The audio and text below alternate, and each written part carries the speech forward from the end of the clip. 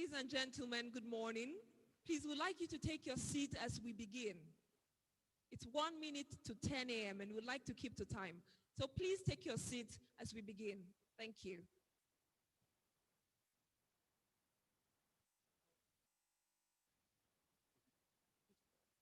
We'll also be observing the COVID protocol, social distancing. So in between every seat, we'd like you to leave one vacant seat. So please leave one vacant seat in between every seat. Thank you.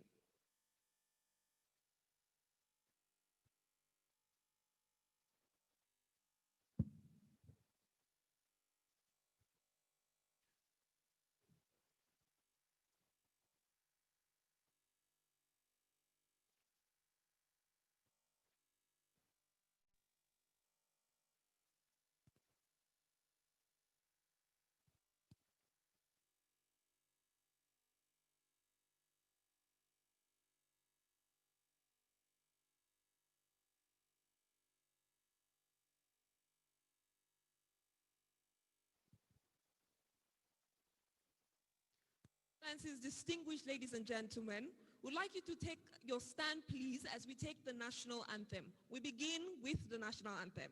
Thank you.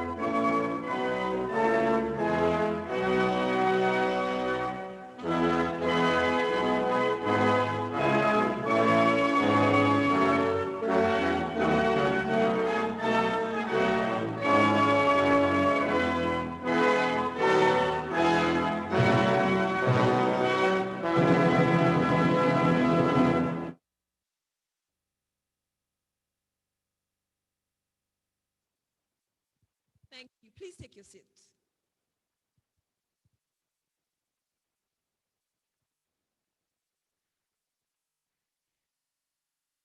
Your Excellencies, the President of the Institute of the Chartered Mediators and Conciliators, High Chief Emeka J.P. Ubgalu, FICMC, FCI UP, and also is the Chairman of the Icmc Governing Council, the Chief Justice of Nigeria, represented by my Lord, Honorable Justice Ejembi Echo, Justice of the Supreme Court, our keynote speaker, Chief Bayo Ojo, Senior Advocate of Nigeria, Royal Fathers present, past presidents of the ICMC, distinguished ladies and gentlemen, you're welcome to the 2020 African Mediation Conference of the Institute of Chartered Mediators and Conciliators. This is a gathering of professional peacemakers, and it's the first of its kind organized by the Institute. My name is Temi Popola, and today I am wearing the hat of the traffic warding. I call myself a traffic warden because what I do is simple. I ensure a seamless flow of events. And to make this happen, we'll need your cooperation, everyone working together to ensure that we do this. And so I have a few requests to make shortly.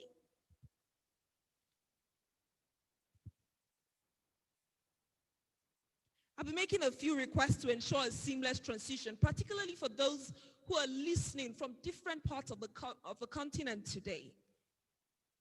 Kindly use the question and answer feature on your app as we go on when the need arises. We understand that you may have questions in the course of the session. Please use the question and answer feature on your app. I'd like you to send in your comments using the chat room. So please drop your comments in the chat box when they arise. Please note that this is a public platform and the record of your chat will be kept. So it's just important to note this. Observations or comments for the organizers, please send a direct message to the group admin. So you can send a direct message through social media. Once again, we are delighted to welcome you to this wonderful occasion. Thank you for coming.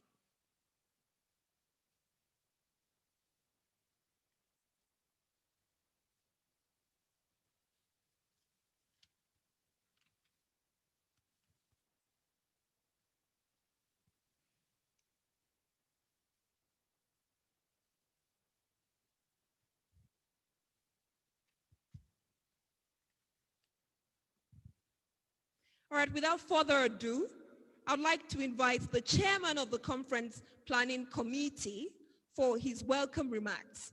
Please join me as I make welcome Mr. Godwin Omoaka, Senior Advocate of Nigeria, FICMC, FCI. Please make welcome Mr. Godwin Omoaka, Senior Advocate of Nigeria.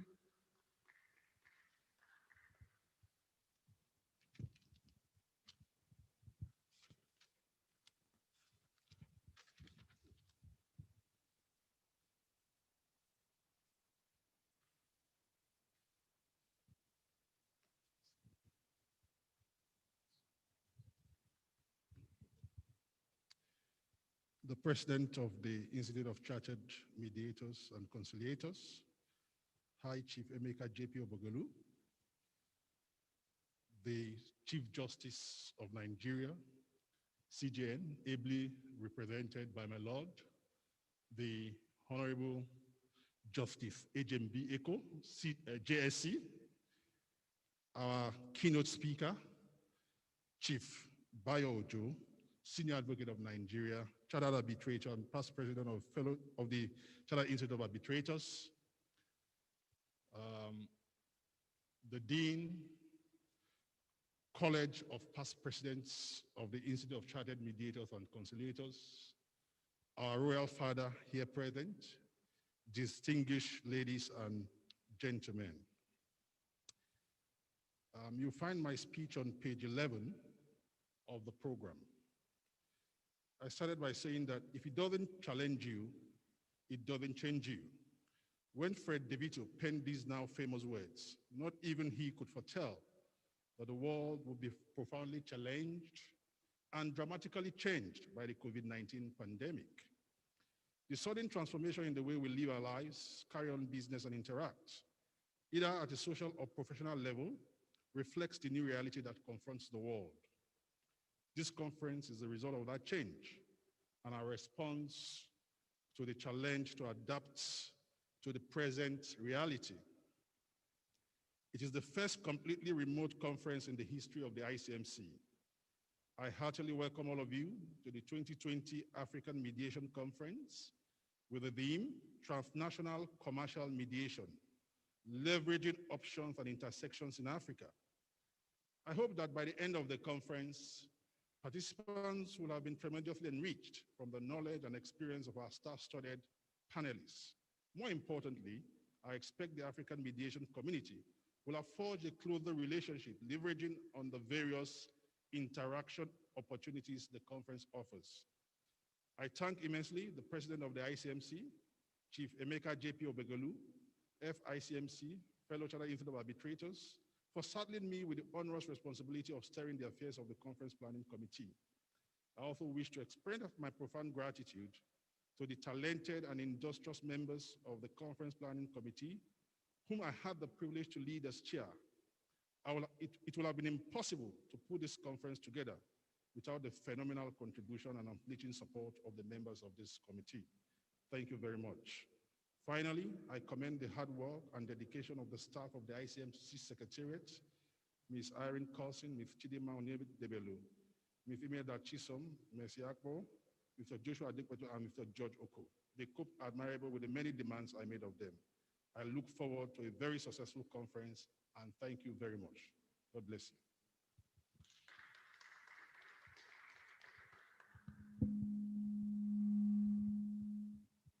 A good way to kick off the event, which is the first of its kind, the first fully virtual conference organized by the Institute. And it's also another first because it's also the first African Mediation Conference organized by the Institute of Chartered Mediators and Conciliators. I think the Institute deserves a round of applause for trying new things. So now we'll go to welcome address by the president of the Institute. And he's no other than High Chief Emeka J.P. Obegolu, FICMC, FCIR. Please make welcome the president of the prestigious Institute.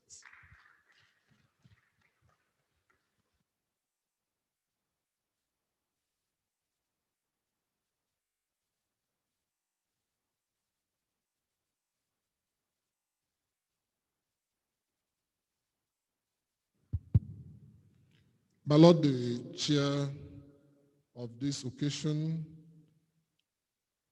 Honorable Justice Tanko Mohammed, Chief Justice of Nigeria, represented by Honorable Justice Ejembieko, my Lords, spiritual and temporal, Royal Highnesses here present, past presidents of the Institute of Chartered Mediators and Conciliators, past registrars of the Institute of Chartered Mediators and Conciliators, very eminent members of the governing council of our great institute, distinguished fellows here present, distinguished colleagues. May I invite us to take cognizance of the speech of the president as contained from page 18 to page 24 of the conference brochure for this conference. Our institute was established in 1999 as a professional body of practitioners with a mandate to regulate regulate the practice of mediation, train dispute resolution practitioners, and encourage institutions and organizations to employ mediation and conciliation as a primary means of addressing disputes. The Institute has, over the period of time, trained and certified over 9,000 members from different backgrounds. We currently have 21 branches of the Institute spread across the country. Today, we shall be inducting over 700 Nigerians and non-Nigerians who have been certified as fit and proper in learning and character to join our institute as associates, members, and fellows of this institute. This year marks the end of my tenure as president of the institute. It has been a great privilege to serve this institute for the past 4 years. Like all good things, there has to be a time to end. Yesterday, the governing council of this great institute elected a new team of leaders that will lead the institute for the next 3 years.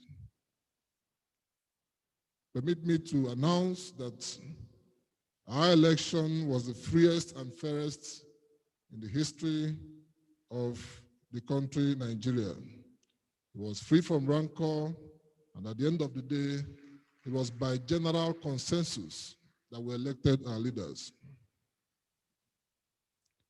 Now, between the period 2017 to 2020, we have witnessed developments in the practice of mediation and ADR in Nigeria, starting from the ones that we were primarily engaged with.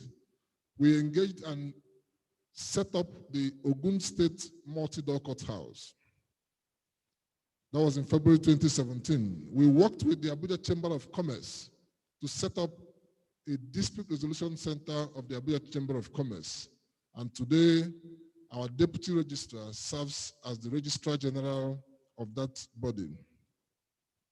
We worked with the ADR Center of the National Industrial Court to train and certify competent neutrals and personnel We worked with the Independent National Electoral Commission to establish what is known today as a full directorate of electoral dispute resolution, where pre- and post-disputes, electoral disputes are subjected to ADR. We're working with the Nigerian Law School to train young lawyers or young lawyers to be, because we believe as an institute that the best we can do for a young lawyer is to equip him with a complete toolbox. Our law school today trains us to come out as litigators, for those of us who are lawyers. But we are now working with the Nigerian Law School to give the new wig a complete toolbox. In addition to litigation, the new wigs are coming out with certification in ADR. And I also commend the keynote speaker for this conference, whose Icmc is also doing the same thing to certify young law students with arbitration knowledge and practice. We are engaging with the Nigerian universities to introduce mediation into the curriculum of Nigerian universities. We are also, during the term of this administration, we modified the transition process of Icmc, and the details of the modification is stated herein. We introduced new directorates. We created branches and set up a branch development committee headed by the first and second deputy presidents. That is what led to what we have today as 21 effective branches of the Institute. That has made it possible for all our members in different parts of the country to feel membership of the Institute and work in peer review system to support each other in their professional development. Today, the government of Delta State granted the Institute a 2-acre land along the major highway in Delta State, where we intend to build the Training Institute of Icmc. This Training Institute is designed to generate collaborations with other institutes across the world to offer postgraduate studies in dispute resolution. Yesterday, Council inspected the permanent headquarters of Icmc. We look forward with hope because the location, the strategic location of our permanent headquarters puts up in the roadmap of dispute resolution in this country.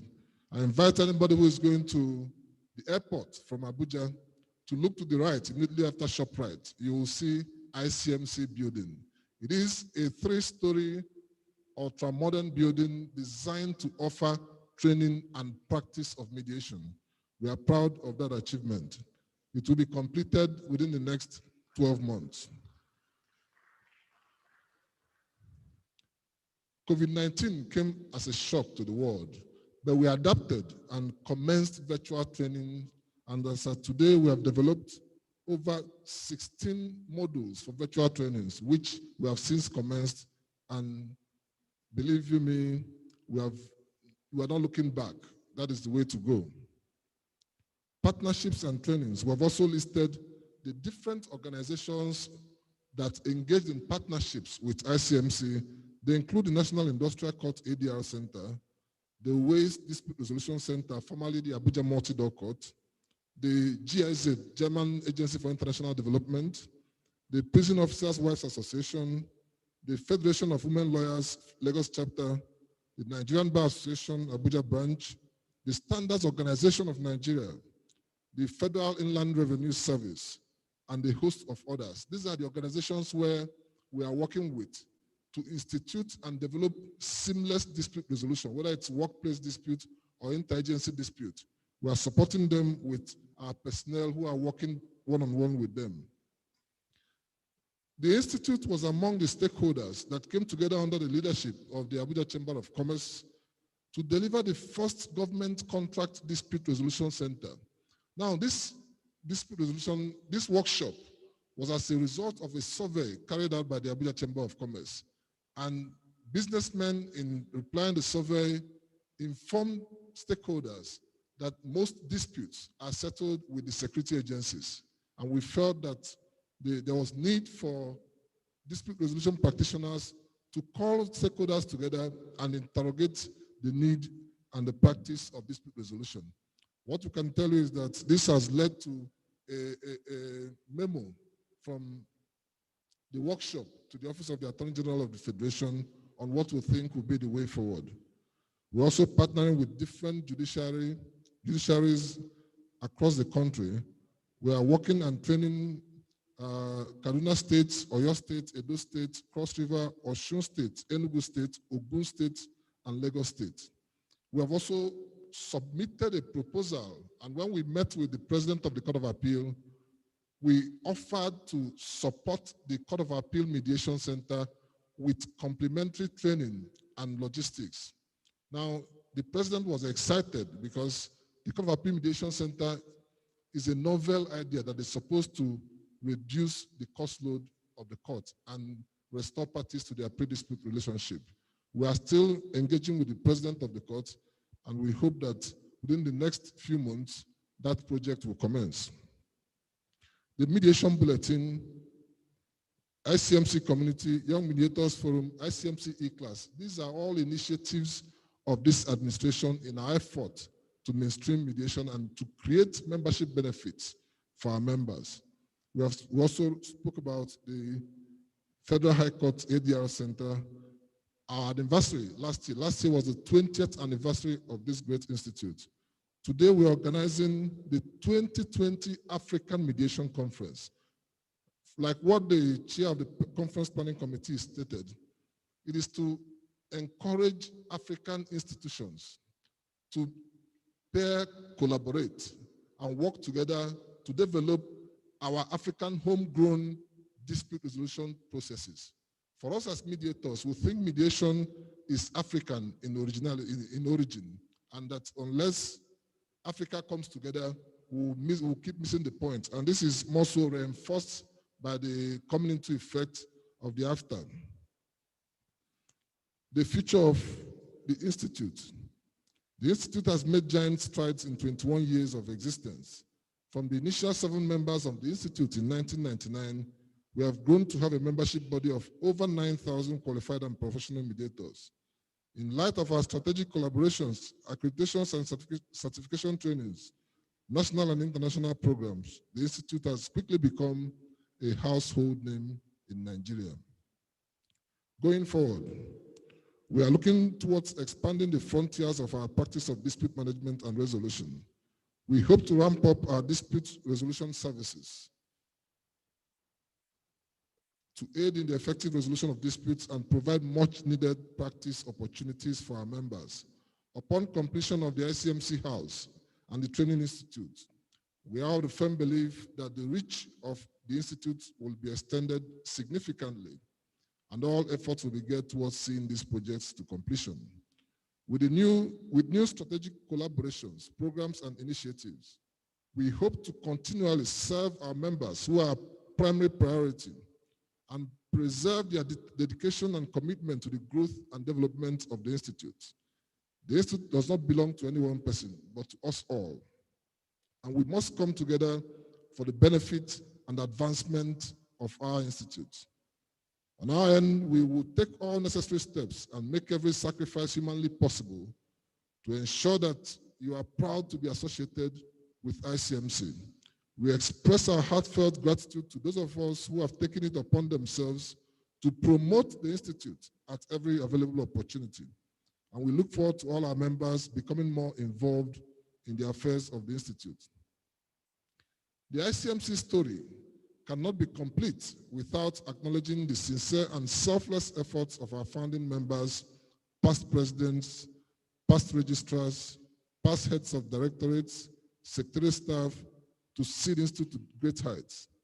I appreciate the current Executive Committee 2017 to 2020 for graciously serving our Institute, and I believe we have left a great legacy behind. To the incoming Executive Committee, I charge you to build on our accomplishments, learn from our mistakes, and take steps and make sacrifices to see our project to completion. Continue to improve the capacity within the Secretariat, which is the engine room of the Institute. institute new initiatives, and forge new partnerships that will not only open up new streams of income for the institute, but will also improve the ICMC brand. The Governing Council, Secretariat, and the entire membership body is counting on you, and please don't let us down. On behalf of the Governing Council, the Executive Committee, and the entire membership, I wish to welcome all inductees to our prestigious institute. You have all been thoroughly assessed by the institute and have been considered worthy in character and learning to be inducted into our institute. We are happy that you took the step to invest in yourselves and improve your capacity in dispute management and join a large body of professional dispute resolution practitioners. We encourage you to preserve lines of communication and relationship built with your fellow inductees and continually support each other in your various professional endeavors.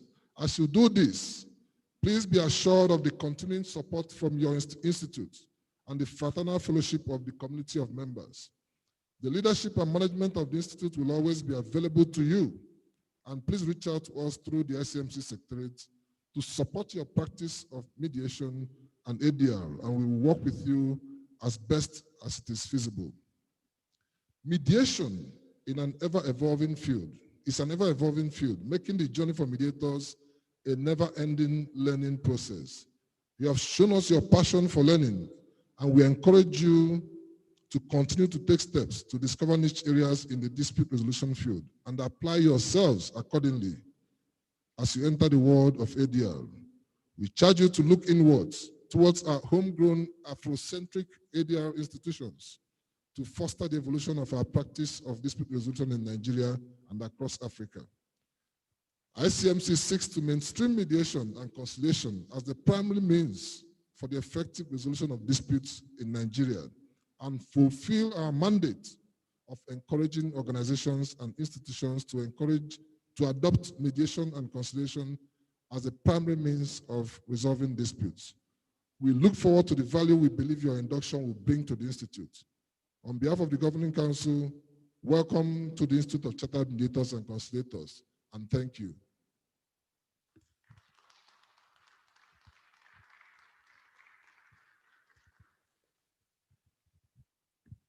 Thank you very much. That was our president. Now I say our president because I'm standing here today, not just as the moderator, not just as the MC, but also as an associate of the ICMC. Now some years back, just before I was called to the Nigerian bar, I was called to the ICMC bar, if I can call it so. And it has been a great learning opportunity. So thank you so much. As you read through the records of achievement, I am so proud to be a part of this prestigious association. Thank you very much. We're moving on now to the next agenda, which is the opening remarks. And the opening remarks is to be taken by the Chief Justice of Nigeria, Honorable Justice Ibrahim Tanko Mohammed, GCON. He's unavoidably absent today, but we are glad that he's represented by my Lord, Honorable Justice Ejembi Eko, Justice of the Supreme Court. So ladies and gentlemen, please join me as I make him welcome.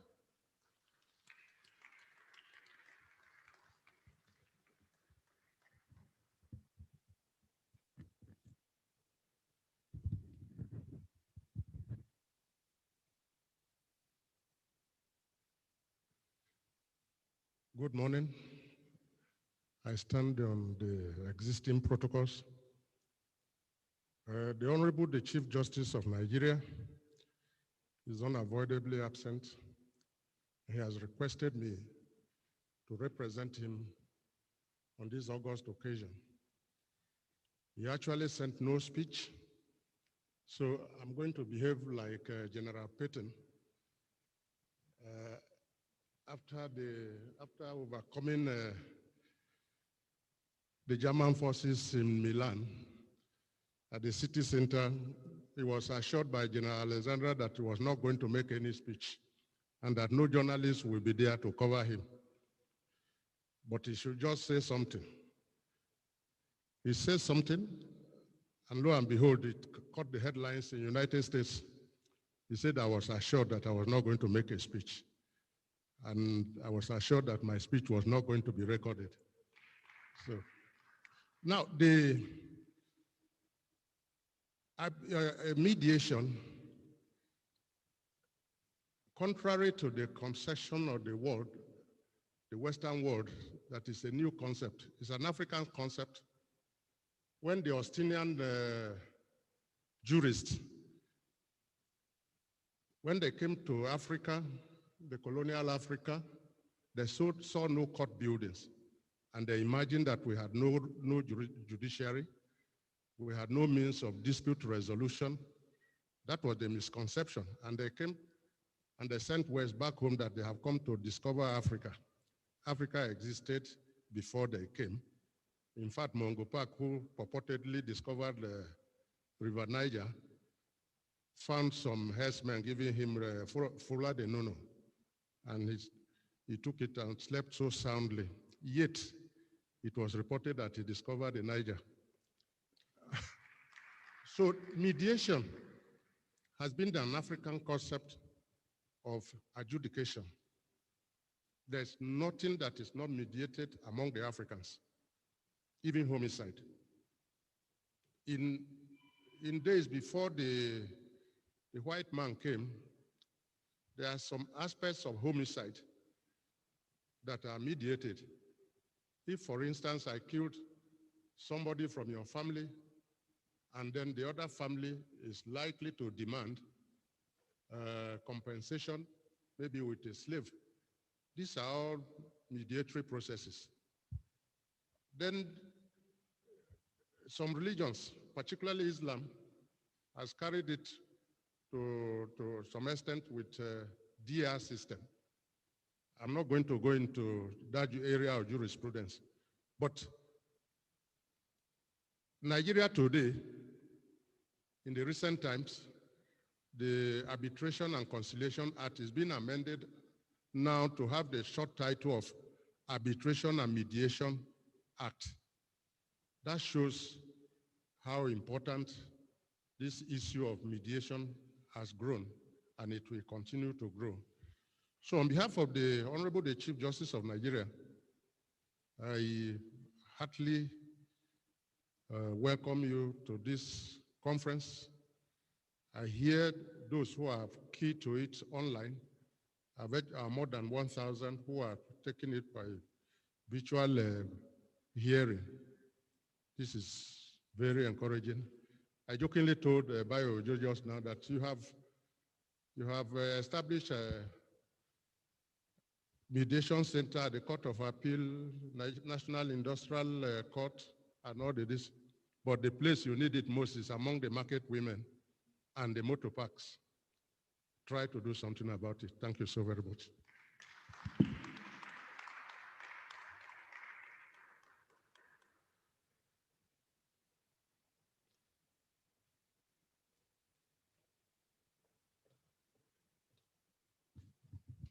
Thank you, my Lord. Indeed, my Lord has left us with food for thought, especially at the concluding part of his speech. Thank you very much, my Lord. We are now moving on to an address by the president of this institute, Dr. Ozonia Ojebo, FICMC. So we'll be connected to him online right away.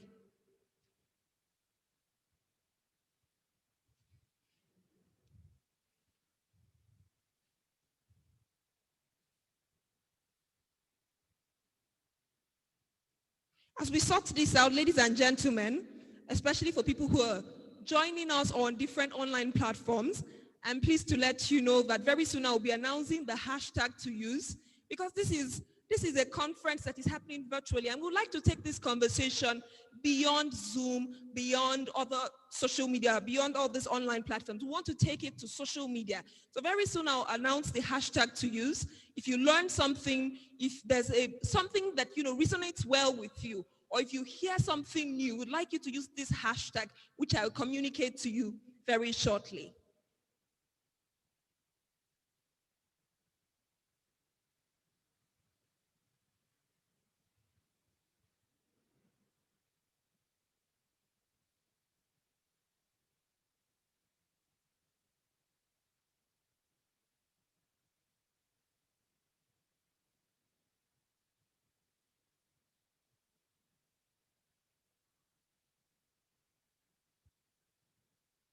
We're looking forward to hearing from the founding president, Dr. Ozonaya Ojebo, FICMC.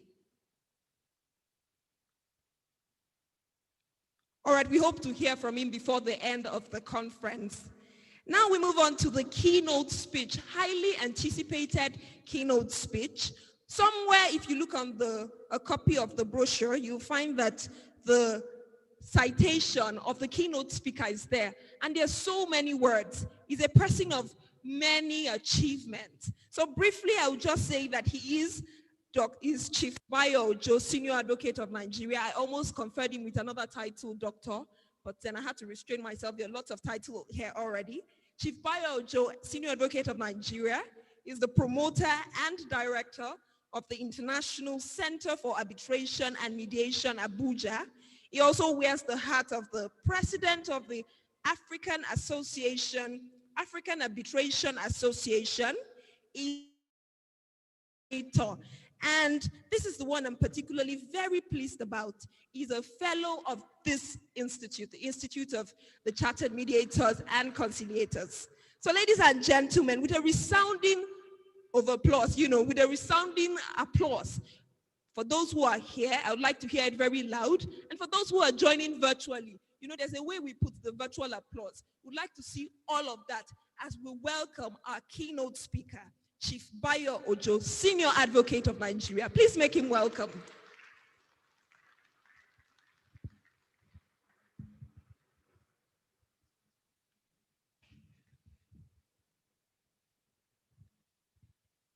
Thank you, Temi, for that very, very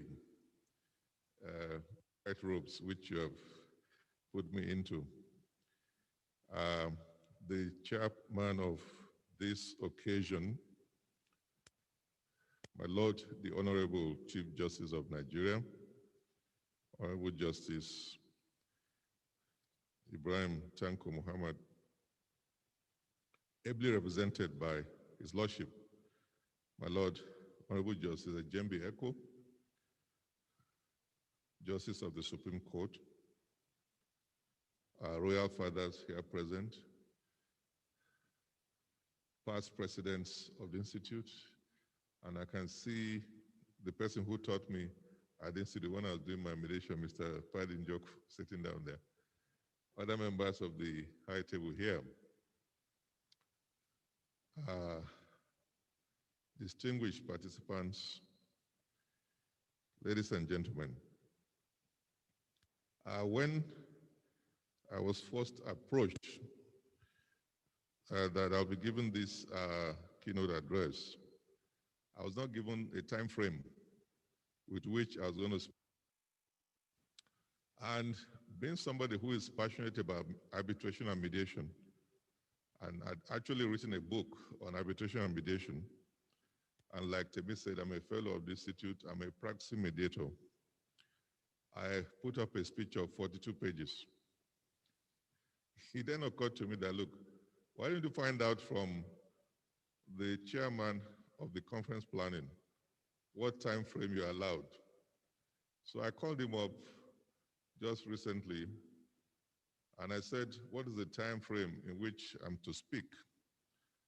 And he said 30, 40, max 45 minutes. So I knew immediately that what I'd prepared will not fit into that time frame. And I also stumbled on an online research outcome about the attention frame of people when they attend conferences and they listen to speeches. And guess what? The average attention span is 20 minutes.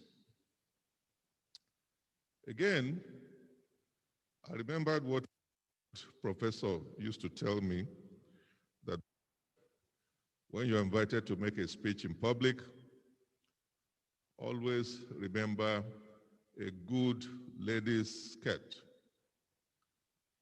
That the speech should be like a lady's skirt, short enough to be attractive, long enough to cover the subject matter. So I'm now trying to compress this speech into half of what it originally was. But if I bore you at any time, or if I notice that some people are sleeping in the process, please let me know, and I'll just gladly take my seat. Let me start by expressing my thanks to the President of Icmc,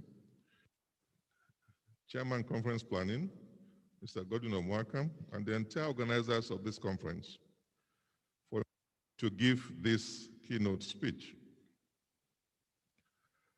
Though the theme of the conference is transnational commercial mediation, leveraging options and intersections in Africa, I was given the liberty to choose my topic, provided it is analogous to the theme.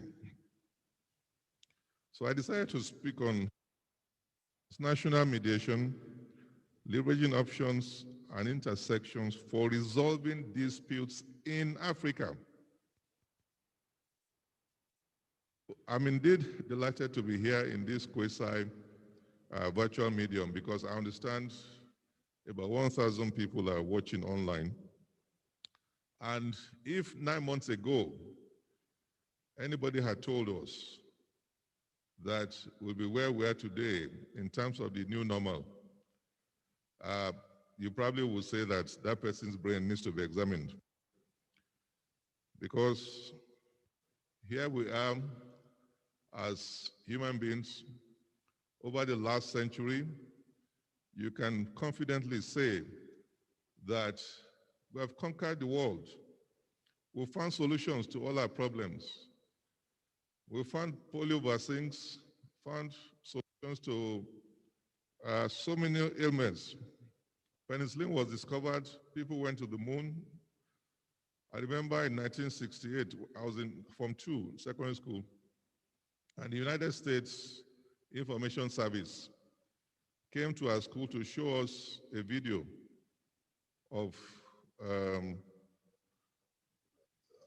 astronauts going to the moon. You won't believe it that the entire IT used for that trip is just what you have on your palm today. We've had so many industrial revolutions, and we're currently in the 4th industrial revolution, which is ICT. But nobody ever thought that a time would come when all airports will be closed down, aircrafts will not be flying, people will be stuck in their homes for months, afraid to go out because of the COVID-19 pandemic.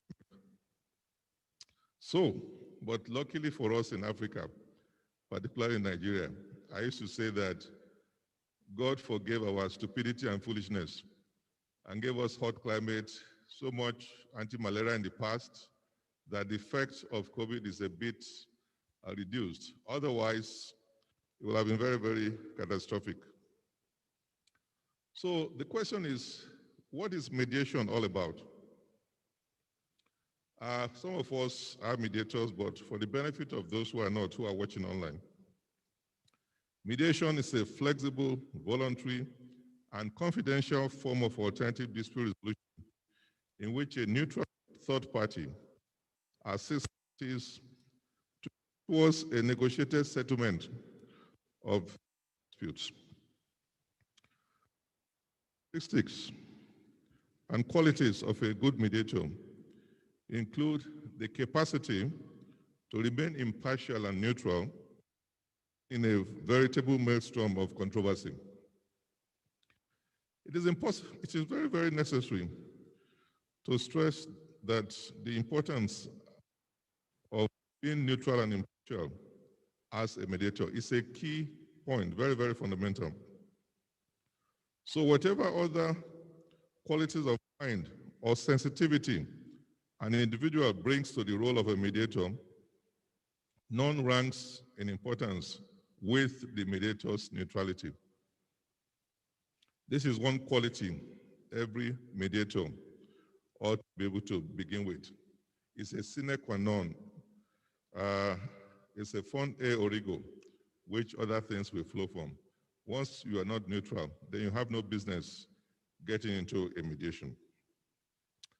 But apart from neutrality and impact, some other characteristics parties look for in a mediator are that it should be non-judgmental, empathetic, and effective listener. He must also be very, very patient. So you must not be judgmental. You must be empathetic. You must be an effective listener. You must be patient. You must be intelligent. You must be flexible. You must be imaginative, resourceful, forceful, firm, and persuasive in your outlook. Respected in the community where you serve. Must be non-defensive and above all, must have access solutions to what you're expected to solve. So apart from these qualities which I've highlighted,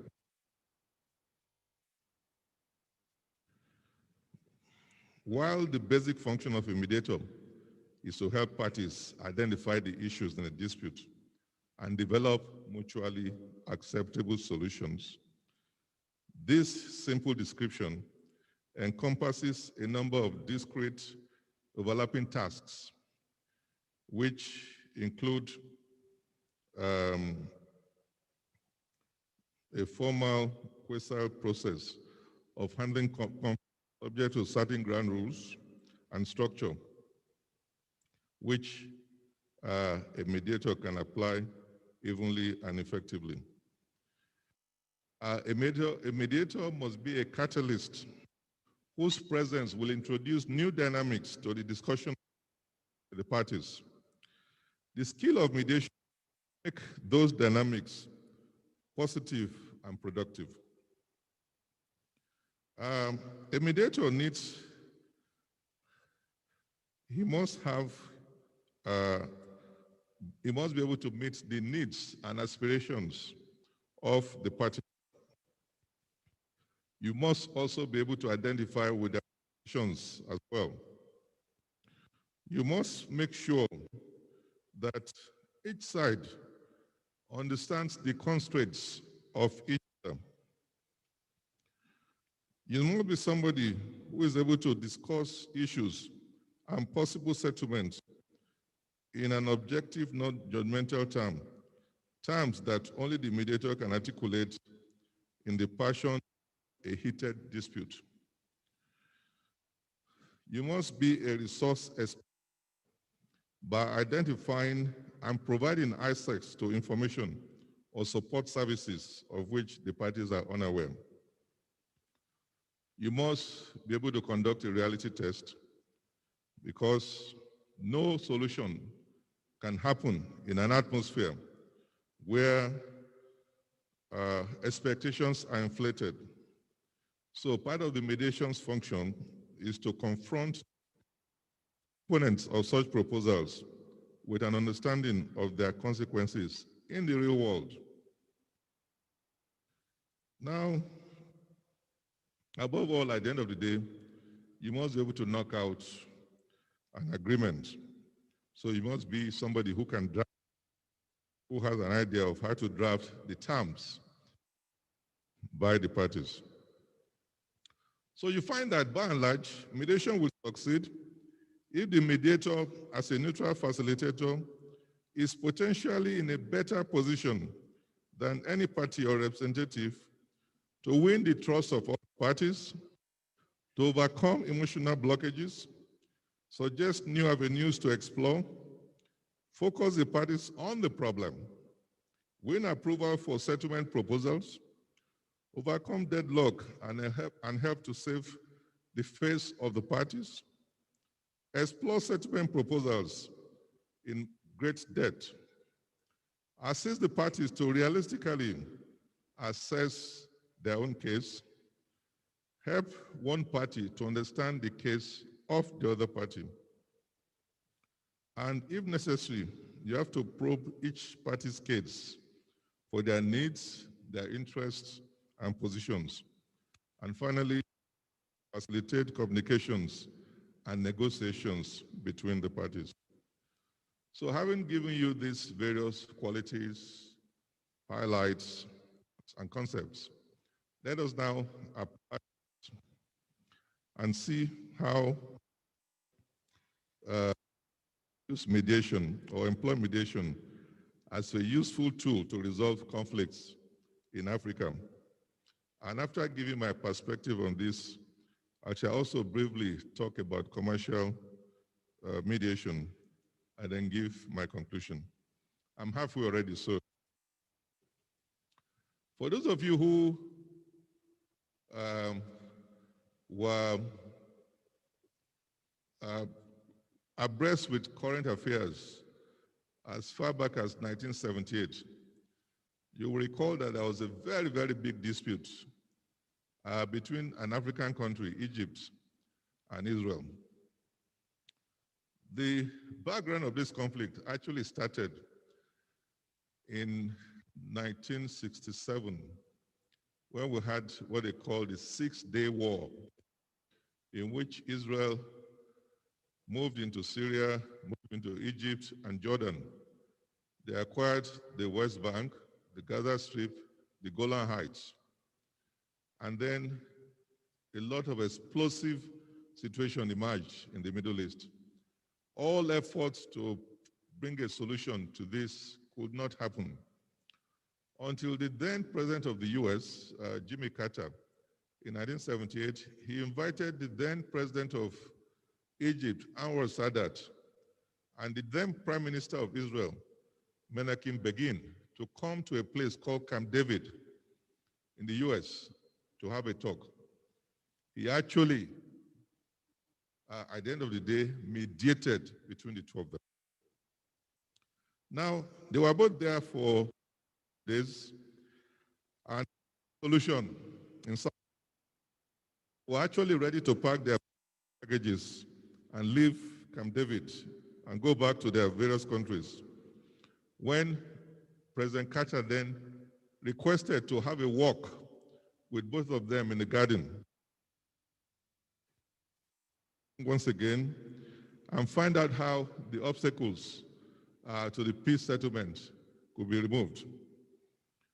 When President asked them how they felt about the Sinai dispute, the Sinai was the major dispute between Egypt and Israel. You had Golan Heights for the Syrians, the West Bank for Jordan. So Mr. Menachem told President Carter, and I quote, that we must hold the Sinai, that is, they cannot relinquish Sinai under any condition. It is about our national security.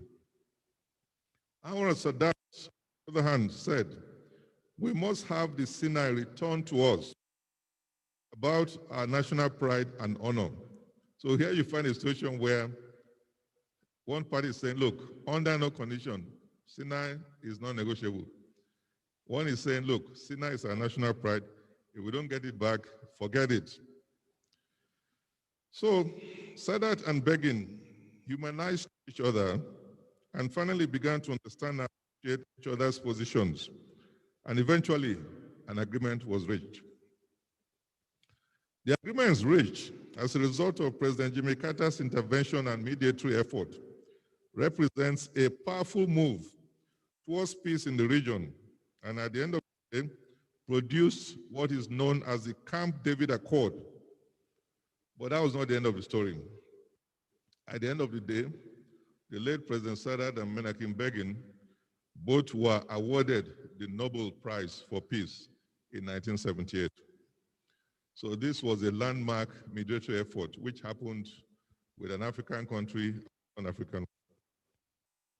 The next landmark one I can recall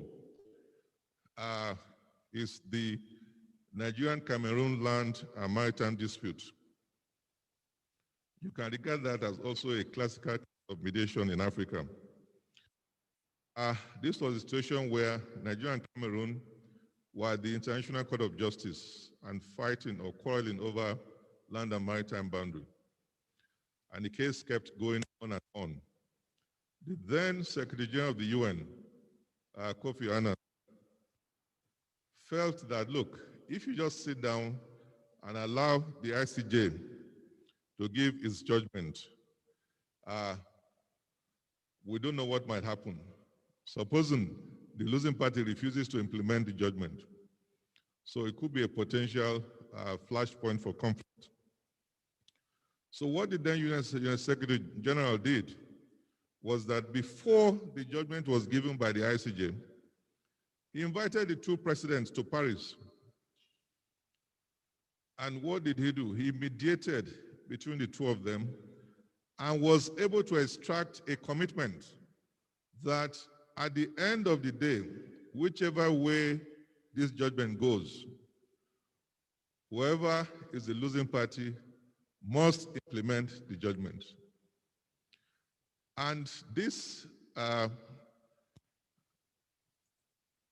extraction he got from the parties became the precursor of what was later known as the Green Tree Agreement, which was fashioned out for implementation of the ICJ judgment. And of course, you know that Nigeria lost that case. And at the end of the day, there was no bloodshed, there was no conflict. Nigeria agreed to relinquish Bakassi, but also gained some other maritime boundaries in other parts of the border.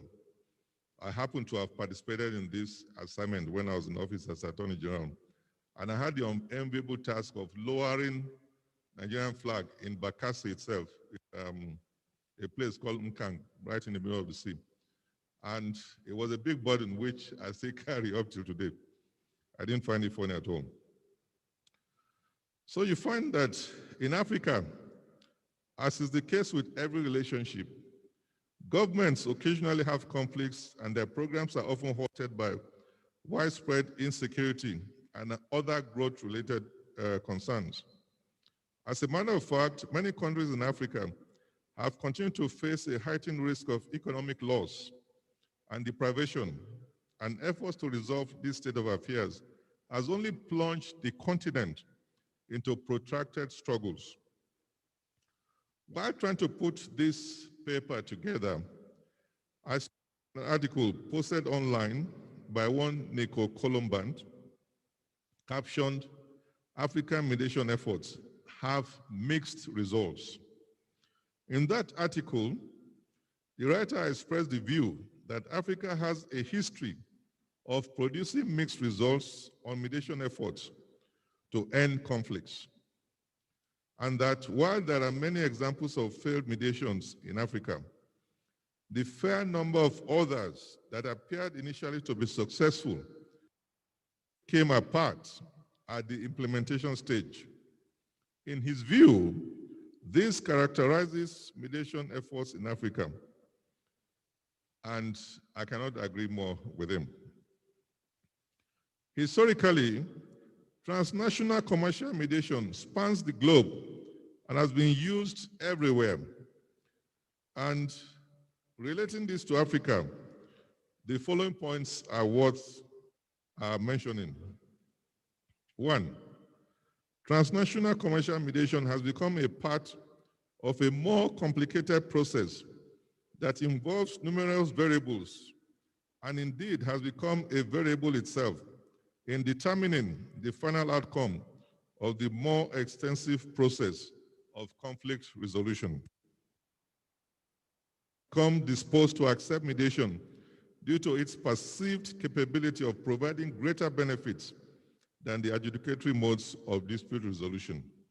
Three, there is scarcely a major transnational conflict that has not been made a subject of mediation efforts.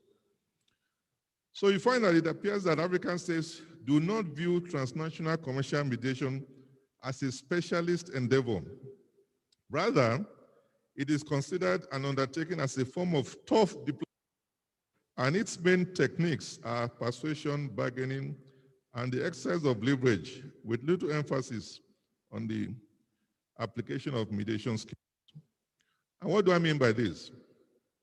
You find that when there are issues between African countries, what AU or ECOWAS thinks of is to bring a retired former president somewhere and say, look, there's troubleshooting somewhere. Go to that place and try and find a solution.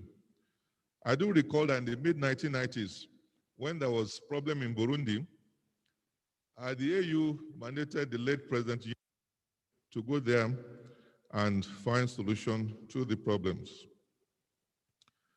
Later, Mandela was also swept for similar efforts.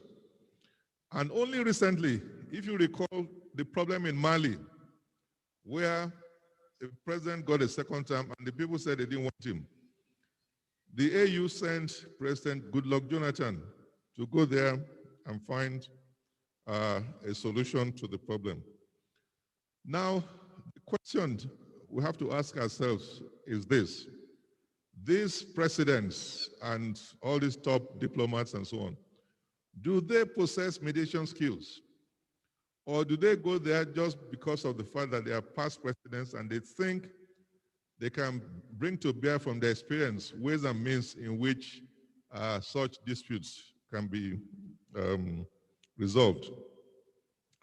The answer to that, I'll leave for you to decide.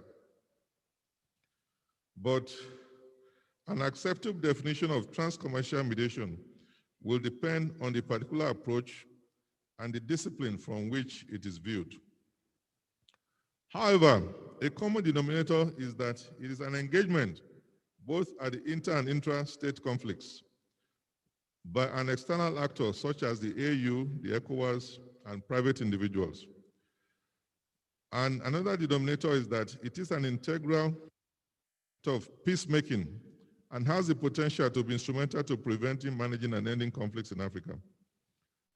The need for peace in Africa and even in the world at large through ADR mechanisms such as mediation cannot be overemphasized because by nature, parties sometimes lock themselves up in deep-rooted conflict and regard each other with extreme mistrust and animosity.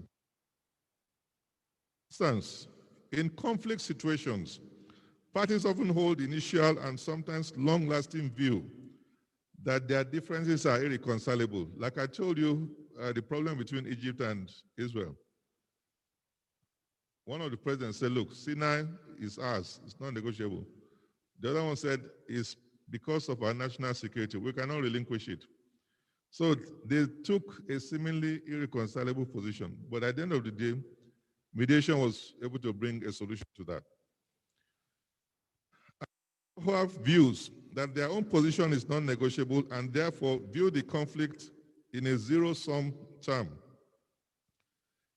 And they also feel sometimes that an attempt at mediating will lead to unacceptable compromise. Also that the process of mediation entails talking to the enemy and the prospect of compromising core values in order to reach a settlement. And finally, that they will lose face of their supporters and they will be outmaneuvered by their opponents' negotiating tactics. So for the above reasons, you find that as African states are reluctant to engage in peace talks, even when they have begun to contemplate a resolution of their conflicts. Now, there are so many examples that can underscore this point, which I've just made. And one ready example I recall is that of Nigeria in Liberia. In 1989, Liberia was plunged into civil war when rebels led by Charles Taylor sought to oust the despotic rule of Mr. Samuel Doe. The ECOWAS formed a mediation committee and a military force known as ECOMOG was dispatched to go and bring peace to that troubled land. The ECOMOG force was dominated by Nigeria, but before then, Nigeria was backing Samuel Doe. So this now brought a problem of neutrality because the country had supported Samuel Doe, and now Charles Taylor was fighting Doe, who was supposed to mediate. It was felt that we had already taken sides. And then the then representative of the UN Special Representative to Liberia, this to say, and I quote, he said the enmity between Taylor and Nigeria was the main impediment to securing a lasting peace agreement. Here we are trying to bring peace to the land, but the enemy, the rebels, already had a feeling that Nigeria had taken a position supporting Samuel Doe. So whatever effort Nigeria was bringing to the table was viewed with so much suspicion. The question we should all ask ourselves next is whether, in the first place, there's any good reason for trans-commercial mediation in Africa. Is there any justification for this? Now, those who support transnational commercial mediation in Africa do so on the ground that it is less expensive in terms of cost and time compared with arbitration and other ADR mechanisms. In 2010, the ICC, International Chamber of Commerce in Paris, had a chart which compared the average cost and time of international commercial arbitration and mediation.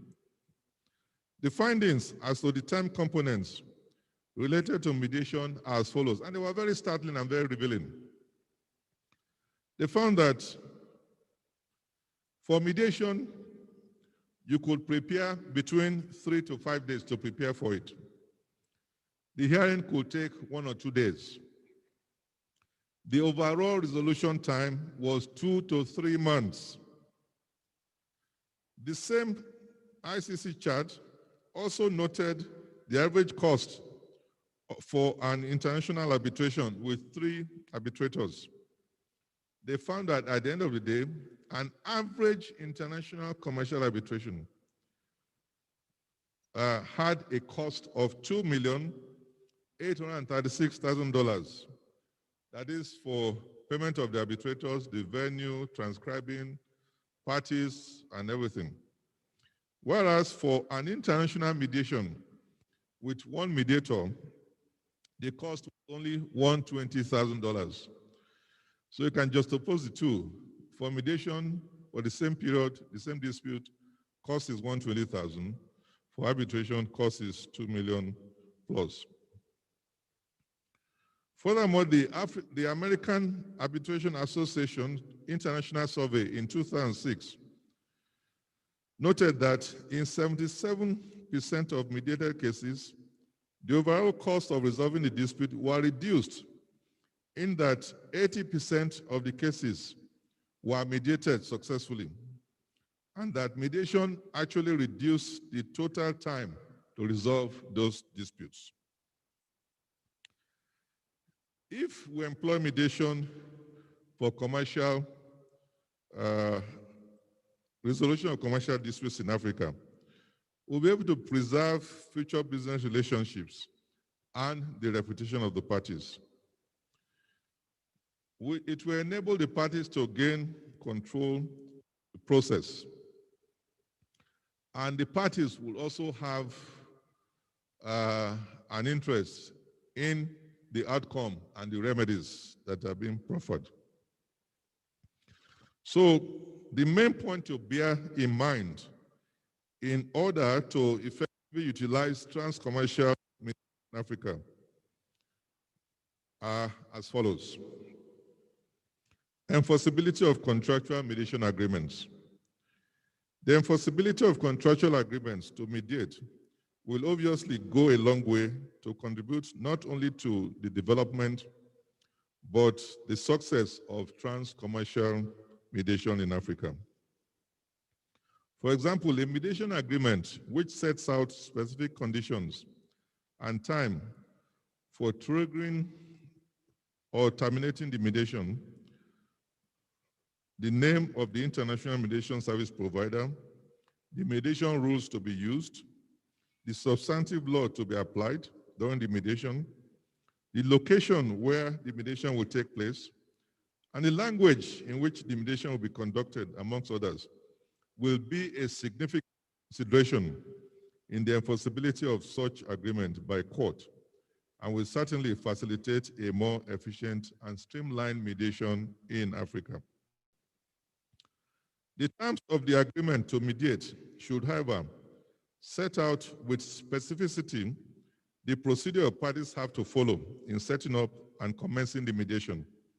It must indicate at what point in the dispute the mediation ought to commence, commit parties to participate in the mediation, set out the location, the language, and the rules to employ for such mediation, the substantive law during the mediation, and specify at what point and under what circumstances the mediation efforts will be considered as having been fulfilled or terminated. You have to consider selecting a very, very experienced mediator for such transnational commercial mediation in order to increase the chances of a successful mediation process. If you don't employ somebody who is experienced, you're going to run into problems. So not mediator of the substantive aspects of the dispute and the mediator's prior experience, degree of transcultural sophistication, and familiarity with the cultural, commercial, and legal issues involved in the particular dispute is equally very, very, very important. If parties are unable to agree on the choice of a mediator, they can consider the recommendations and methods of selection that may be offered by existing ADR institutions. Now, I've gone on to talk about the roles and powers of the mediator in addition to the method of the mediation, the language of the mediation, and cultural considerations which we have to consider in such transnational mediations. The timing of the mediation, the law applicable to such mediation settlement agreements, what we call MSAs, and also how we can mediate the entire dispute or only components thereof. In other words, sometimes you find a dispute, part of it is arbitrated, part of it is mediated, what you call mediab, and then how do you synchronize these two processes? So having said all that, perhaps I should just briefly dwell on the drawbacks to international commercial mediation in Africa. Those who oppose the idea of transnational commercial mediation in Africa have identified the following points. Voluntriness of parties to participate in the process, confidentiality, enforceability, AB, med-AB, and med-AB. So you find that some parties are reluctant to mediate because they feel that at the end of the day, when they mediate, all their business secrets are already known by the mediator and other parties that are present, and they don't want such situation.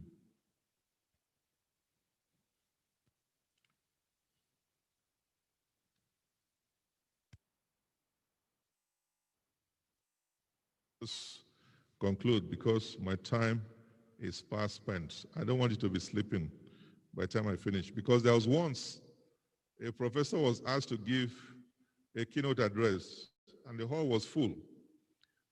And he started talking and talking and talking. He went on and on. People got tired and started walking out of the hall. And by the time he finished, the hall was empty. So I don't want the same thing to happen to you now. So I'm going to wind up with my conclusion. Given the shift in Africa's relationship with international and regional organizations, the time has come to pursue more advanced mediation strategies and tactics in order to prevent, manage, and resolve conflicts in the continent. The time has also come to adopt specialized and systematic approach to mediation, institutionalize mediation, establish measures to learn from experiences, record lessons for future best practice, and make an in-depth discussion to inform the development of a comprehensive transnational mediation strategy.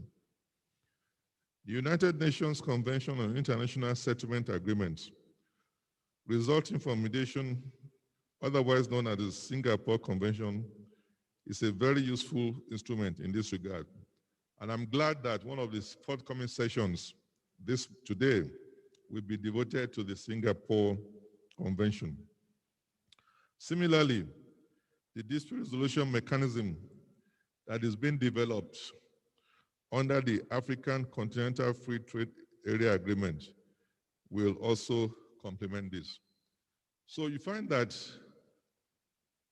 it is very important. This topic cannot be more apt for the times we're in now, because almost all the African countries have signed the ACFTA agreement.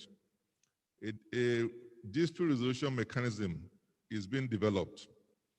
And for businesses, nobody will have time to go to intercontinental courts to trash disputes or go to arbitration and spend huge amounts of money and time. If the parties can sit down together and mediate their business disputes, then the opportunity would have been created for enterprise and business to thrive in Africa. So I want to congratulate the ICMC and the organizers of this conference for choosing this theme in this particular conference. It is a theme whose time has come, and it's a very, very welcome development. So thank you for listening to me, and I wish you all very, very fruitful deliberations at this conference. Thank you.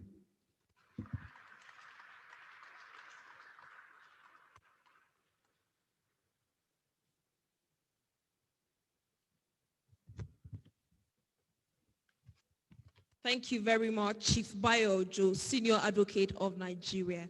I'd like to invite the President of the ICMC to come appreciate our keynote speaker.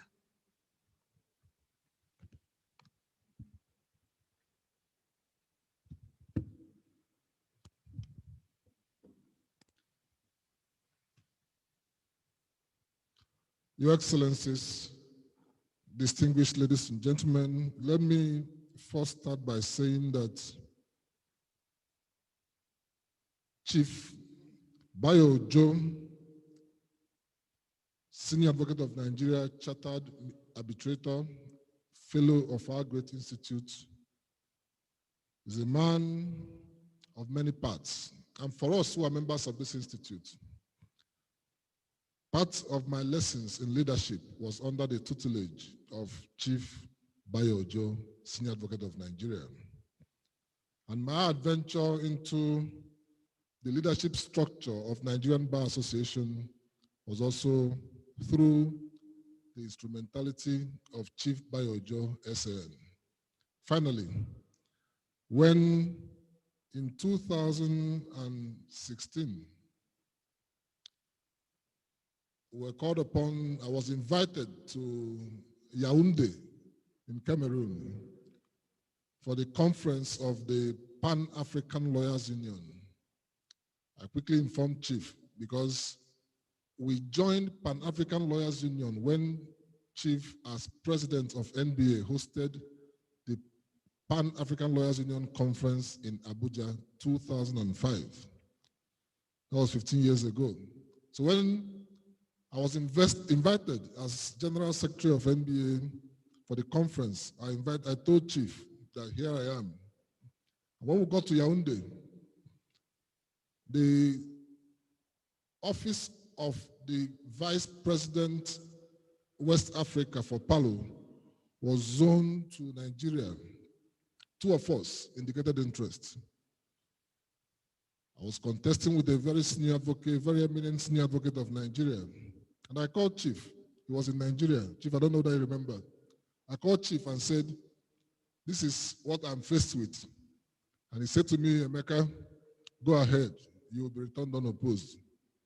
And from Nigeria, Chief pulled all the strings that at the end of the day, I was returned unopposed as Vice President of Pan-African Lawyers Union. So today it falls on me as President of ICMC to thank Chief Bayojo for what we all agree today is a consummate meal in mediation with special reference to Africa. We have all learned, and he has done justice to the theme of this conference. May I invite Chief Bayojo to please accept this as a token from an appreciative institute. Well, thank you very much, and we know that whenever we call upon you, you will always answer. Thank you, sir.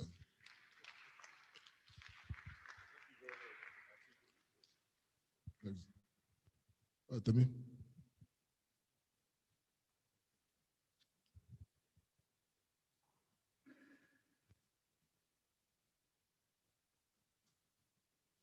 Ladies and gentlemen, if you take a look at the program, you find that we have coming up shortly a panel discussion on the African business environment and the Singapore Convention, prospects and ideals.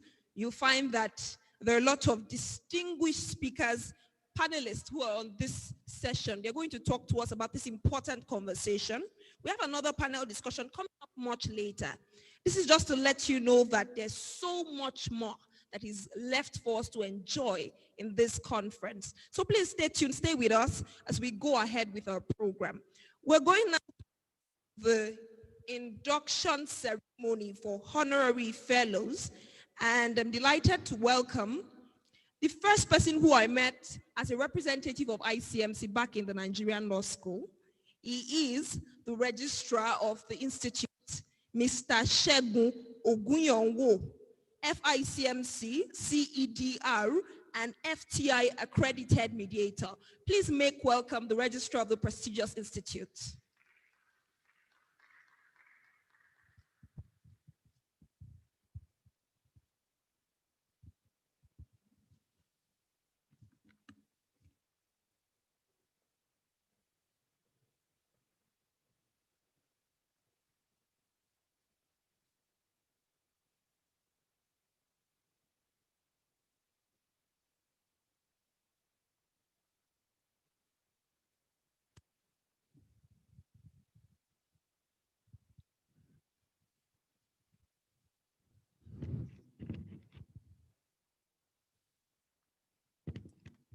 My lords, temporal and spiritual, Your Majesties, highly esteemed mediators, those who are viewing across the world, I want to specially welcome you to this special 2020 induction ceremony of the Institute of Chartered Mediators and Conciliators, the most prestigious mediation institute in Black Africa. ICMC is the destination of choice if you want to acquire skills to build and sustain relationships. Like the President mentioned earlier, we have more than 9,000 members spread across the nation, some even outside the nation, who are daily putting the skills into practice in building and sustaining relationships. Mediation skills are life skills to enable us to do that. People with the skills can actually make a difference in their different domains. Once you have the skills, it means that you are now a lubricator of relational motion, because conflicts are inevitable.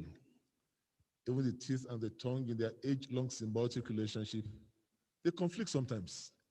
So once there's relational motion, there will be friction. Mediators come in to lubricate relational motion. Fortunately, because they have the skills, they're expected to be able to deploy the same skills in building and sustain their own relationships. So as I await the special induction of the ordinary fellows,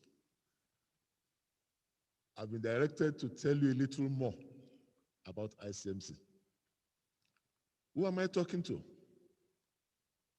Yeah, members of the institute in the main. So I'm actually talking to the converts. So we're reminding you of the need to deploy the skills in daily intercourse with others. So that means that with these skills, we are assured that at home and anywhere else where you are, people would know that you have the skills. I've noticed that there's a virus affecting all relationships. And for about 2 years now, I've insisted that in the training proper,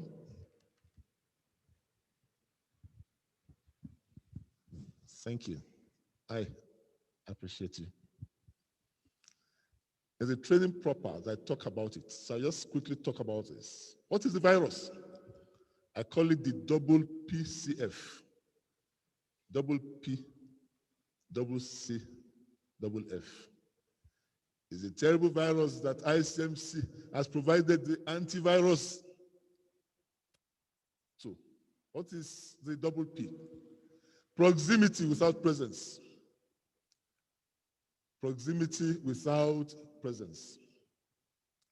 You discover that you have the father, you have the mother, you have the children, all of them in the living room with gadgets that are competing for time and attention.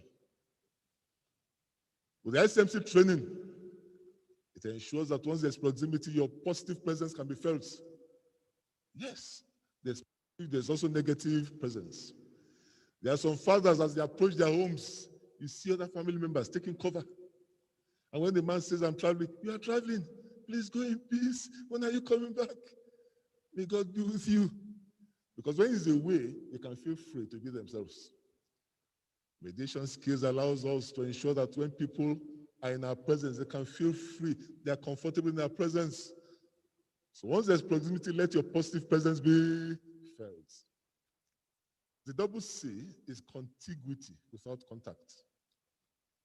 Contiguity means being side by side. It is sad but true that sometimes people are in close relations, yes, they don't connect well. With the training, once there's contiguity, let's connect well. Very important. I recall a woman who had a project. Sometimes people rush to the house to meet with the husband. Ah, okay, you there here? Say, yes. Ah, you want to demolish it? Say, which house? They mentioned the location and said, no, I don't have any property there. Really? Oh, I've been seeing your wife there. Ah.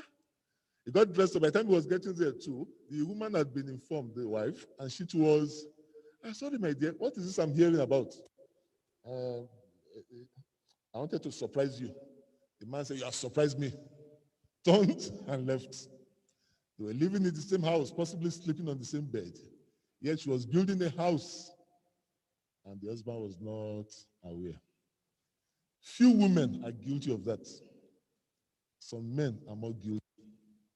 The man is dead, they're preparing for his burial, family meeting, and then the woman walks in with 2 children. Sorry, madam, are you looking for somebody? The signal she gives is that she's a critical stakeholder in this process. And if you find out, you discover that is true.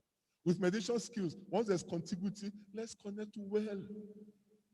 Let those in close relationship with us know that we are predictably dependable. Let them have confidence in us.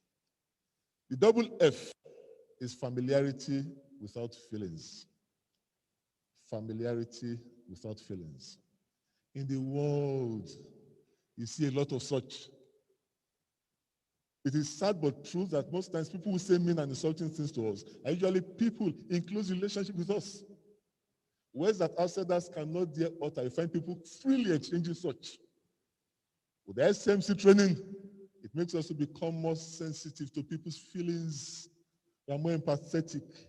And please let's always remember that empathy, like kindness, is not a skill, but it's a heart condition.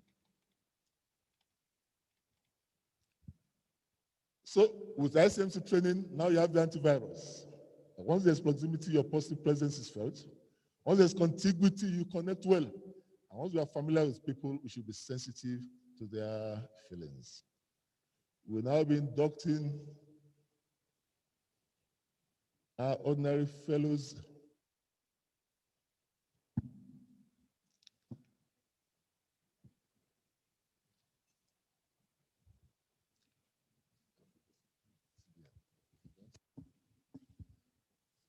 And to help us with this, we're inviting the CJN, my lord.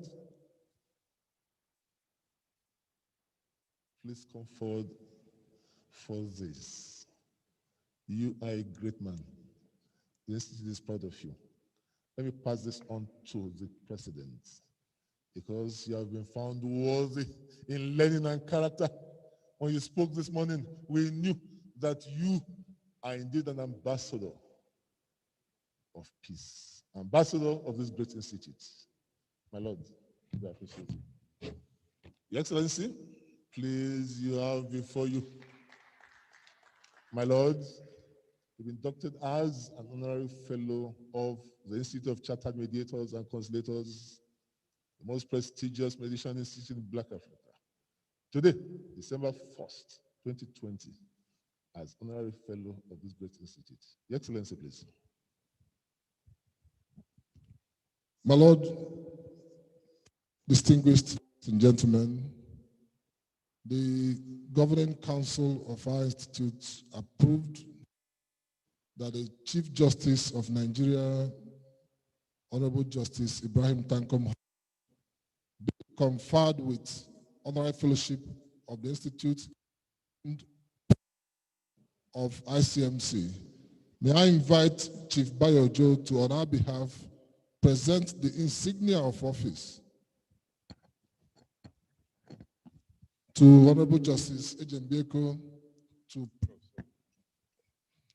present to my Lord, the Chief Justice of Nigeria.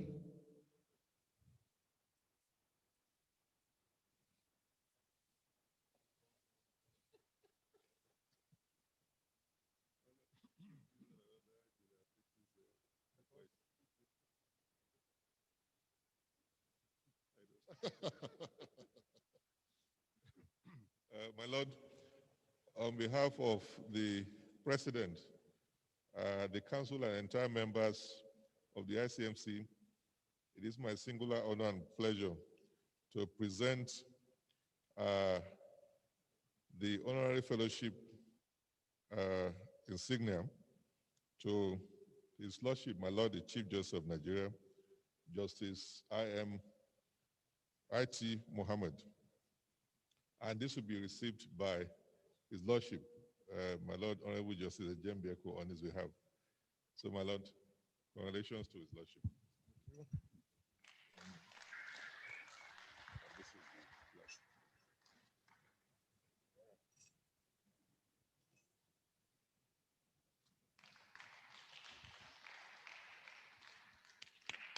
Thank you, my Lord.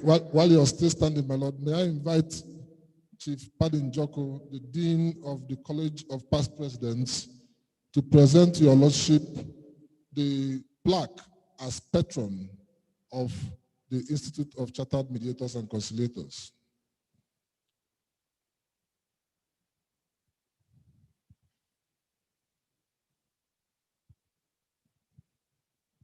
My Lord.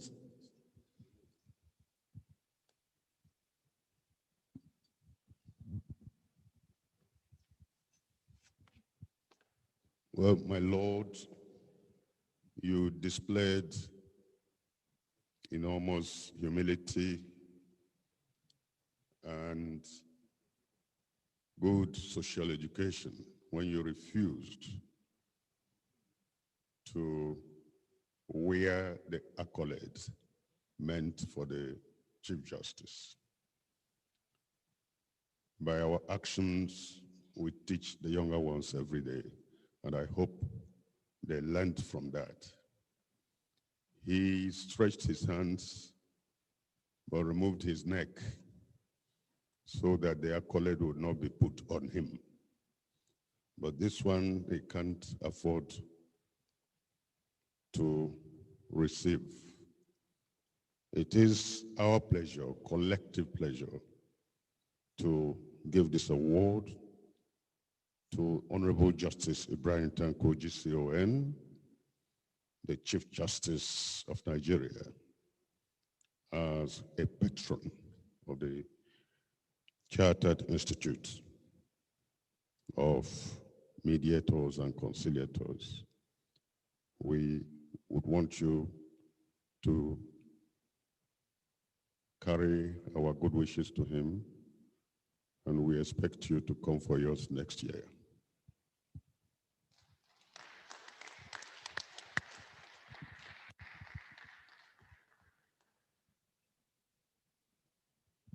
Thank you.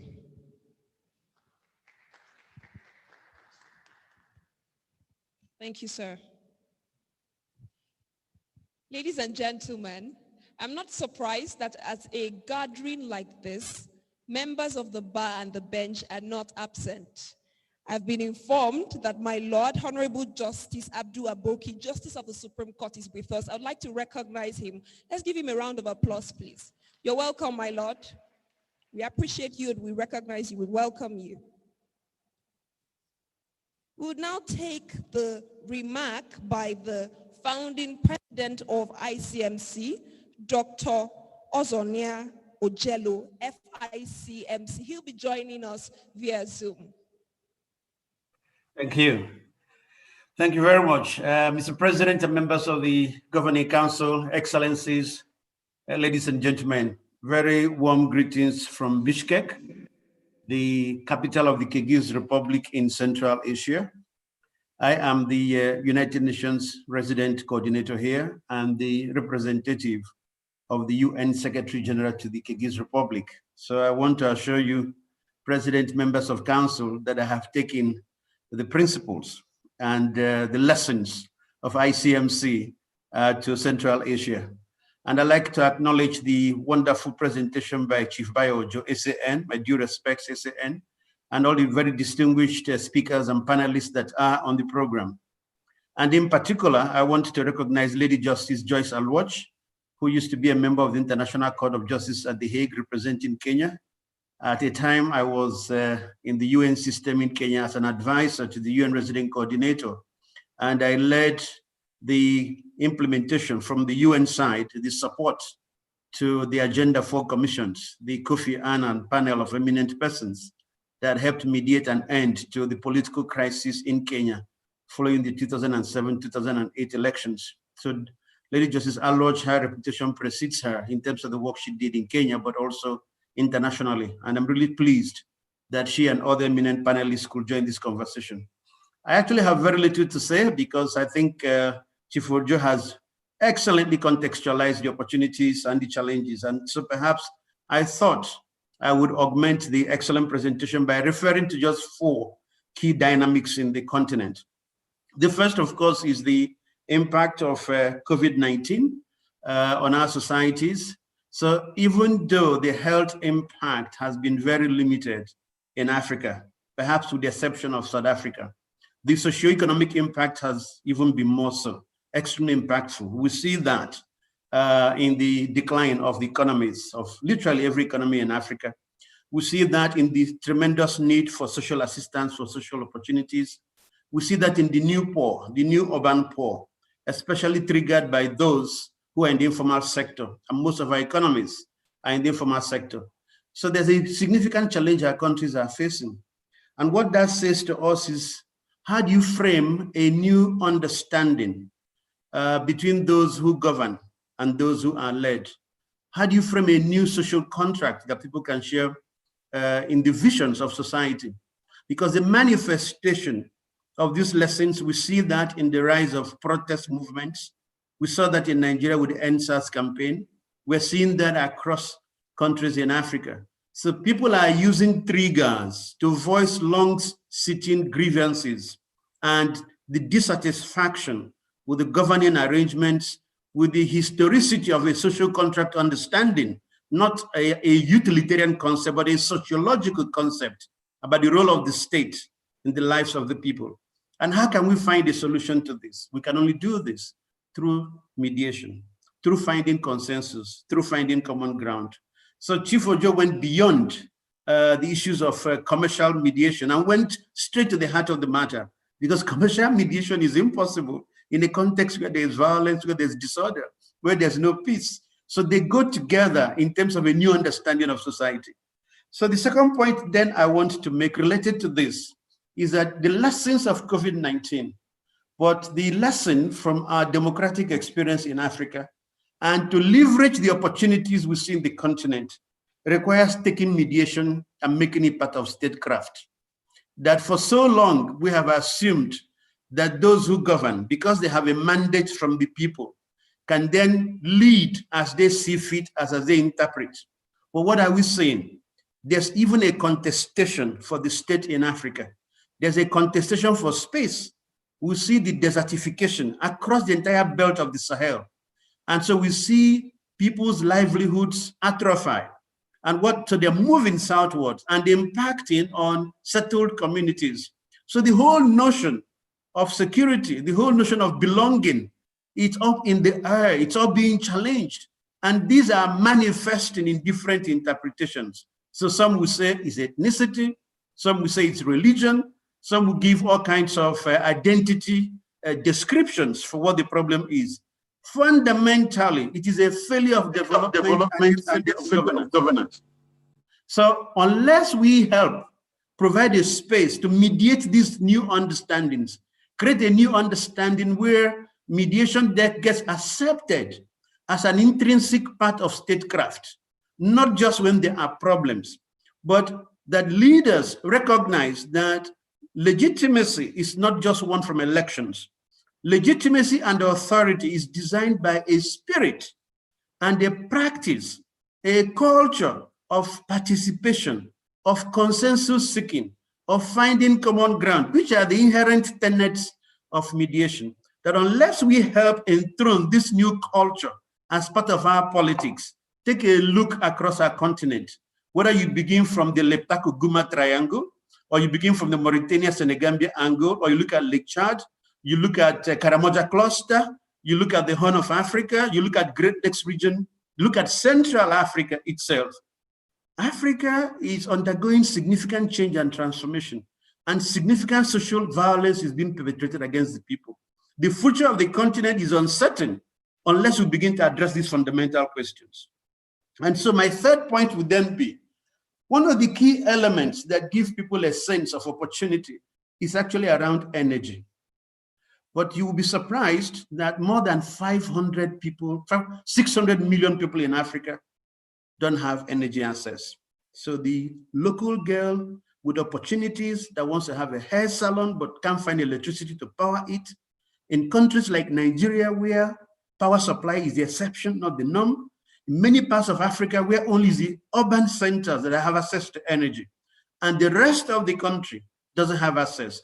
And yet these whole notions of state sovereignty, whole notions of a local small economy anchored by a political elite in a country, that notion will never bring the sustainable development goals to Africa. They will never bring change. So as we take mediation and expand it in the commercial sector, we need to help our societies, our governments, rethink policies that allow the massive utilization of opportunities in Africa that take energy access to people, because that's fundamental to giving people a sense of hope, a sense of the future. And linked to the point about energy then is my last point, which is about mobility and opportunity and then transformation in Africa. So many of our young people are dying in the Mediterranean because they think that there's opportunity in Europe. Actually, there was a recent study that a UN organization conducted that shows that it takes the average migrant 30 years, one full generation for them to become settled in Europe. And because the European countries that benefit from migration put significant stumbling blocks on the path of the migrant. So to overcome those stumbling blocks, get the language requirement, get the residency, engage in new training, and then begin to settle and make money means that they spend a lot of time in the preparation, the foundation. And yet many of those migrants actually have intention to go, make some money, and come back. So by the policies of European countries, they are making the migrants stay longer than the migrants would have preferred. And no migrant wants to get to Europe and leave very quickly because the sense of success is not yet assured.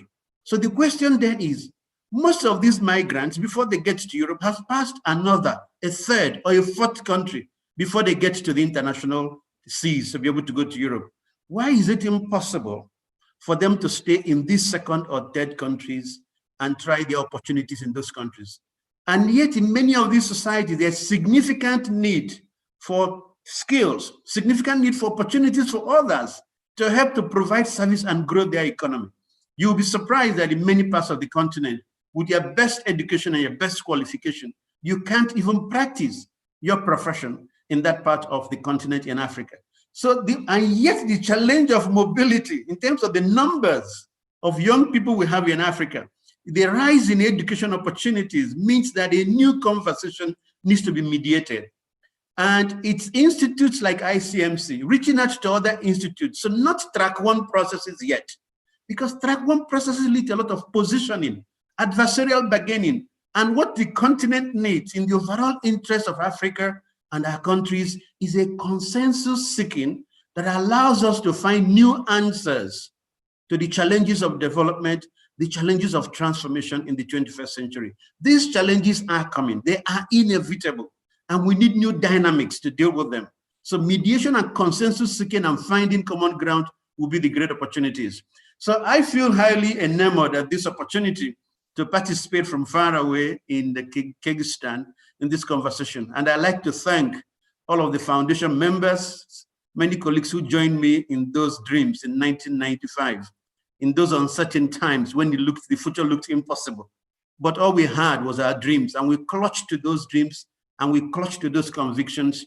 Very few of us, less than 10 people coming together, but envisioning a future for mediation in Nigeria and in Africa, and envisioning a future for ourselves.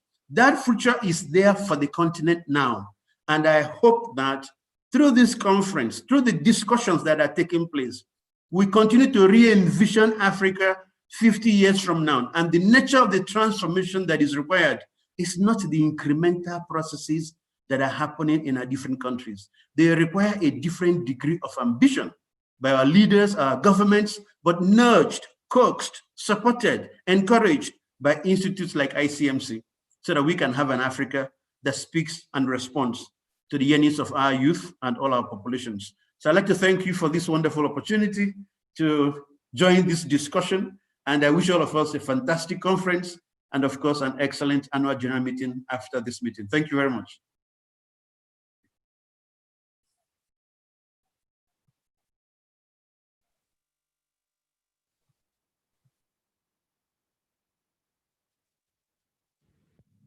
Very special thanks to our past president and founder of this great institute, Ozonia Ojelo. May I apologize to your lordship, Honorable Justice Abuki. It appears he was not properly recognized. We appeal and apologize. While we recognize the presence of my Lord, the President of the Court of Appeal, Honorable Justice Monica Domban-Menson, she came in with some justices of the court. We have Justice Nifa Yagata, Justice of the Court of Appeal. We have Justice Jonah Adan, Justice of the Court of Appeal. Can we give them a round of applause? And we have Honorable Justice William Dauda, Justice of the Court of Appeal. We have Aziz Issa, Chief Registrar, Court of Appeal. You're welcome. Let me quickly perform the conferment of the fellowship of this institute on my Lord Honorable Justice Monica Domban-Menson as approved by the Governing Council of the Institute. And to do us that honor, we invite her classmate, the first Deputy President of our Institute, Mrs. Margaret Mwabo, as I invite my Lord to please be upstanding as Mrs. Mabo presents the insignia of office as a fellow of the Institute.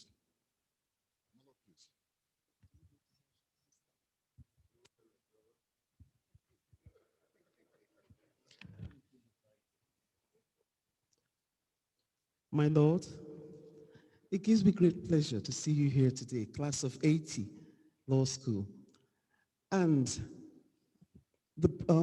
gives me extra pleasure to present to you the plaque and make you an honorary member, a fellow of the Institute. I know you cannot take off your lovely hat, but at least you can hold it in your hand. You can take the hat off. Wow.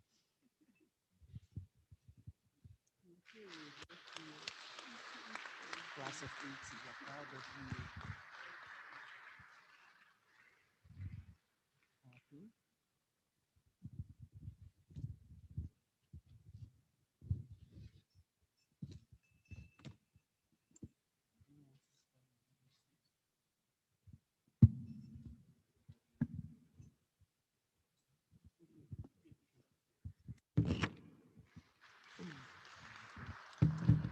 My Lord, Honorable Justice Musa Danladi Abubakar, this is wrong.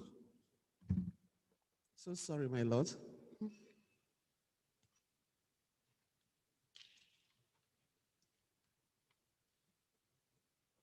So sorry, my Lord.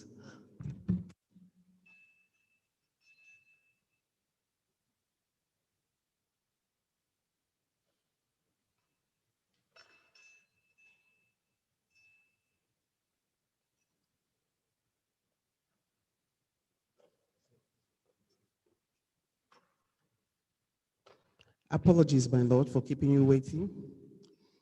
The President and Governing Council and members of the Institute of Chartered Mediators and Conciliators hereby present to you Honorable Justice Monica Domba Menson, class of 80 law school, President, Court of Appeal, this instrument of recognition as a fellow of the Institute, this first day of December 2020. My Lord, we are pleased and we're very happy with you. Congratulations, my Lord.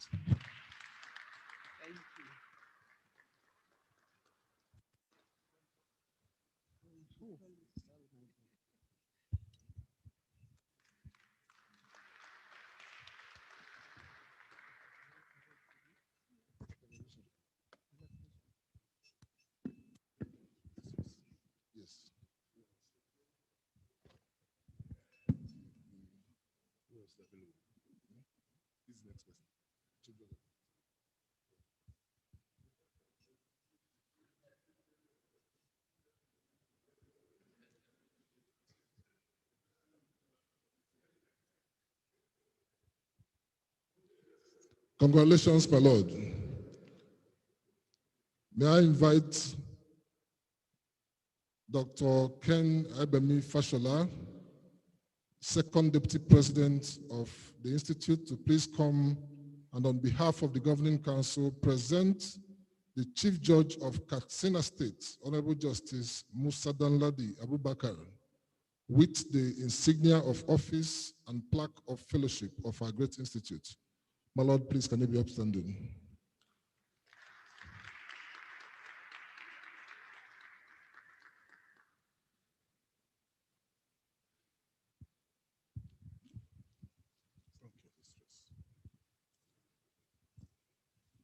My Lord, on behalf of the Governing Council of the Institute of Chartered Mediators and Conciliators, I am indeed honored to present you with this lapel pin as an honorary member of the Institute of Chartered Mediators and Conciliators of Nigeria.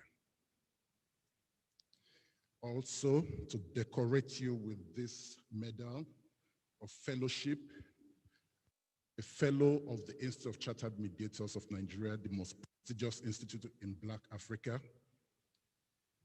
And this plaque, which reads, the President, Governing Council, and members of the Institute of Chartered Mediators and Conciliators ICMC hereby present this to Honorable Justice Musa Danladi Abakar as a fellow of the Institute of Chartered Mediators this first day of December 2020. Congratulations, my lord.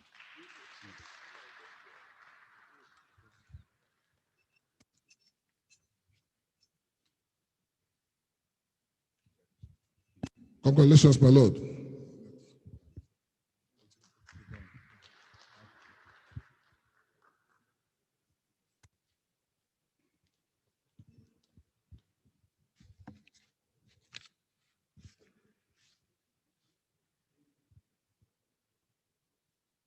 Ladies and gentlemen, it's been a while. Since 10 a.m. we started the program, and it's been a great learning session.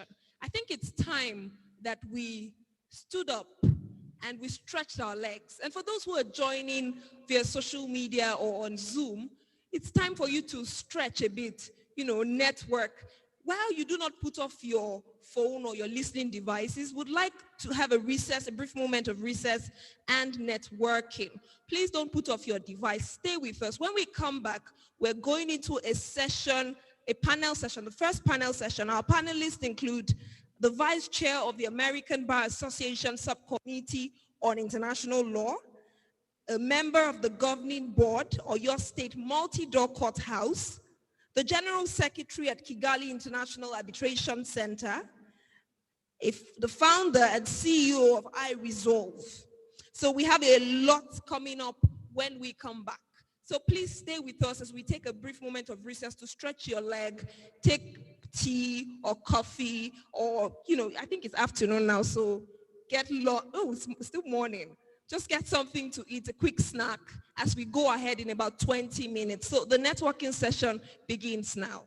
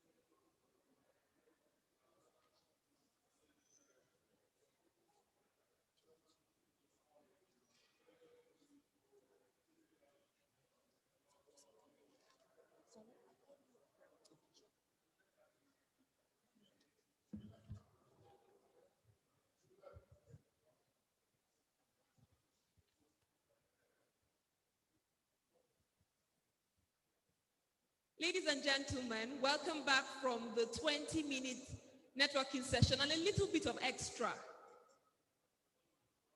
You're welcome. We'll be moving on now to the first panel discussion.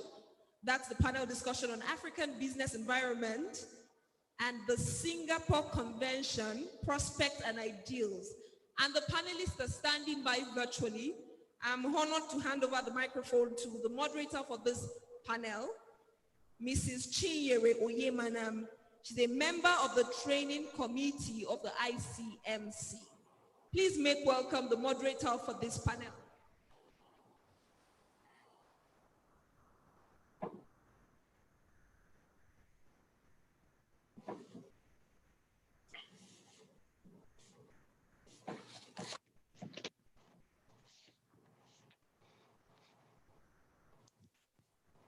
Good afternoon, ladies and gentlemen. Please permit me to stand on all existing protocols. It's my pleasure, honor, and privilege to moderate this session of this year's African Mediation Conference on the Singapore Convention and the African business environment, prospects and ideals. And I'm pleased to welcome our distinguished panel of some of the most erudite international mediation practitioners. Africa's potential as a growth market for business remains undisputed. Our fast-growing population and markets present important opportunities for business in an environment of slowing global growth.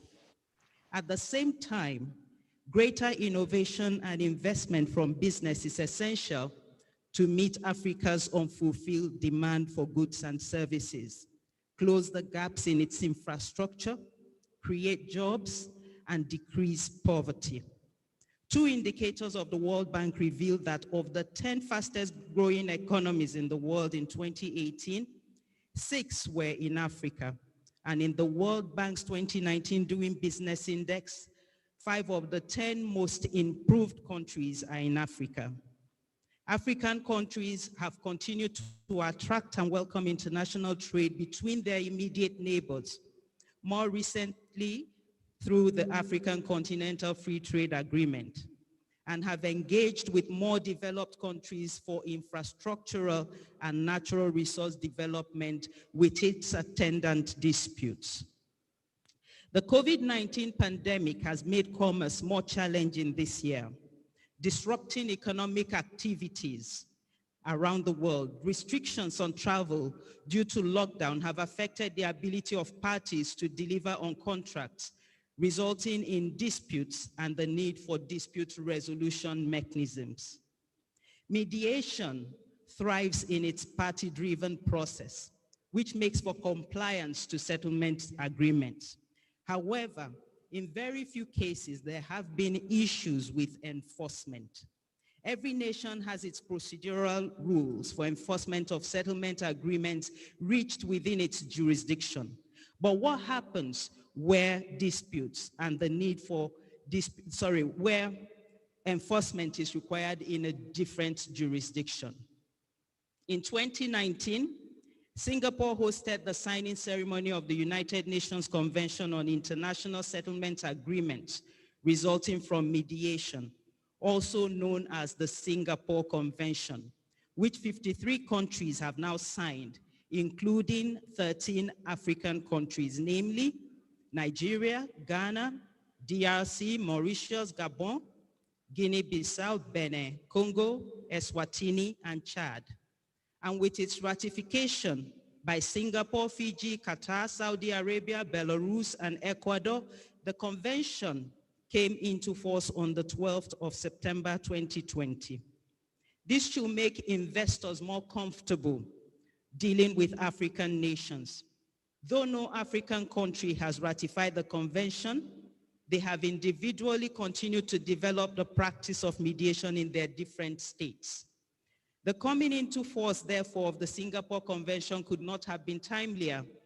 According to the convention text, the Singapore Convention applies to international settlement agreements resulting from mediation, concluded by parties to resolve a commercial dispute. It provides an efficient and harmonized framework for the enforcement of international settlement agreements. With expected added confidence in international mediation process, the Singapore Convention is expected to facilitate international trade and commerce by enabling disputing parties to easily enforce and invoke settlement agreements across borders. What are the prospects and ideals of the Singapore Convention? This is the question that our esteemed panel will be answering. To discuss this topic today, for 10 minutes each, are four of the best in the field. Stephen Richman, he is the Vice Chair, American Bar Association Subcommittee on International Law, and he will be discussing the topic from a United States of America perspective. We have Maybelline Kimei, Founder and Principal Director, iResolve. She will be discussing the topic from an East African perspective. Dr. Fidel Masengo, Secretary General, Kigali International Arbitration Center, KIAC, will take us through the background concept of mediation and the experience of the KIAC. And last but not the least will be Mrs. Olufumilayo Ajike Roberts. She's a member governing board Oyo State Multi-Door Courthouse, and she will examine the subject from a legislative standpoint and share what we are doing in Nigeria, premised on lessons learned from Europe. So may I welcome Mr. Stephen Richman. Thank you. Good morning. I'm pleased to be with you, even though it is 6:30 in the morning here for me on the East Coast of the United States. I am the former chair now of the International Law Section of the American Bar Association and a member of its House of Delegates, and pursuant to which I introduced and the ABA passed endorsing the Singapore Convention, more formally known as the United Nations Convention on International Settlement Agreements. You heard in the introduction when it came into force, the number of African countries that have signed it. The US and not ratified it yet. The United States has signed it, but not yet ratified it. But it has been important to the United States to push this, particularly in light of the fact that the choice of court convention did not get very far in the United States. One of the prime considerations for the United States is to have reciprocity for enforcement of judgments. In the United States, we have a statutory framework where judgments from other countries can be enforced and recognized in the United States through a legislative set of criteria, and it works pretty well. The idea of the Singapore Convention was to model along the New York Convention for having another mechanism short of judgments for enforcement and recognition of these types of agreements. What is the point? Why do we care so much? In the United States, there were people who had said, well, it's a matter of contract law, simply take your contract, if it's a settlement agreement, to the other country and seek to have it enforced. That doesn't always work very efficiently in different countries. The idea of suing on breach of contract, as in any other case, can take a while, and you're relitigating the merits of the situation. The idea of the Singapore Convention is to facilitate and, as indicated, harmonize a mechanism for enforcement of these types of agreements. I should note that we are really talking about enforcement. The idea of recognition may carry other connotations in different jurisdictions. So we're really talking about a set of principles by which people are encouraged to mediate through an official process with a third-party mediator. The convention would not apply simply to settlement agreements by two parties by themselves. So encourage mediation, encourage the process, and then have an agreement that could transcend national borders. The importance of this is corroborated by a survey that was taken in 2014 by the International Mediation Institute, and 92.9%, 93% of the companies surveyed said that they would favor mediation if they could have some assurance that having gone through the process, their agreement would be honored. So as you heard a little bit, the basis of the convention is to apply to commercial disputes. The mediation agreement needs to be in writing and either signed by the mediator or otherwise corroborated by the Mediation Institute to indicate that it is the official result. This has led to some skepticism in the United States as to how that will work in practice. Mediators do not generally sign these agreements. The thinking is that it is for the parties to sign, but the convention also allows for proof of the official nature of the mediation agreement by other means of evidence.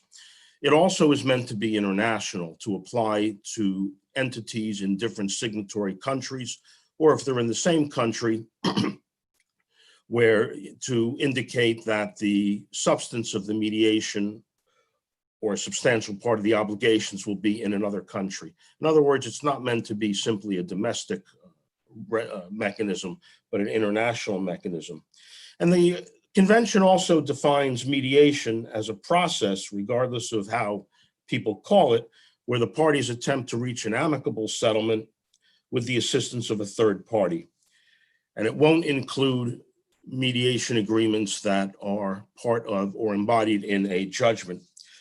One of the other aspects of this and why it's important is that while in some countries mediation has taken on a favorable veneer, in other countries it's perceived with some hostility because it seems to invade the province of the courts. I was in Poland, for example, a few years ago where we did a conference on this, and that was the comment made by some people. Other countries don't necessarily have the experience with it. Even in the United States, it took a little bit of time for people to get over the fact that it is not binding and to see the value in it. From a practitioner's standpoint, the idea of mediation in many ways is a dry run for your trial. You get to try out your case before an objective third party. You get to get a sense of the strength of the other parties. So the more serious you take a mediation, the more value it can have to you, even if it doesn't ultimately succeed. So with that type of thinking, I think the United States became a leader in pushing for this convention. There are bases, though, for protection and refusal of recognition. For example, if the settlement agreement would be null under local law, or otherwise the parties lack capacity. If the settlement agreement is actually performed, then it would not necessarily be enforced in another place. And then there are provisions for invalidating the agreement for mediator misconduct or issues of conflicts of interest. If the settlement agreement is incomprehensible, it could be rejected, and if it's against public policy. This is another issue that's been raised by those who are skeptical of it in the United States. Mediation settlement agreements may be more than just simply payment of money. There could be other conditions to it, and the question is, how would you enforce those?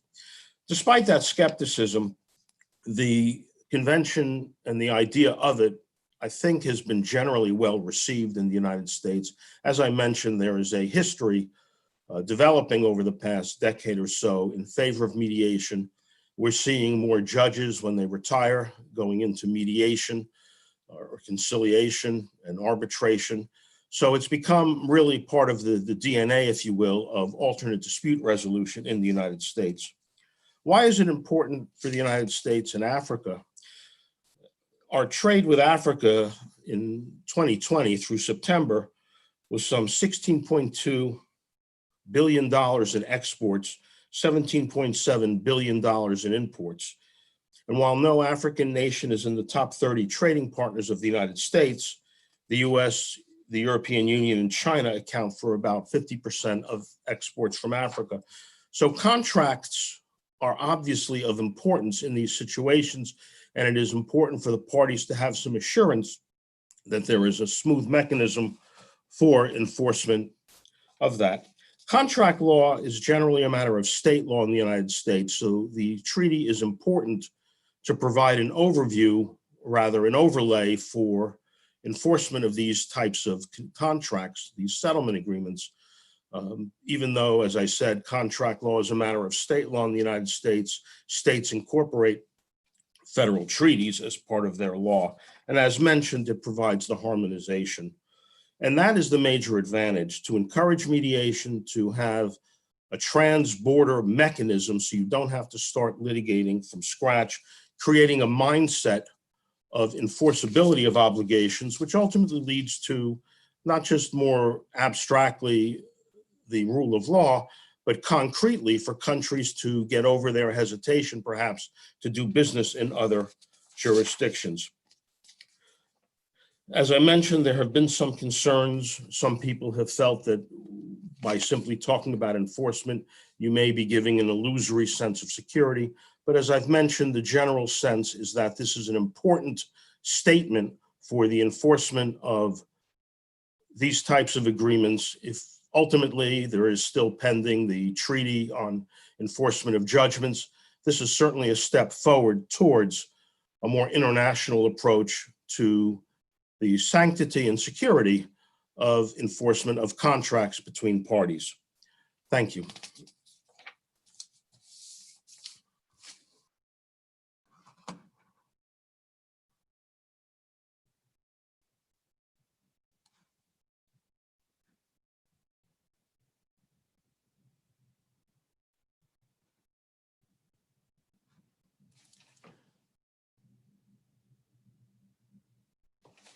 Any questions? Icmc, are you there now?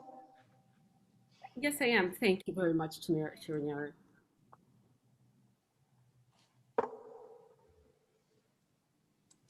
And thank you for giving me the floor. And after having heard from Mr. Stephen Richman from the United States, I wish to bring you back to the continent, and I'm speaking to you from Dar es Salaam, Tanzania. And thank you so much for the opportunity to address you today at this Icmc conference. Now, from what I had wanted to present was really the perspective from the East African region, and the fact that so far we do have 2 countries within the region that have signed the convention to date. As we are well aware, the convention came into force on the 12th of September 2020. And as of 10th of September 2020, there were 53 members. And out of those 53 members on the East African region, we had Uganda and Rwanda who have signed up but have not ratified the convention. Tanzania and Kenya are shying away and have not signed the convention to date. And so really today was building the case and in understanding the importance of the convention from an African or East African perspective, generally.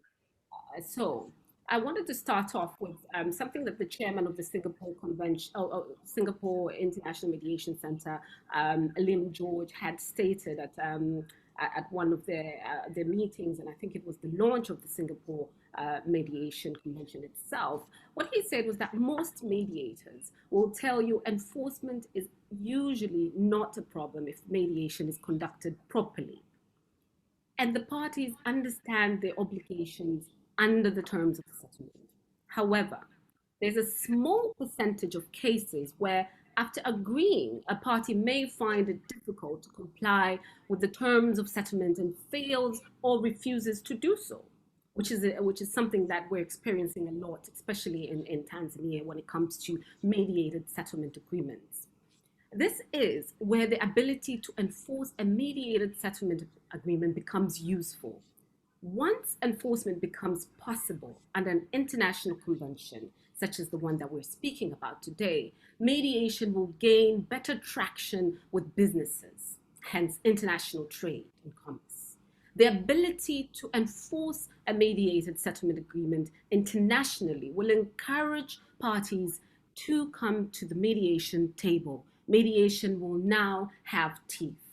Now, what we've seen in the uptake of mediation within the East African region, and specifically speaking about Tanzania, we do have a court-annexed mediation system. Now, this stems out um, from our constitution. It starts off generally from our constitution, where the ADR mechanism in resolving disputes is enshrined in our Article 107 A 2B, subsection B. Of the United Republic of Tanzania Constitution, and that sets out that obligation to resolve disputes in a timely manner, and not only in the court system, but also the use of alternative dispute resolutions. Now, this similarly is also contained in the Constitution of Kenya. And so there are no specific legislation tagging or taking mediation to a statutory document. No, there is no statute on mediation in Tanzania.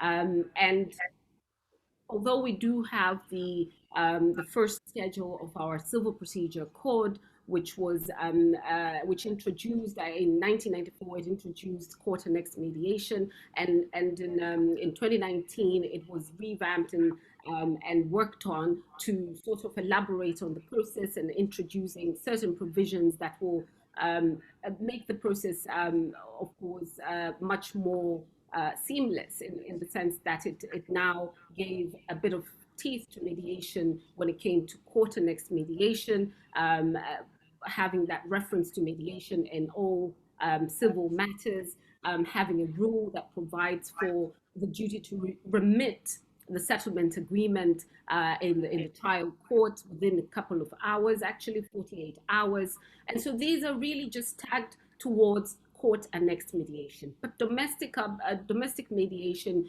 when I speak about domestic mediation in the sense of private mediation, there are no legislative or regulatory provisions with regards to mediation that is being conducted outside of the court.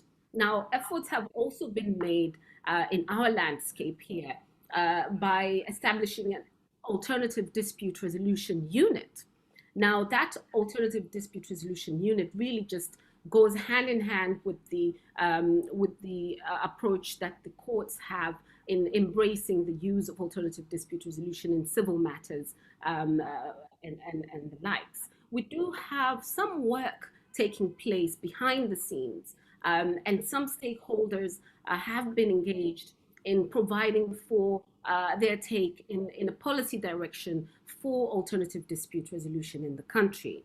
And that engagement started sometime in 2019, just around the time that we saw the Singapore Convention come into play. Now then, why have we not jumped into this wagon and signed the convention? Now, this is really taking you back now to the process in country and most countries within the East African region, where you find we might take time in reacting to these things. But really, that lack of enforcement of mediated settlement agreement within the legislative structures in the country has reduced the applicability of mediation in the country. We do tend to have parties not willing to use the method of mediation because of the fear of the user's fear of not having a binding document at the end of the process. And so the users of dispute resolution prefer arbitration to resolve their international disputes because of that expedited mediation enforcement mechanism that is attached and comes along with the New York Convention. Now, the users also demonstrated sort of the need to yes, they would agree to a hybrid process where you would have an arbitration mediation to arbitration process. However, this is also something that really takes a lot of convincing powers for your parties to be able to accommodate that process in their dispute resolution mechanism. Now, the disadvantages, as we'd say, not having the convention in place yet would be the enforcement of that contract, and it would include the courts. And firstly, the challenge would be the additional costs. And so understanding that there's this additional cost of having your settlement agreement as a breach of contract, of course, in an application in court will take additional costs. And also there's that hallmark argument of confidentiality, and of course it's not guaranteed. The enforcement is not guaranteed because this, and this depends on different jurisdictional take on enforcing mediated settlement agreements. Again, since we're speaking about the convention, and we're making the case for the convention for those countries who are yet to take up and commit to this new convention, it would be setting the scene for confidence in mediation in the country. And so that foundation would build the confidence in the use of mediation, due to the fact that once it is applicable, then parties you're able to convince parties that that enforcement aspect is handled through there. Now, even if a country such as Tanzania doesn't sign up to the convention, now under the convention, a member state's obligation to enforce mediated settlement agreement is not limited to the agreements that emanate from another convention member state to some extent, and so unlike where you have not signed, where a member state has not signed the convention, this particular convention could still bite you as a party, because parties are able to rely on it, and so even if Tanzania and Kenya never sign and ratify the convention, the international settlement agreements resulting from mediations from those countries will be able to be enforced under the convention in any state that has ratified it. And the factor that in order whether home state has ratified the convention or not, that factor really needs to be considered by the parties, and could be expressly agreed in the settlement agreement that the convention applies or not. There's also the opt-in option under the reservation Article 8 of the convention, which provides for 2 permitted reservations. So far, these reservations have only been taken up by Iran, and a caveat to a country's acceptance of the convention. And the reservation really is to ensure the integrity of the Singapore Convention. We have a party there are 2 options there. Article 8(1)(a), which is it shall not apply this convention to settlement agreements to which it is a party or to which any governmental agency or any person acting on behalf of government or agency is a party to the extent specified in the declaration. And B is it shall apply this convention to the extent that the parties to the settlement agreement have agreed to the application of the convention. So that opt-in reservation is there under Article 8, and countries really need to consider when ratifying or when signing this convention. And so really the case has to be built around the factors that, yes, cross-border disputes are complex. There are issues that are going to arise with cross-border disputes, regulatory issues, jurisdictional matters. But in embracing this new convention, which really works hand in hand and gives that topping as the topping that the New York Convention has on arbitration and enforcement of arbitral awards, then the works could be done, and of course applying it and the determination of applying it is left to the courts, and we're yet to see how the courts would work towards its application when the enforcement is thought in that particular jurisdiction. Of course, with the some of the challenges with the Singapore Convention on mediation are also the formalities. There's this risk of formalities where the enforcement process could entail even having that confidentiality feature being trampled on. And for example, where a mediator would have to sign the settlement agreement. And so this really is a formality risk that one has to take into account when working with this Singapore Convention. Then there's that lack of standards, especially in the African continent, lack of standards of accepted practice as mediators. We don't have that uniform sort of approach set out, and that could limit the application of this convention. There are also practical concerns that could arise with mediation, allowing parties maybe to be innovative and cultivate their own solution. And such solutions, some solutions could be innovative and could pose some challenge in enforcement of those agreed terms that are slightly more innovative than others in order to preserve that relationship, that commercial relationship. And so there are challenges in looking at at signing and ratifying the Singapore Convention. Having said so, countries such as Tanzania and Kenya, which have not signed yet, are encouraged to do so because really, as I said earlier, it will build confidence. It will bring a more acceptance within the industry, the trade industry, building that custom of using mediation as a means of resolving international commercial disputes. It will also build more capacity in terms of more bar associations, arbitrators, and other academicians wanting to take a part in the growth of mediation, being that it has been tagged, it is the new arbitration. And thirdly, of course, the implementation of local, within our domestic legal systems, a mediation law that could also work towards building confidence in the use and application of this dispute resolution mechanism. Thank you, Chinyamere. Thank you very much, Madeline. So we've listened to Stephen. He told us that the more seriously we take mediation, or the countries take mediation, the more useful it would be.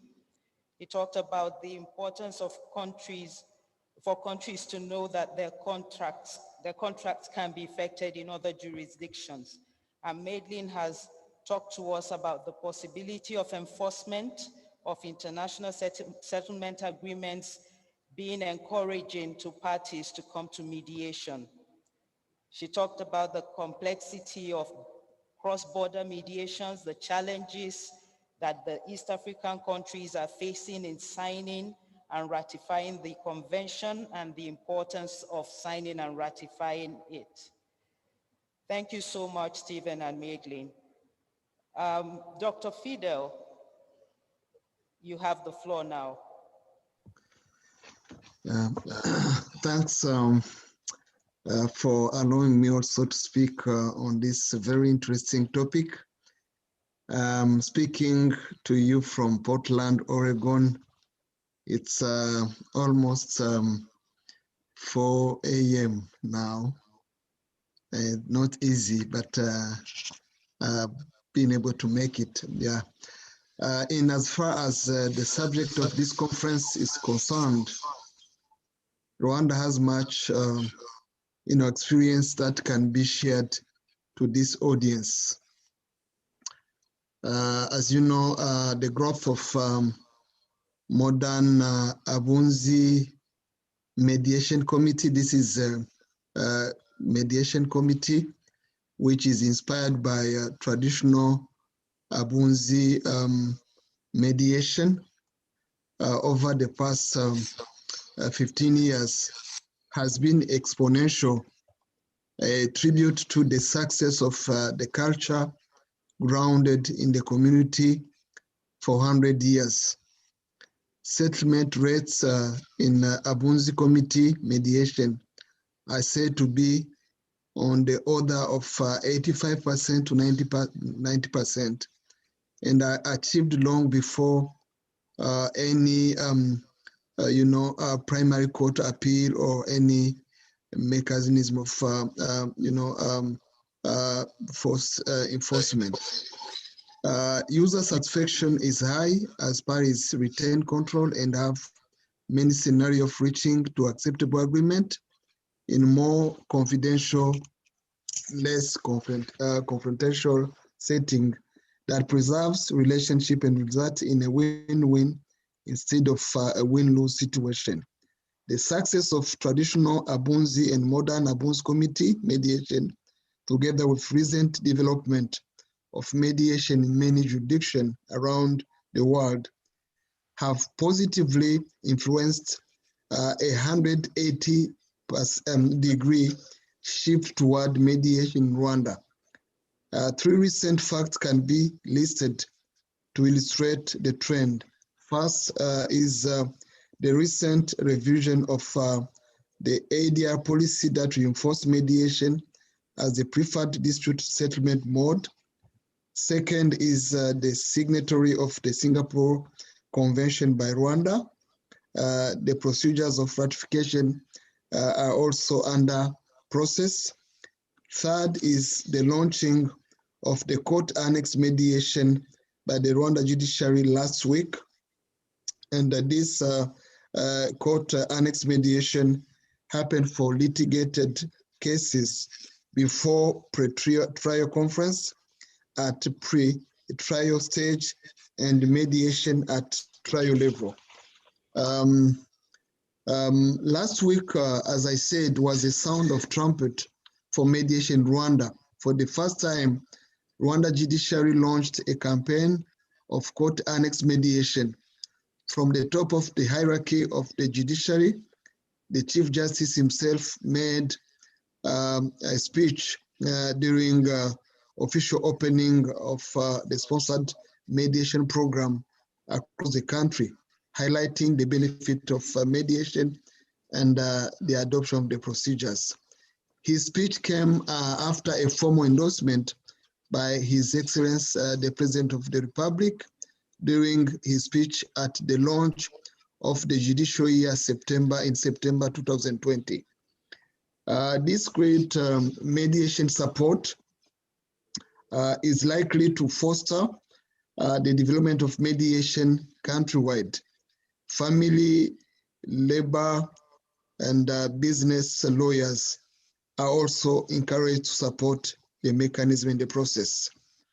I can say that we have a legislation that has already provided for both mediation and some enforcement mechanism. Let me just start by saying that we have Chief Justice instructions that are mandatory. They oblige court registrar to advise their clients about the availability of resolution through mediation. And those provisions, like Article 29 of those instructions, provide that the registrar shall suggest mediation, explaining the process of mediation and the benefit that can be attained by mediation. The next move would probably be to review the current legislation to formally try mediation before filing or court proceedings. The long tradition of Abunzi community mediation in the country will inevitably influence the resolution of dispute in both commercial, family, labor, and administrative matters. Embracing mediation by all means, including through court annex mediation, KIAC mediation, KIAC is Kigali International Arbitration Center mediation, can only have benefit if parties voluntarily enforce mediation settlement, or if there are legal mechanisms that are set to facilitate enforcement of mediation settlement. This works both for mediated settlement signed locally and those from cross-border trade transactions. The purpose of the Singapore Convention on Mediation is to facilitate the cross-border enforcement of settlement agreement concluded as a result of mediation process. To that end, Article 3 of the Convention provides that each party to the Convention shall enforce a settlement agreement in accordance with its rules of procedures and under the condition laid down in the Convention. If a dispute arises concerning a matter that a party claims was already resolved by a settlement agreement, a party to the Convention shall allow the party to invoke the settlement agreement in accordance with its rules of procedures and under the condition laid down in this convention in order to prove that the matter has already been resolved. Of course, the Singapore Convention deals with mediated agreement, which are international. One of the key to a success of mediation in our region, especially in Rwanda, is the ability to prevent litigation over mediation settlement agreements. The Singapore Convention obviates the need to litigate the breach of contract. The Singapore Convention will only reach its full benefit if we change the mentality and the legislation. If there is no change of mentality, an increase of mediation may also increase the litigation that arises out of a mediation. If this issue is dealt with, the country will be a mediation hub. It will then be possible to enforce all kinds of settlement agreement achieved through mediation, including those resulting to cross-border dispute. One of the ways of preventing this is to make the mediation settlement by a court in a judgment or decision in an authentic instrument. In absence of the updated legislation, there are some provisions that can be used now to help with the enforcement.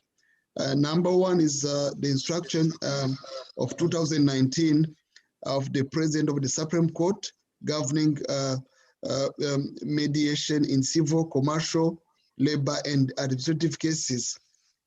Article 30 of those instructions provide that if a settlement has been reached out, a mediation conducted by a registrar, the registrar will prepare an order of court entering the settlement agreement into a court judgment submitted to the president of the court.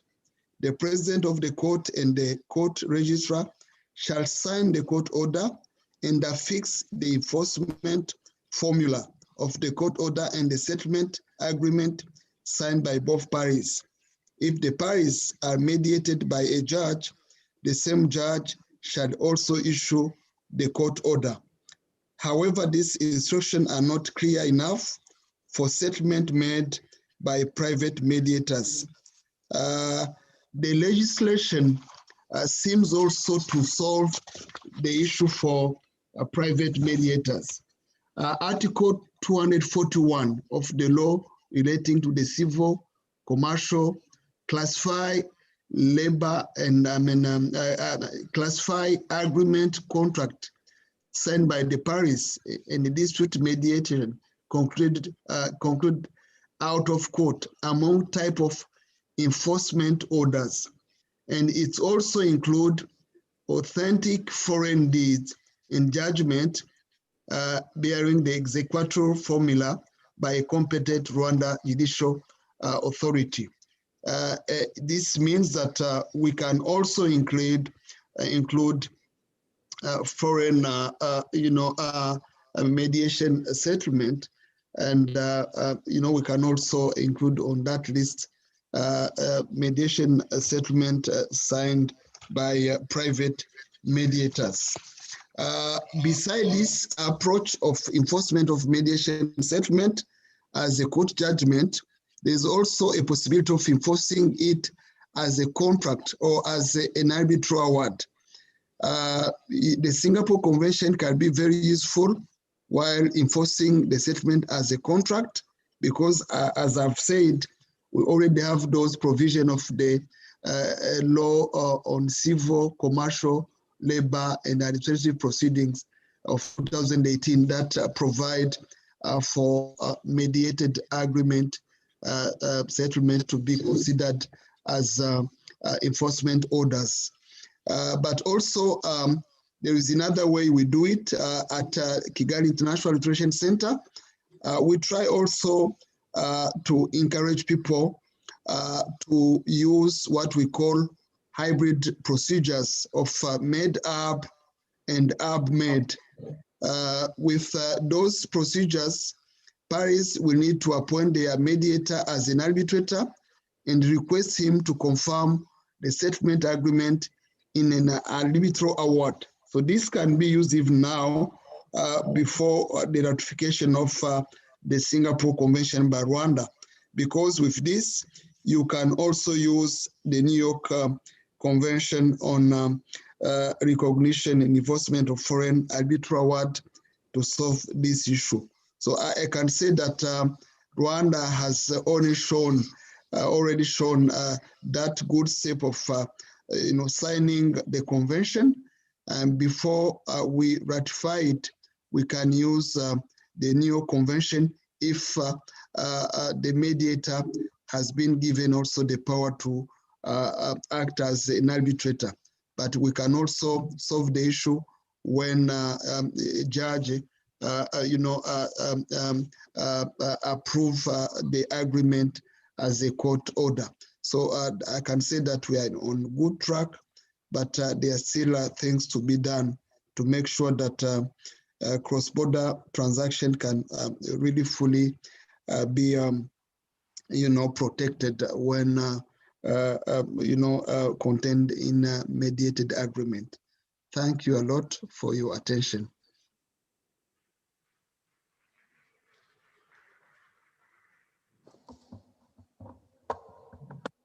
Thank you, Dr. Fidel. We understand that you have legislation establishing the practice of mediation and enforcement of settlement agreements.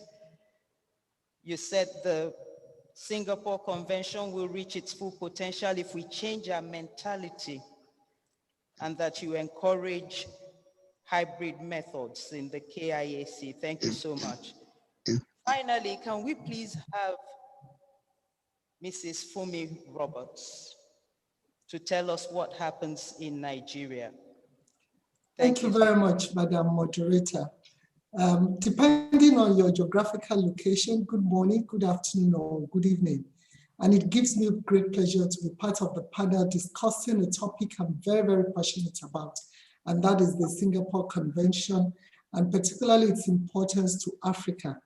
We have very limited time to discuss this important topic, just 10 minutes. So I'm going to restrict myself to looking at this from the perspective of a key element in promoting mediation and thereby taking advantage of the Singapore Convention in an intentional and strategic manner. And that is through legislative instruments. Now, we all know that African communities have always utilized mediation to resolve disputes, although in an informal manner. But formality has been introduced to mediation with legislative and regulatory frameworks being developed by different states. But I'll take the case of the European Union. About 2 decades ago, the narrative on mediation in the EU was different, until some EU states decided to develop legislative framework to address mediation as a tool for easy access to justice. And 3 years ago, only a handful of European countries had legislated on mediation. One is France, Finland, Germany, Ireland, and so on. And in December 2016, I think it's December, the European Union Working Group on Mediation was tasked with the responsibility to draft what was eventually called the Mediation Development Toolkit. But in the course of its work, the working group realized the need for a new legal framework to develop effective and administrative matters, several countries, and the handbook for mediation lawmaking. This was adopted in June last year by the European Commission for the Efficiency of Justice at its plenary meeting. The Commission enjoined national legislative bodies to pass legislations on mediation, or for those countries that have existing regulations, that they should amend them so that they meet international standards and ensure high quality of mediation in their respective countries. And there's no doubt that this handbook could be a useful resource for countries intent on developing legislations on mediation. I know that we have had to borrow from some aspects of the handbook. Now, let us also quickly look at what the United Nations Commission on International Trade Law is doing, the Working Group 2 on Arbitration and Conciliation. And we all know that in 2002, UNCITRAL adopted the model law on international commercial conciliation. And that has been adopted by many countries in formulating their domestic law on conciliation. But the expectation the UNCITRAL had at that time was to interchangeably use conciliation and mediation. Unfortunately, everybody focused on conciliation. It was a process that was hardly used, and meanwhile, mediation on its own gained prominence.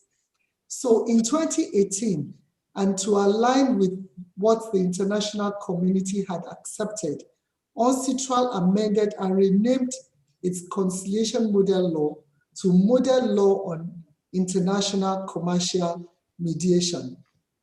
Now let us situate this within the context of what an African state is doing. That is my country, Nigeria.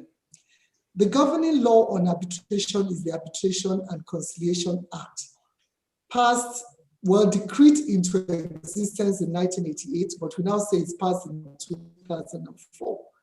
But as part of the efforts to promote Nigeria as a seat for international commercial arbitration, all the arbitration institutions in Nigeria met and set up a national committee to review and come up with a draft bill that will enhance the Arbitration and Conciliation Act.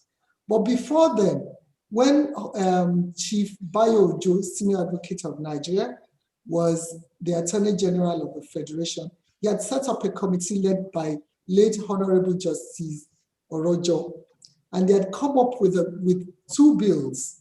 And what we then decided, and I have the felicity of being the chairman of the National Committee, what we then decided was to enhance the bill passed by the Orojo-led committee to bring it up to current realities, and also to still ensure that we predicate our law on the UNCITRAL model law on arbitration. The product of our work is what is called the Bill for the Repeal and Reenactment of the Arbitration and Conciliation Act. We sent this bill to the National Assembly. It was passed by the Senate, and it was going to be passed by the House of Reps when we got wind of the fact that the Singapore Convention that had been long discussed in the dispute resolution space was going to be opened up for signature. So we decided to withdraw that bill from the National Assembly. And on the 7th of August 2019, the Singapore Convention opened up for signature. And what we did when we realized that Nigeria was one of the first countries to sign that bill, was to sign the Singapore Convention, was to amend the bill to do three things. We amended conciliation to mediation, and in the bill we provided for both domestic and international mediation. And thirdly, to ratify the Singapore Convention in that bill. And the ratification of the Singapore Convention in the bill is actually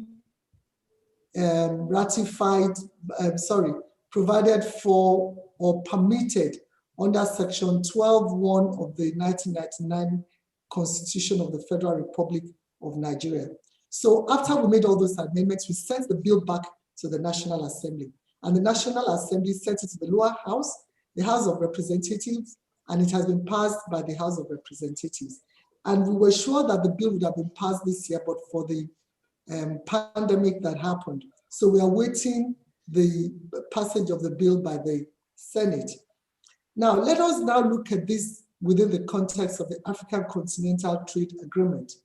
If you read the protocol of the rules and procedures on the settlement of disputes under that agreement, mediation is one of the tools for resolving disputes that come under AFTA.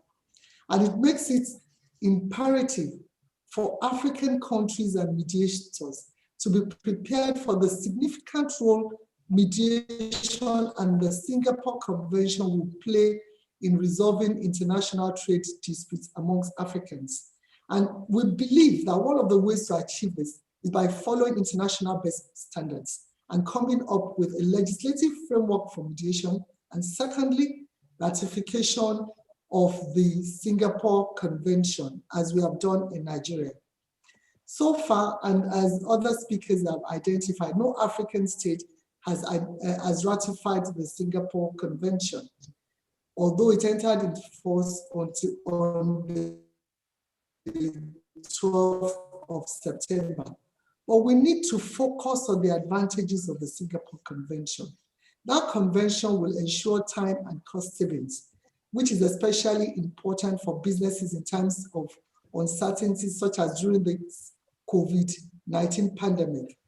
Businesses can rely on mediation to resolve their disputes in cross-border transactions, which has brought, and the convention has brought greater certainty and assurance that mediated outcomes will be enforceable.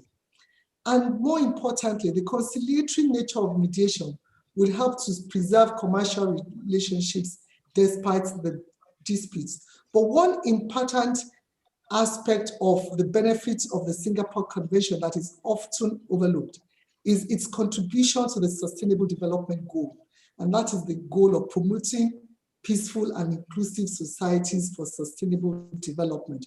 We believe that with the Singapore Convention, this would be realizable in Africa. Now, what we hope is that what Nigeria is doing will serve as a model for other African countries. I wish I had more time to explain in fuller details. Unfortunately, I have 10 minutes and I'm almost done, but I would like delegates to indulge me in participating in a poll. Dr. Agbelusi, can you pull up the poll? So it's just to answer yes or no if you're not sure. Say you're not sure. Will the Singapore Convention encourage the use of mediation to resolve international commercial mediation? I want to see what we say in Africa and compare with another poll that was recently conducted. So yes or no, will the Singapore Convention encourage the use of mediation to resolve international commercial mediation?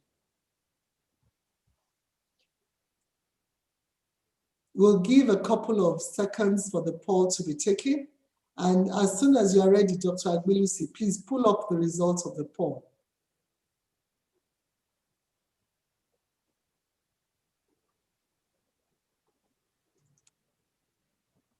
Dr. Agbelusi, can we have the results of the poll, please? Yes, we have 86% say no. Sorry, yes, that it will encourage the use of mediation. Now, I want to also look at this in the context of a survey along these lines, which was conducted by another mediation organization. In 2014, the International Mediation Institute, at its convention held in London with delegates from more than 20 countries from North America, Europe, Africa, Middle East, Asia, Australasia, were asked to vote electronically on issues that are perceived to have a direct influence on the development of mediation. And one of the propositions voted on was this question: an international convention is needed to ensure that any mediated settlement agreement could be automatically recognized and enforced in all signatory countries. And what was the result of that poll? It is quite interesting that 73% of all delegates voted in favor of having that convention. 13% were neutral and 14% disagreed.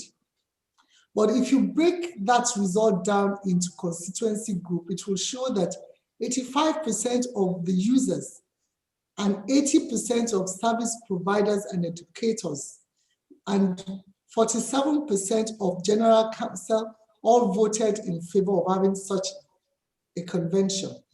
And today we have 86% of the delegates in our midst saying that the Singapore Convention will be a game changer.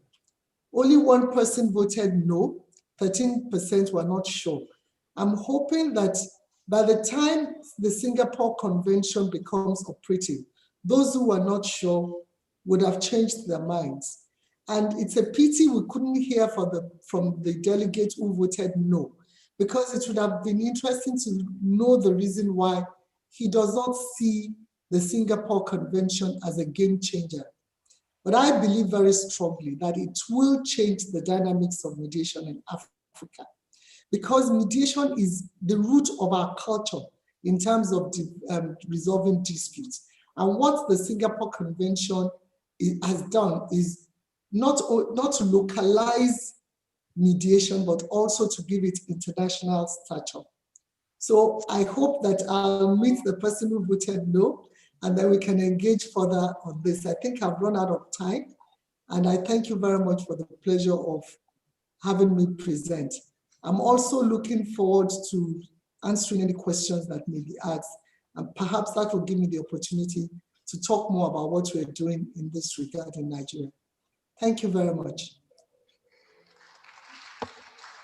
Thank you, Mrs. Roberts.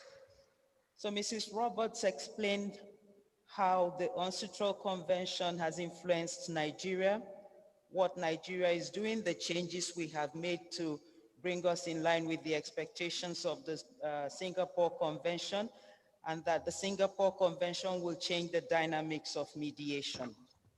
Thank you so much, Mrs. Roberts. Can we have the questions, please?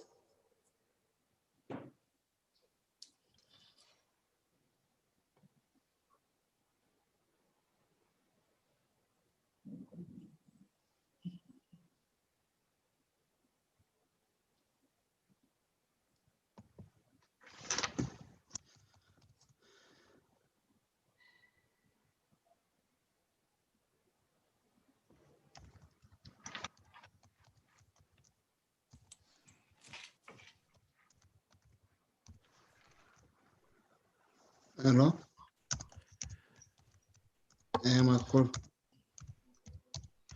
Yeah, I had.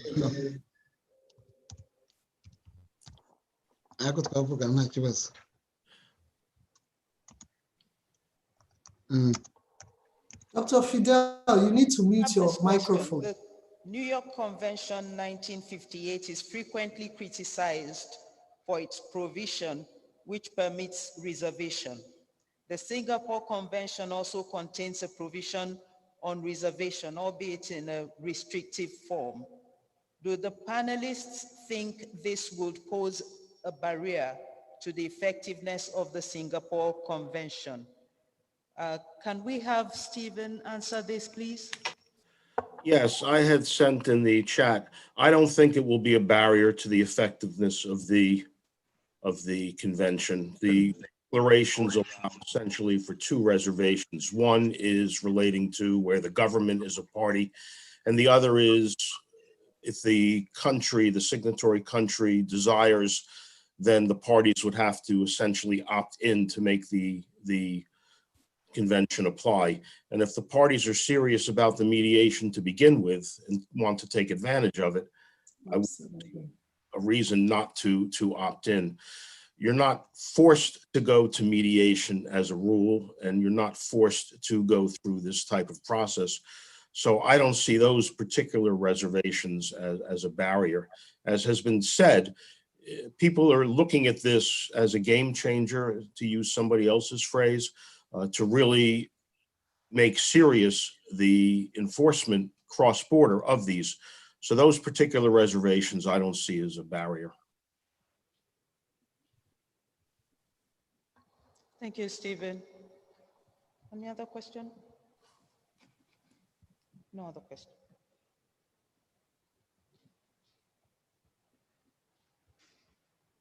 Okay.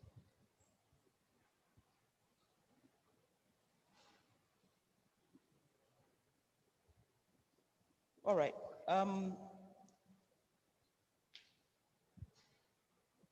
Article 5(2) provides that relief may be refused if the competent authority where relief is sought finds that granting relief would be contrary to public policy, or the subject matter of the dispute is not capable of settlement by mediation under the law where the relief is sought. What is the solution to this? How can the dispute be resolved? What can a mediator do?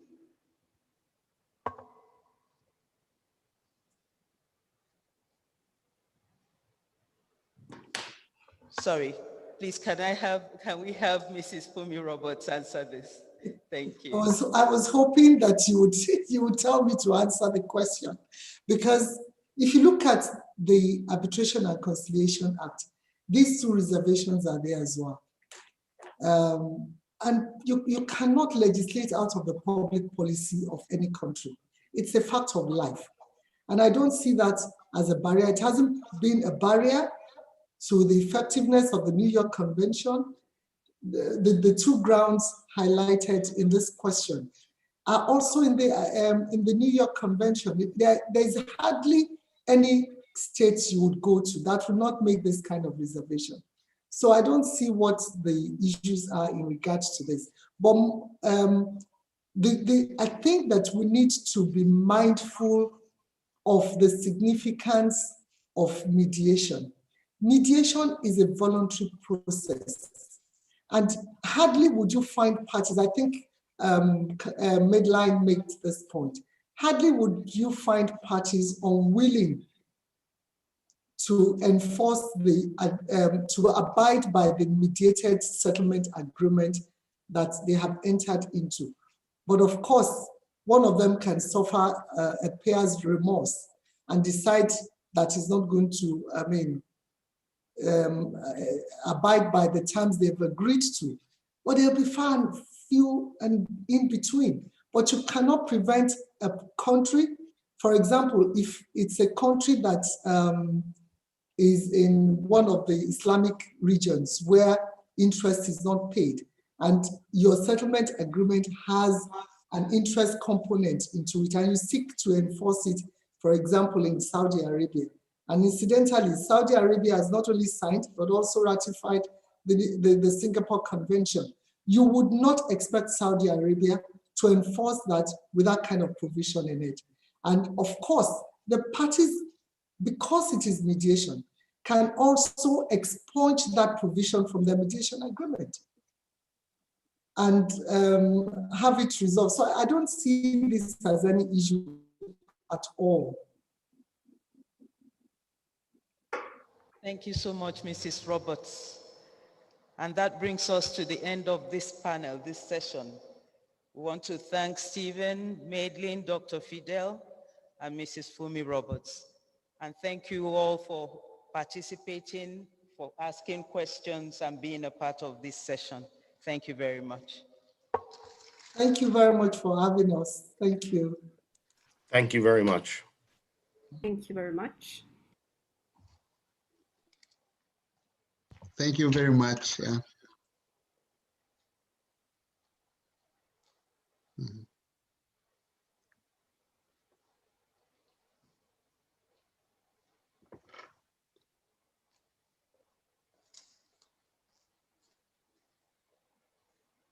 Thank you very much to the moderator and all the panelists on the last panel session.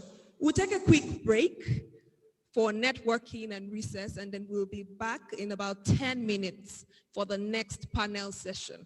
The next panel session is on the cultural and practical dilemmas in transnational mediation. Please stay with us.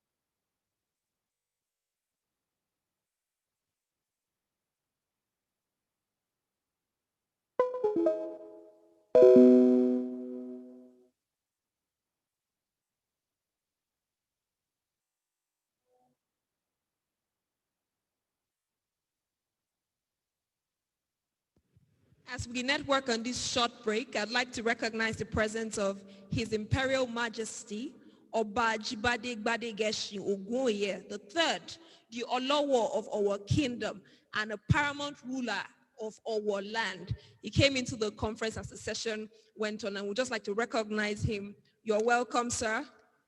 You're welcome, Kabiesi. I'd also like to recognize the presence of Mr. Suleiman Usman, Senior Advocate of Nigeria, the Attorney General of Sokoto State. You're welcome, sir. I'm not surprised that we have so many dignitaries in an important occasion like this. I'd also like to recognize the presence of every member of the judiciary in Edo State. All the judges of Edo State, my lords, we welcome you, we recognize you, we appreciate you. Thank you so much for coming. Thank you. The recess and the networking goes on. Thank you very much.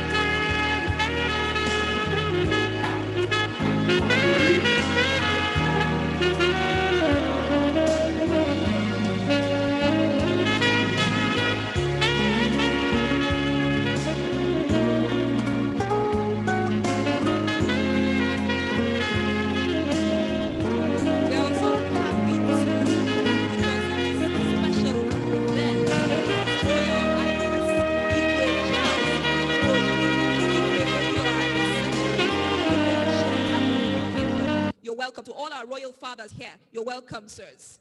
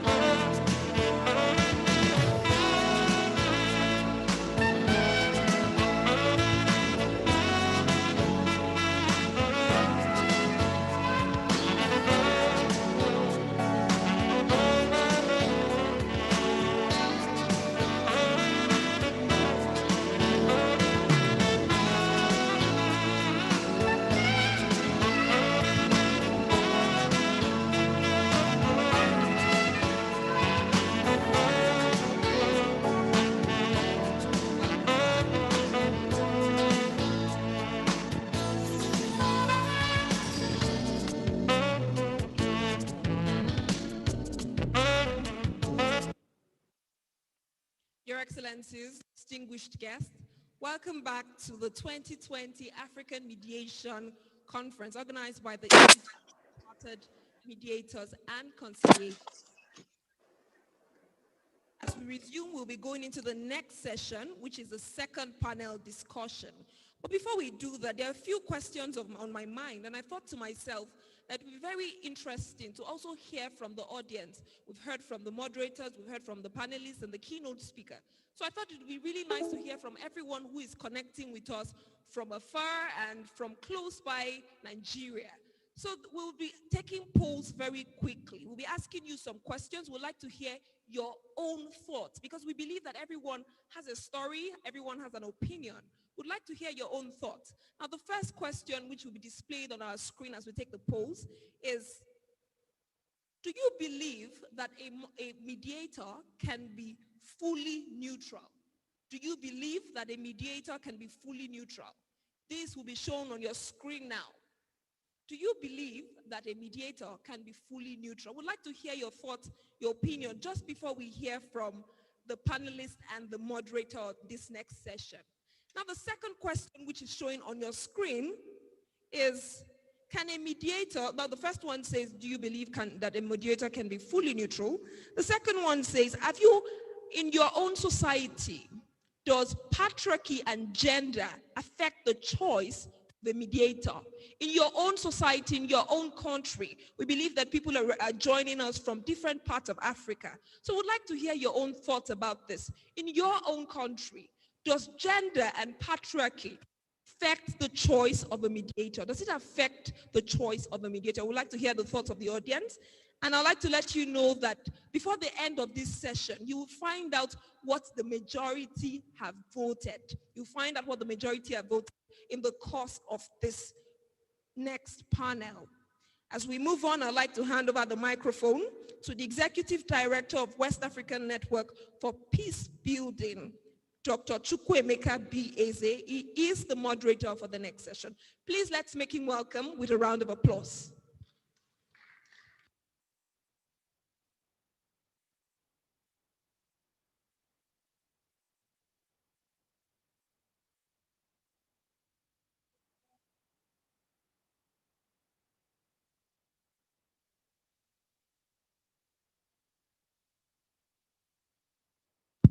Thank you very much. Mr. President, Royal Fathers, distinguished speakers, mediators, excellencies, ladies and gentlemen, I've been given an enormous task by the leadership of our institute at this year's African Mediation Conference to moderate a session of the conference focusing on cultural and practical dilemmas in transnational mediation. My role, therefore, is limited and pretty easy. One, to provide a bit of background to the topic, and through guided questions, invite our distinguished experts and the doniens on the subject matter to offer us with better understanding of the topic, and more importantly, provide us with recommendations that will help us navigate cultural and practical dilemmas in transnational mediation. Distinguished friends, ladies and gentlemen, the core values of mediation, such as self-determination, voluntary participation, consensus, empowerment, impartiality, and so on, may be universal and widely accepted in the literature as underpinning all deliberations or all forms of mediation practice. These core values have their roots in collective deliberation, a practice that can be traced back to ancient collaborative processes aimed at resolving harmony, restoring harmony in times of discord long before the concept of mediation formally emerged. In commercial mediation, especially involving internationals, the practice may differ depending on the cultural dimensions and existing mediation procedures undergirding the practice of mediation and which influences collective deliberation. The globalization of commerce has facilitated new ways of doing businesses and developing commercial relationships that are not connected geographically to a specific country. International commerce has created a link between people from very different cultures and backgrounds, which can be both very productive and an impediment, especially since a cultural misunderstanding can cause a negotiation to fail or a business relationship to end. Often, when a dispute arises, the difficulty of resolving it in accordance with both parties' cultural and legal standards lead to a search for a more efficient way to reconcile the differences. The secret to solve any business dispute is communication. While this might seem to be a simple task, there are always outsider influences that will impact that communication. Dilemmas around what constitutes respect, competence, professional boundaries, the status of women, the law, and social justice may confront transnational mediation and finding the middle point and what may be fair to all parties, a serious challenge to a mediator and the mediation process. When cultural beliefs appear to clash with ethical rules of conduct, ethical decision-making must focus on the well-being of the clients individually and collectively. However, for mediation to be successful, it is important for the mediator to understand how parties communicate. When carrying on the international mediation or even a domestic mediation with diverse parties, a mediator must take the cultural differences between the parties into consideration. Mediation is not based on legal premise, but on communication, and can thus be applied virtually anywhere in the world when communicative and cultural barriers are broken down. Communication methods vary from country to country or even society to society, depending on the historical development, legal systems, ethnic and cultural background of each of these areas. The key to making mediation successful globally is to understand the cultural effect on both business negotiation and communication techniques.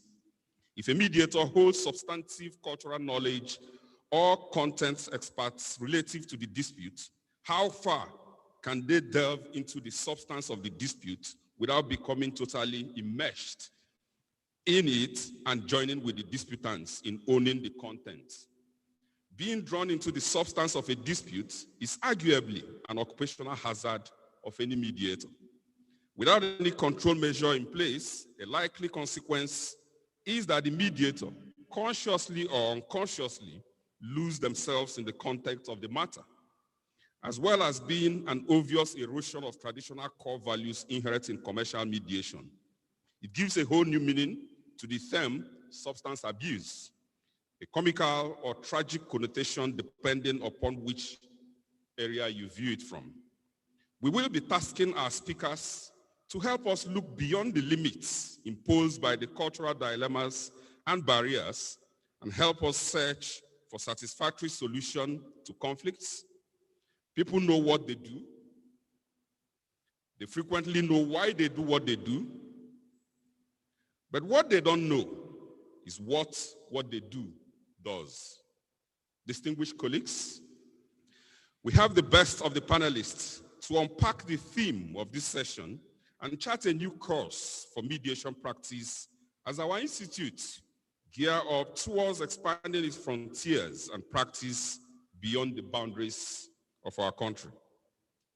Let me now invite, first of all, let me briefly introduce our panelists. Their area of expertise have been captured in the brochure, but for the purpose of this session, we have Colin Rule, who is the president and CEO of Mediate.com. We have Lady Justice Joyce Aluch, which Dr. Giello already introduced even before this session. She is a board member, mediator Beyond Borders International. We also have Samir Shah, Director, Chartered Institute of Arbitrators UK, the Indian branch. We also have Buzizwe, President, African Ombudsman and Mediators Association. And we also have James, President, Mediation Training Institute, East Africa. and also the patron, Institute for Chartered Mediators and Conciliators of East Africa. You will see already from the different areas of their expertise as well as their nationalities that they already begin to make up what we consider to be cultural dilemmas in mediation practice. So let me now invite each of our speakers to kindly make their opening statements in 3 minutes each. I have elected to stand throughout this process, first of all, because I'm a teacher, but secondly, so that our audience also understand that this session is going to end on schedule, because I don't want to stand beyond the time that is given. So that also means that I have had the privilege of communicating with the panelists, and we have agreed that they will each keep to their time. So let me now, in this order, invite, first of all, Samia Shah to please give the opening remarks in 3 minutes. You have the floor, sir. Thank you very much. I thank all the organizing team and especially Dr. Icmc for giving me this opportunity to speak today to very diverse participants and panelists. So very good afternoon to all of you from Africa, and good morning and good evening from the people from other jurisdictions. I'll stick to the time which has been given to me, and to start with, I would say that culture is one of the very important aspects to be understood whenever you are doing a mediation, and more so from a mediator's perspective, though it is equally important from the parties as well as the counsels who are participating in mediation. But it is more important from a mediator's perspective to understand the diverse or different cultural fields from where the parties are coming and the counsels who are there involved in mediation. The reason being, because culture is the main important factor which influence a person's thought process, a person's mental awareness and reactions and responses to varied circumstances, including a dispute. And therefore, it is important for a mediator to understand, and especially when there is a cross-border or multinational parties involved in a dispute. Though culture plays even an important role, inter-sea communities in one country itself, like a country like India, where we have a diverse culture, spread across different states. Even we have different cultures in different communities, in one communities itself. So such diverse field when you are working into, you need to understand the cultural aspect. And as I said, because this culture affects their mind, their awareness, their thinking process, that is why it is more important for a mediator to understand the culture and then try to work around that cultural aspects to resolve the disputes. Now, let me just give you one very simple example. An animal like cow, from an Indian perspective, it's a sacred animal. It's worshipped as such. But from many Western culture, it is viewed as a food. Now, so therefore, in this culture itself, there are other issues of, religion and politics also playing equally important role. Many times, and now more so, we have seen that, culture is now being influenced also by religion and politics to a certain extent. So therefore, these mixtures of issues are very important to be understood and appreciated by the mediator. I think that's what I would say in my opening statement. Thank you very much. So very much, Samia. Let me now invite Lady Justice Joyce to make her opening statement.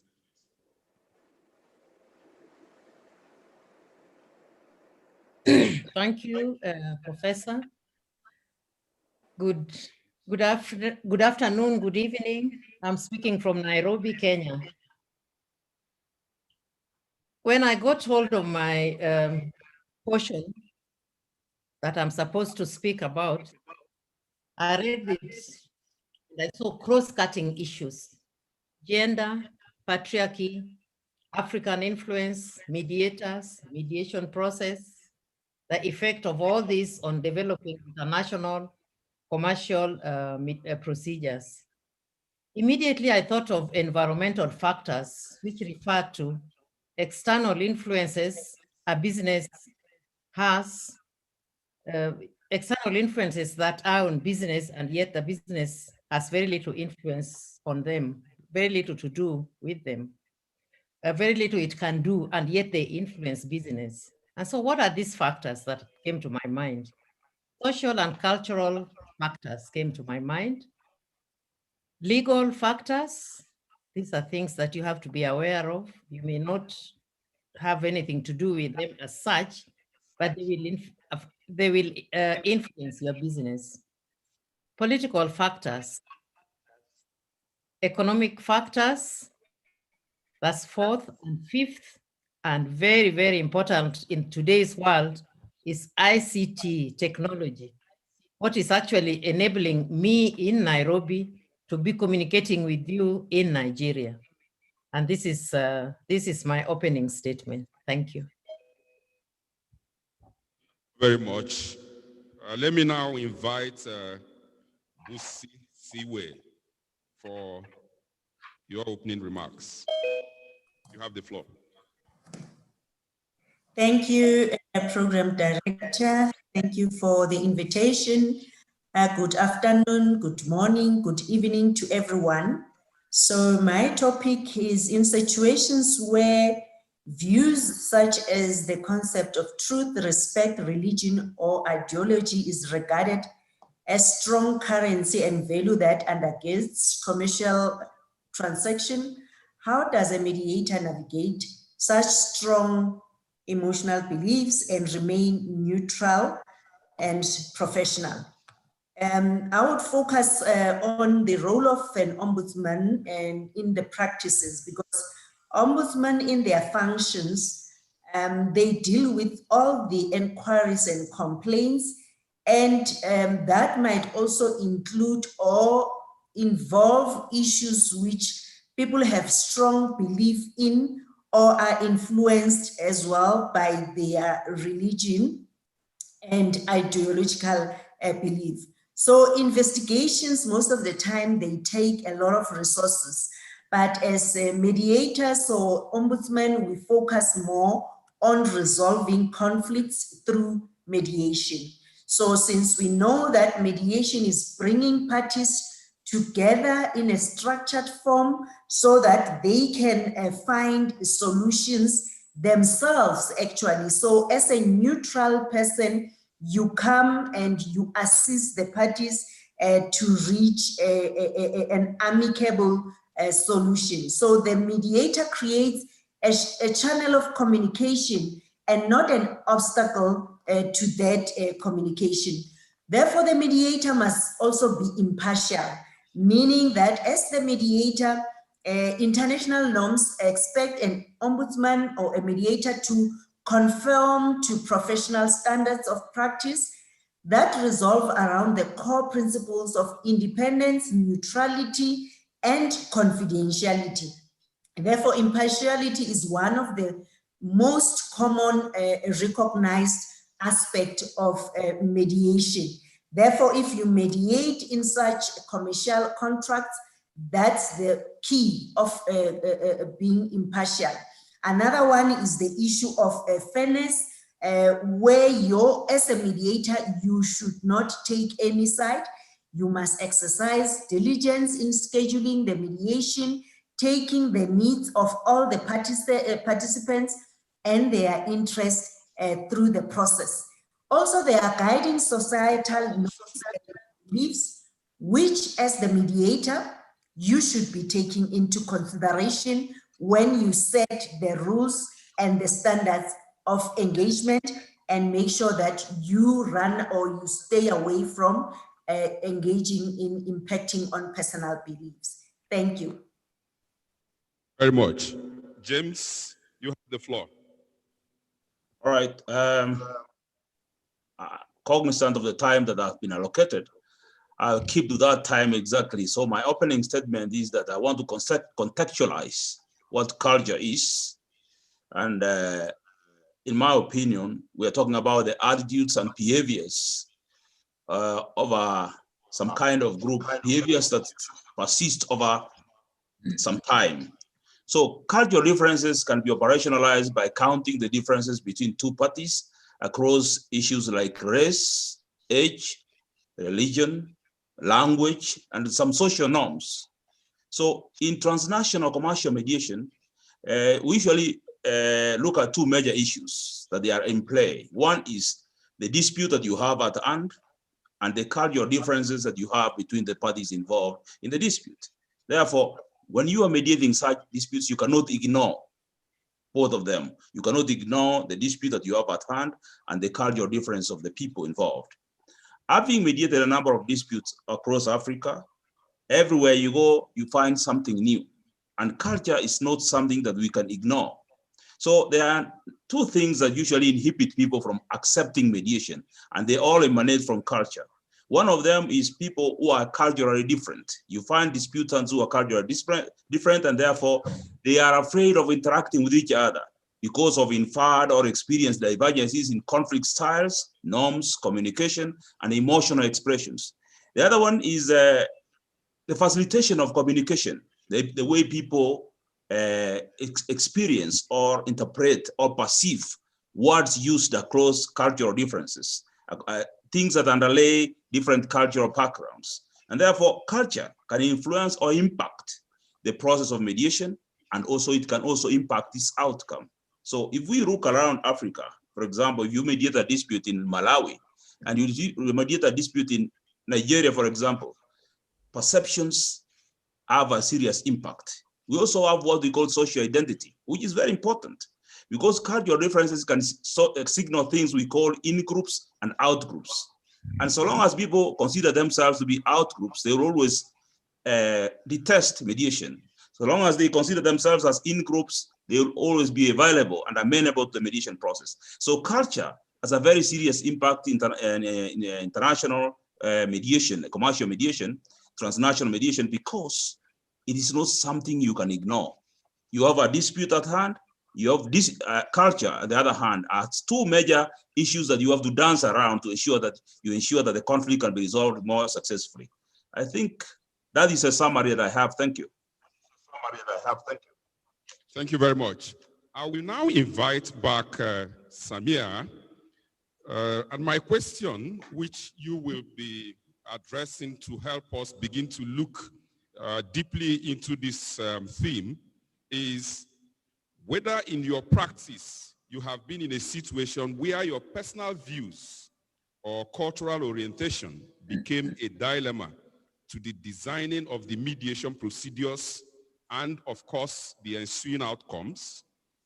And how did you address such dilemma, and how satisfactory do you think the parties in the dispute were? You have 5 minutes to kindly help us address that. Thank you for, am I audible? Hello? Please go ahead. Yeah, am I audible? Yes. All right. Okay, yeah, I'll give a quick example of one of the mediation cases which involved family cum matrimonial dispute. It's not that commercial in the sense, but because we are talking of culture, I think it is more, it would be important and to understand from, because it is influenced in such kind of family issues more as compared to the commercial. So I'll give you an example of one such case which I handled, where the wife was from US and the husband was from India. And they had a good initial years of marriage, but over a period of time, things got escalated. And one of the close relative of this husband was my client. So he approached me and requested me to try to work around some solution or help the husband, because things moved to an extent that they were talking of divorce. So when the husband came to me, I had initial discussion with him and tried to understand what the main issue were. And then I convinced him to also let me speak with the wife, initially on phone because she was in US. And fortunately, she attended the phone call meeting, and then I discussed with her what the issues were. And thereafter, I came to understand what were the issues. Now, issue as such was not that big, but I tell you how the culture affected the issue, in the sense that there was an issue of some psychological and physiological problem with the husband, and therefore they couldn't have a child. Now, the wife was very clear about it, and she wanted a child to be a mother, and because of this issue, she got discussed with the in-laws and the other relatives in the family in India. Now, in many of the Indian culture, discussing especially a male's physiological or psychological deficiencies or issues is a taboo, is a big taboo. So that got escalated, and so that was the main issue as such. And when I then had sittings with the husband later on, and I discussed with him and tried to understand and make him also understand where the issues are going, because they had no other problem in their marriage as such. So I got to know from him that he as such would also be ready for, let's say, adoption. Now, that is also another big issue in many of the Indian culture, and especially the culture from which this husband was coming from. So this actually then, it helped me to then relate it to the wife and make her understand what the Indian issues are, what the Indian culture and mindset towards these kind of issues are. And then I made the boy understand, and especially the family, the mother and father of the husband, to understand that there's no problem as such. Their marriage is good as such. Why you want to spoil the whole thing? I mean, accept this fact that your child has an issue, which is natural. I mean, it is not in anybody's hand. It's not your fault. It's neither the fault of the husband or the wife. So why are you making this as an issue? It's better to accept this and adopt a child. What is wrong in that? I mean, let them have their own life. Even you would be helping a child as such, who's who would be lucky to be adopted by you, because both the sides, both the parties were filthy rich. There was no issues for money as such. But so this, you see, this cultural taboo, if I had not been able to understand initially the issue from the Indian perspective and from the vice versa, because in many of the Western cultures, speaking what is right or what is wrong, speaking straight is what the culture is. I mean, you don't go round and round. But in many Indian communities and sub-societies, one will not readily speak about it or accept it. That's the culture. Though they know, it is not that they don't know, but they don't want to make it a public kind of a thing, or they don't want to accept it readily in front of everybody. It will still remain within the family and in a close group of people, and they would try to resolve it out. But at many times, like in this case, things got escalated to an extent that a good marriage was on the fringe of a divorce. So this is how a culture plays an important role. If as a mediator, you're not able to understand and decipher these cultural issues in a dispute, I think you would probably end up making a successful mediation a failure. So what I would suggest, and in my opinion, is that apart from so-called impartialities and what traits and characteristics have been spoken by the other panelists, I would also add that for a mediator to be successful, especially in a cross-border mediation dispute. I think cultural issues, and as I said earlier in my opening statement, coupled with some religious aspects and politics also, should be appreciated, should be understood initially by the mediator before taking up or before going further into mediation. And if the mediator is not able to understand, I think there is no harm in taking some outside expert help to understand the cultural issues and then try to mediate between the parties. Thank you very much. Oh, wonderful. Thank you so very much for sharing those practical experiences. And then again, how you were able to wriggle out of such very delicate dilemmas it were. I will now invite back Lady Justice Joyce to help us deepen the discussion around what she already started, now looking at especially those 5 key areas that you have already highlighted, but now more importantly to focus on how does the issue of gender and patriarchy, especially in Africa, influence the choice of mediators and mediation processes and outcomes. Again, if you look at international mediation, the number of women, for example, we have had at the various levels of peace, comprehensive peace agreements and mediation processes, whether it's at the level of the United Nations, African Union, or even the regional economic communities. Do you think that the issue around gender and patriarchy, especially in our continent, influences the choice of mediators and the outcome of mediation? And again, do you think this may have effects in developing international commercial mediation procedures? You have the floor, ma'am. Thank you, sir. I'll start by saying that in Africa, we have many different cultures, and most communities are patrilineal. In these circumstances, from what I have seen, if one appointed a woman or a woman gender to resolve a dispute at the community level, it would not be totally accepted in most communities in Africa. The reason is patrilineal. Even today as we speak, though women are as qualified as their male counterparts, some cultures still do not accept women as mediators or dispute resolvers or leaders for that matter. I'll just give you a few examples if you permit me. Presidential elections in my country. 1997, we had a woman candidate. 2013, we also had a presidential woman candidate.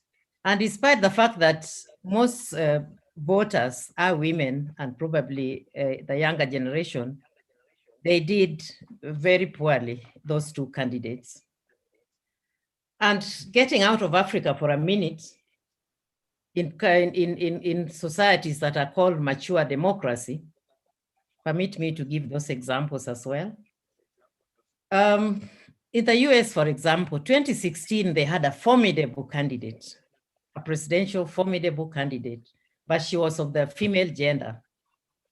And what was spoken about her so often was, is America ready for a woman president? Not realizing, nobody was concentrating on her qualifications, on her, but most people concentrated on her gender. Then prior to that, in 1984, I still remember Geraldine Ferraro, again in the US. I'm sorry to bring those, I will bring Africa as well. Now, he was a Democratic vice president candidate. And the question that I remember up to today was, Geraldine Ferraro, is she man enough to press the button?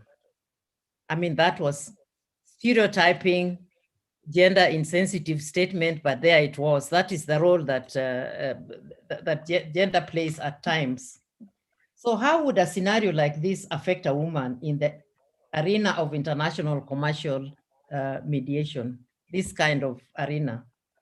Parties to the dispute would still rather go, most parties in the traditional setup would still go for a male mediator. But things seem to have changed. Things are changing very fast. People are beginning now to consider women and men and women on their merits. And that is why they are beginning to pick qualified women mediators who can communicate issues of culture, issues of commercial issues. Things are changing fast, and especially at this time with the COVID pandemic, I find that things are changing, especially at this time. And even if we go to the African Union, it's also playing its role, the African Union. It formed the FemWise Africa, which aims to strengthen the role of women in conflict prevention and mediation efforts in the continent, in the context of African peace and security. Right now, I believe you also know that there is a problem in the northern part of Ethiopia, northern Tigray, the region. Now, African Union recently appointed envoys. I think they're calling them envoys. And there's a woman amongst them. So that's what I mean when I say things are changing.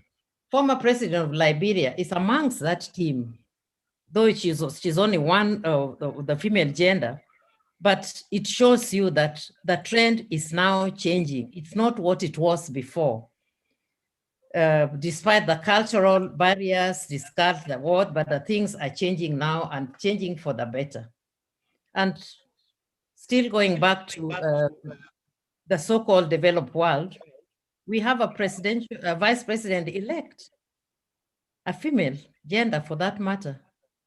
So just today, I was reading an article of the countries that are being recognized as having managed COVID-19 pandemic. Just today, the article came out, and I was surprised. I think the whole reason why they printed it or they advertised it worldwide was to show that the female gender can lead and can take a country forward, not unlike before. They mentioned Germany. The leader there is female. They mentioned Taiwan. They mentioned New Zealand. They mentioned Ireland. They mentioned Finland, Norway, Denmark. All those countries, if you check, they are being, their leaders are women. So as far as I'm concerned, there is hope for the future. Communities, countries at large are realizing that what they need in mediators is qualified mediators who have got the skills. It's not the gender that they are looking for. People are beginning to accept that women are a safe pair of hands and you can rely on them in leadership positions, dispute resolution positions, and a lot. Thank you. So much. I think indeed, thank you very much. I think indeed, especially the angle you touched around the peace and security architecture. I think, in my opinion also, it was a bold step by African Union to not just establish the FemWise, but also to begin its operationalization. And I think that the case in which you referred to, that we now have the former president of Liberia, Her Excellency Ellen Johnson, on that team, is something to celebrate, especially given her wealth of experience. But also that we have also argued within ICMC that because both genders have different mediation styles, it is important that we keep talking about this so that one complements the other. Let me now invite back Busi Siwe to begin to help us look at exists within the situations where views such as the concept of truth, the concept of respect, the concept of religion, or even ideology is regarded as strong currency and value that undergirds commercial transactions. You know, there are cultural practices that says you can never take of a man as profit, for example. If you have such or such cultural strong hold, how does a mediator navigate such strong emotional belief and still remain neutral and professional? So there are banks that exist in our continent, for example, that gives interest-free loan, and that is traced back to their religion. How do you address that if you have such international transaction involving people of different religion, cultural background, or even ideologies? You have the floor. Thank you, Program Director, for the opportunity to address this issue of how to deal with mediation where there's issues of views, beliefs, religion, and ideology, which may impact on the mediation or the negotiation of any or dispute resolution. I need to hasten to say, for instance, in South Africa, we have a commission which deals with religious, cultural, religious, and linguistic affairs. So most of the issues or disputes which emanate from cultural fights or religious issues and issues of languages are dealt by that particular commission. But then I need to mention that where there's issues relating to maladministration, issues of undue delay, issues of abuse of power in that particular sphere, then the public protector or the mediator in South Africa would be approached to resolve the matter. I will give an example of a matter which was referred by the very same commission where there was a case involving one of the pastors who is currently still in prison, who it was alleged abused young girls at his church. The matter is still ongoing in one of our provinces in Eastern Cape.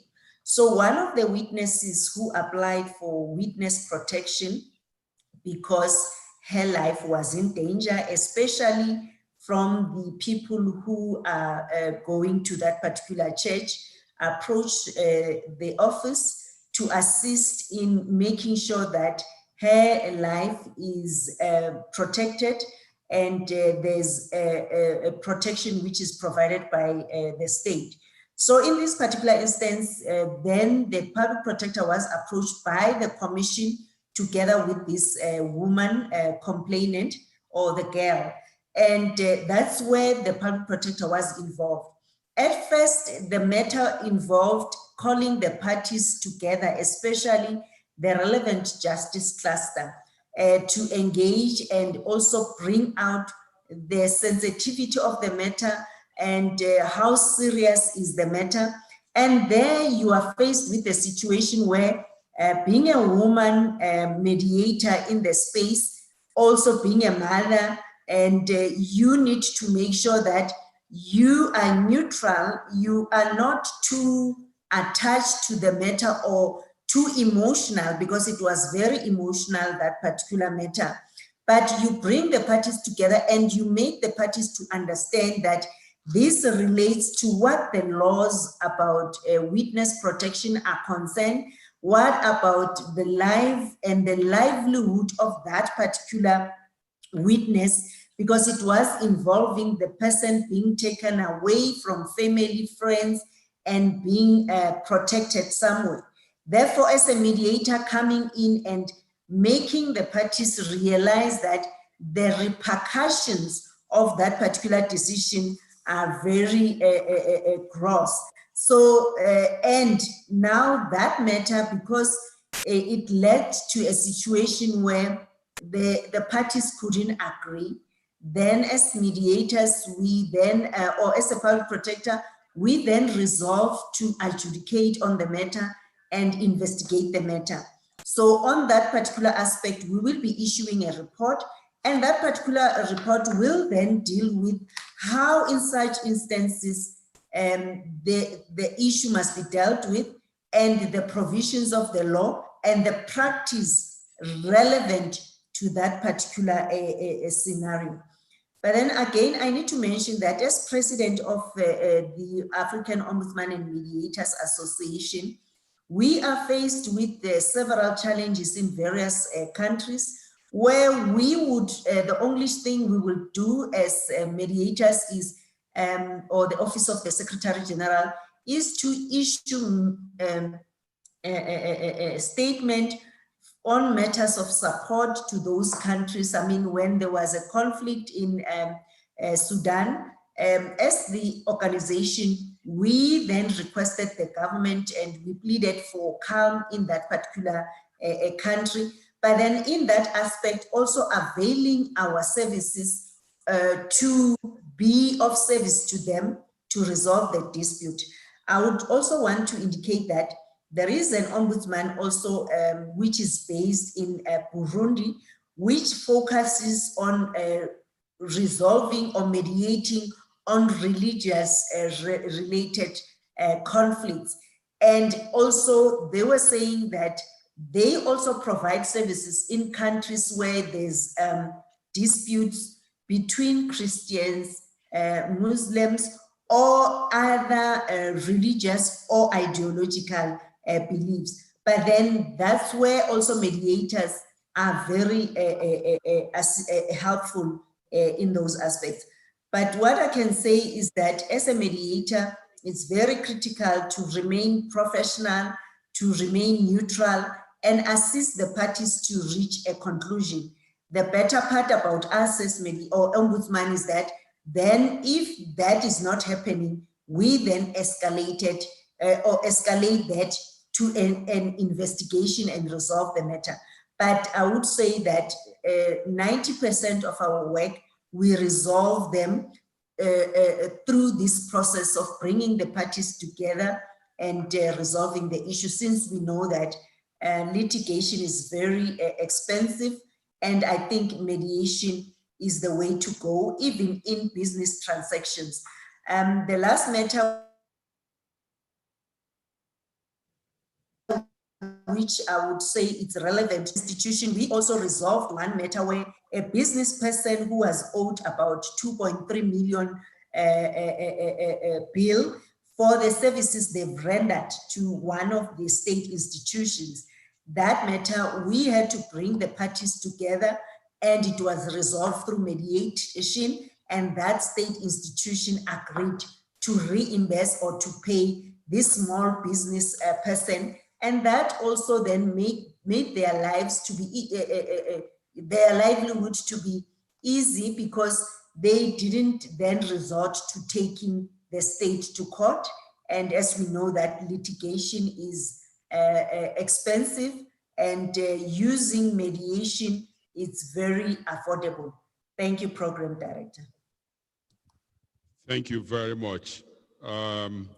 I didn't want to interrupt your train because it was such an exciting expose, especially when you talked about the Truth and Reconciliation Commission. We, from this part of the world, we can relate to that, especially that we have had our own share of Truth and Reconciliation Commissions, including the one that is ongoing in the Gambia.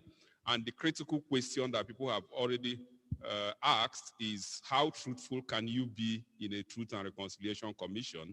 And how much truth can you say and yet remain part of the society that values what they call, quote and unquote, respect? James, I'm going to now ask you, especially given your background and the things that you have continued to do, the balancing of power between disputants or parties in a mediation is an act is requiring some tact, and yet the concept of age as associated with wisdom in African continents, as opposed to the West that is more leaning towards professional expertise. How can professional mediation association, such as Icmc, deploy its best in transnational commercial mediation within this context? And further background, the Icmc actually have a young mediators forum that they are very passionate about. And yet, across the continent of Africa, we are aware how people look at people of certain age and how they also connect that with the kind of wisdom they can have to resolve transnational commercial mediations. Thank you. I think I'll be very careful when discussing that topic because we are here from different age groups and anything can be misconstrued. So they always say that with age comes increased wisdom or a tendency to reflection. I'll first of all talk about the issue of balance of power. So I'll be a little bit academic because we need to understand about balancing of power, because usually in any conflict situation, we have people who are more concerned about the outcome. They don't care about the relationship. We have those people who are more concerned about the relationship. They don't care about the outcome. So the job of a mediator is to ensure that you balance those powers so that you can come up with fair resolutions to the dispute, to ensure that the process is not abused.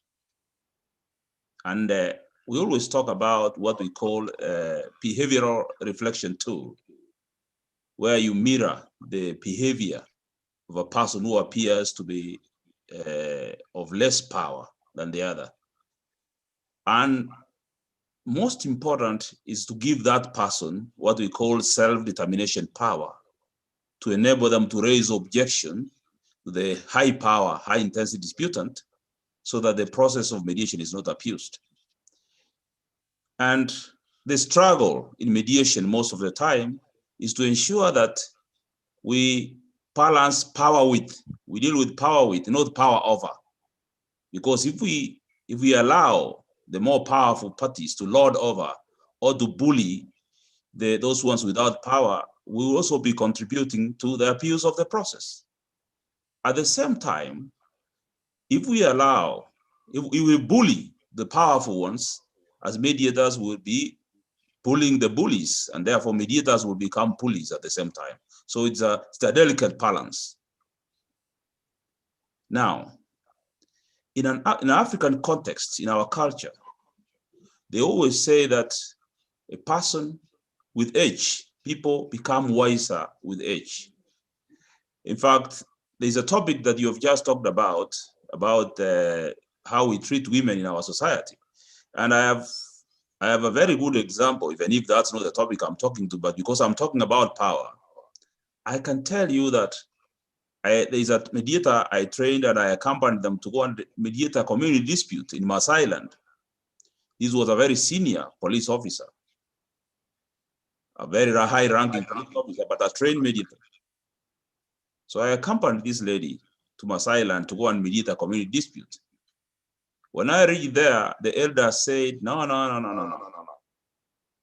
A woman cannot stand in front of us. Tell her to sit down as a sign of honor.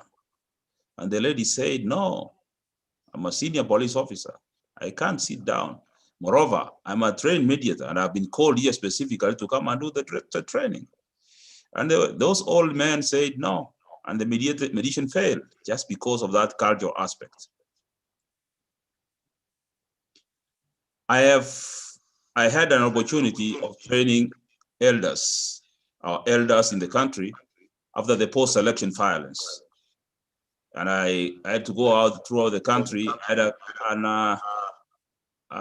partnership with the National Legal Aid and the European Union to train cultural elders. And therefore, I could listen very well how they resolve disputes, and the issue about power, balance, and the age of the disputants and the gender were very major issues. Because when I listened to them clearly, they could tell me that if one of the disputants is a young person or a woman in that sense, sometimes if they look directly into the eyes of the elders, that's a sign of disrespect. And if you look at the Western concept that if you want to show the other person that you are communicating and that you are listening to them, you have to maintain eye contact. Now that one clashes with our own cultural aspect. Sometimes looking directly into the eyes of the elders is a sign of disrespect here. And therefore, sometimes you have to look away as you address the elders. So these are some of the challenges that we are going through. So in that case, they always say that as one grows older, they gain more experience. Does that mean then a young person who has just been trained in mediation cannot handle a dispute between two people who are 70 years old each? I trained a young girl in Mombasa, and this young girl asked me, Lucas, I'm so tiny. How do I handle disputes, especially in family mediation, when the disputants are over 50 years and I'm only 26 years old? And I told her, it's just what is within you and the kind of expertise that you have in resolving the dispute. So long as the parties have allowed you to mediate their dispute, then go ahead and do it, because mediation is all about trust. And she did it, and she called me and told me it works. Because issues to do with trust is what you build and you maintain throughout the process. So if you are well trained and you understand how to navigate through the dynamics of conflict, your age should not be an impediment.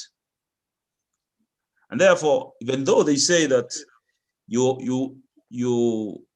wisdom, you acquire wisdom as you age, you can overcome that through demonstration of competence.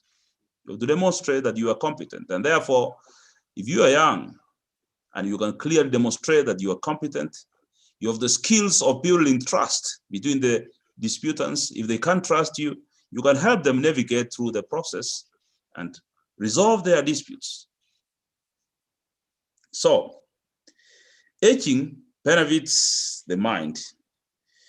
But the other issue you need to do is that, does it really help? Does time help in giving you more experience? That can we equate wisdom with experience, or wisdom with expertise? Those are the two issues I think you should ponder. But what I can tell you is that, well, with experience, you can, because I think one of you said during the course that we have always been mediating in Africa, and mediation is as old as we are. It's our way, it's our cultural way of resolving conflicts. But there's an assumption that we have always had that age itself is one of the factors that contribute to the competency of a good mediator. And I tend to differ. Sometimes even young people who have been trained and have the experience can also prove their competence, and they can resolve conflicts. And therefore, for ICMC in future, I think a criteria should be found of ensuring that we can sensitize the public and the consumers of mediation that both young and old can equally mediate. What is required, yes, is experience, and experience is not specifically based on age. Experience can be acquired through training and practice. I think that I rest my case. Thank you. Thank you very much. Thank you. Thank you. I hear you very well, James. I've also contexted the composition of either the panel of the wise or the council of the wise, and the wisdom, indeed, that these people that also at one point or the other, without being diplomatic, also we are part of the problem of the society, are now upgraded to the level of panel of the wise and council of the wise to bring solutions to some of the African problems. But it's exciting, based on your advice, to see how some of the ICMC young mediators can be seconded to people like President Obasanjo, and then President Obasanjo allows them to advise him in mediation. So I share your enthusiasm. Otherwise, I wouldn't be one of the supporters of the ICMC Young Mediators Forum. Just so that we don't lose a particular aspect of the question that I raised, since we are unable due to time zone to connect with Colin Rule, I'm going to put my very good friend and brother, Dr. Agada Elachi, to use 3 minutes. I'm sorry to do this, but we can't lose this aspect of the question. I want Agada to respond to this. Do you think that ethics and principles of mediation is enough to address cultural differences in commercial mediation?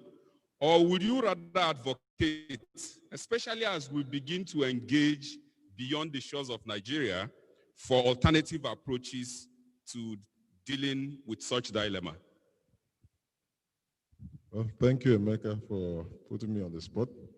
Mr. President, Your Royal Highnesses, distinguished ladies and gentlemen. I think that the question is quite straightforward, and my answer would be yes. The ethics and principles of mediation are enough to address cultural differences in commercial mediation.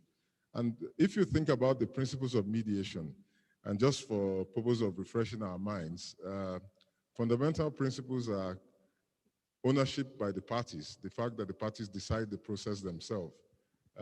Another fundamental issue is confidentiality, impartiality, and neutrality. These are the key things that we expect. And then, of course, when you look at ethics, again, the ethics and the principles cut across each other. You talk about principles of self-determination, issues of conflict of interest, confidentiality, and so on and so forth.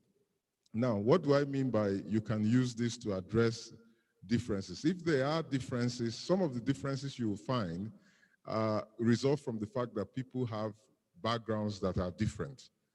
Nothing better helps the mediator in managing people than the fact that the mediator is neutral, has no interest either in the outcome or in the process, and of course is impartial, handles the parties in a balanced manner. So for me, as long as the mediator observes those principles, the mediator will not run into stormy water. Another key thing that can guide the mediator is bearing it in mind that the mediator has no power to impose any outcome on parties. So it is the parties who decide for themselves. So the principle of self-determination, the ethical requirement of allowing the parties reach their own solution by themselves, again, will guide the mediator in this instance. And all the mediator has to do is to remember at all times that this is the party's problem, it is their solution. So where there are differences between the parties, these principles will guide the parties. And lastly, because I have just 3 minutes, I'll talk about the issue of confidentiality. Nothing makes mediation more attractive than the fact that it is confidential. And it is an ethical requirement. It is also a principle of mediation that we maintain these processes. But of course, from a cultural perspective, especially for those of us from Africa, the concept of confidentiality is a relative one. So where somebody is involved in a commercial dispute and has gone home, and even though at the meeting or at the mediation, in the course of the mediation session, you've agreed that the process will be confidential, it would be a challenge to find within the African context, I can't speak about Europe, but at least to find within the African context, that such a person will not have an audience, either their spouse or their brother or their sister. So all that the mediator needs to do is to emphasize the benefits of confidentiality, which will help build confidence in the other party that they can trust that the outcome will be one that will be kept within a certain small group of persons. So with these few words, I can say with every inch of confidence that the mediator can relate or can apply the ethics and principles of mediation to address cultural differences when they arise, particularly because in doing that, the mediator is not taking sides with any of the parties, but ensuring that each side gets the best opportunity to present their issues to themselves and hopefully the people who are involved in the dispute to reach an outcome that is theirs. Thank you very much. Thank you, Dr. Agada. Sorry you became a victim of your own expertise, and I'm happy you responded adequately to the delight of the audience. Just before we open the discussion and also take questions from the audience, I would want us to please give us the results of the poll on the question that was posed by the Master of Ceremony, if it is ready.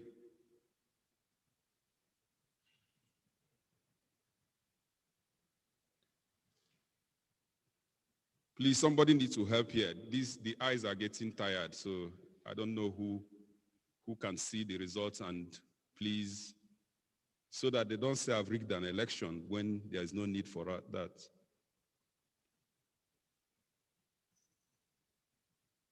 Can the IT people please give us, or if you, can you please announce that if anything goes wrong, they will hold you responsible?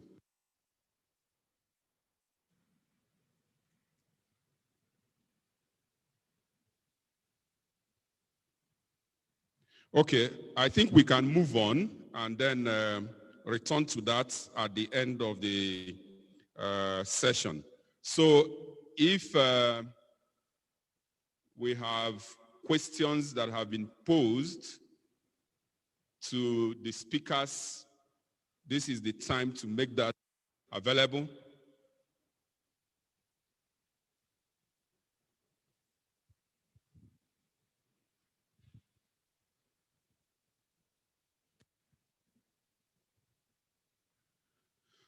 Okay, for the first question that reads, do you believe a mediator can be truly impartial and neutral?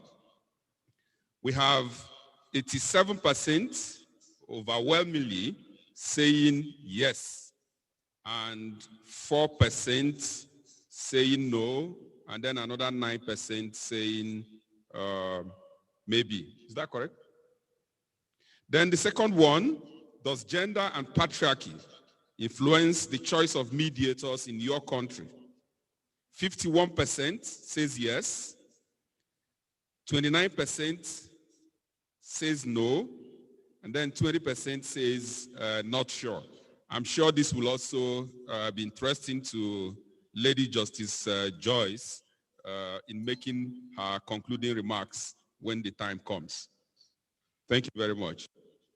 So this is the time now to take some key questions from either the audience or those who have sent us online. So if we can have that on the screen so that the panelists can do justice to it.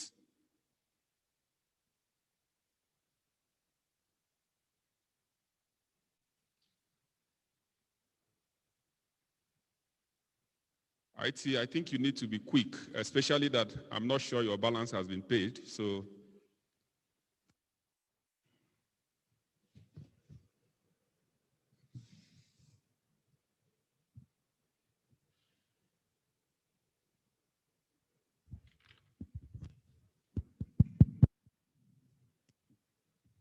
if anybody please introduce yourself, and if you can be specific about any of the panelists you want to respond to the question, that will be helpful. Please go ahead.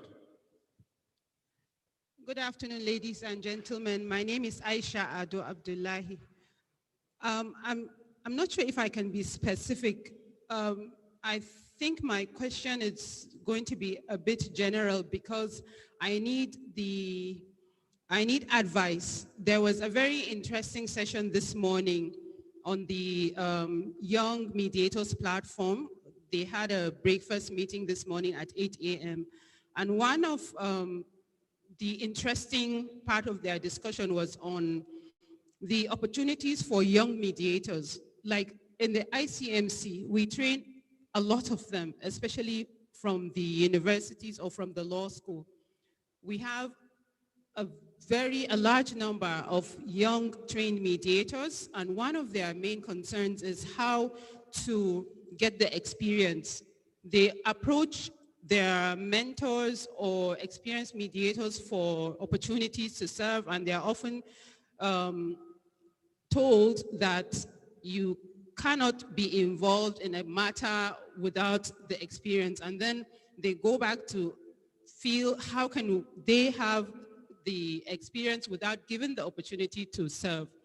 So in the context of culture, because one of the speakers in the morning, I can remember, mentioned the fact that you need to, as a young mediator, be patient, and you need to wait until you grow. But then how can you have the experience if you just sit down and you don't get the opportunity to practice, or you keep trying to get the opportunity to practice and you don't get it, and you grow older as a mediator? How I need to hear from the speakers, how can this challenge be addressed? Like when we compare with lawyers in the legal practice, you get called to the bar and you do need to wait to grow, but then you get the opportunity to have some practice. Well, I could still say opportunities. You could still draft some document. You can go to the court and sit and watch, to observe, to learn. But because of the confidentiality in mediation, you can't even sit and observe proceedings. So I need, and I'm sure there are a lot of young mediators that are watching and listening. So if we can hear from the panelists, what do they really need to do to tackle this challenge, to get opportunities to practice, for them to be able to hone their skills in mediation? Thank you very much. Thank you very much, Aisha. Can we take one or two more questions? If there are questions that have been sent online, we can still project it.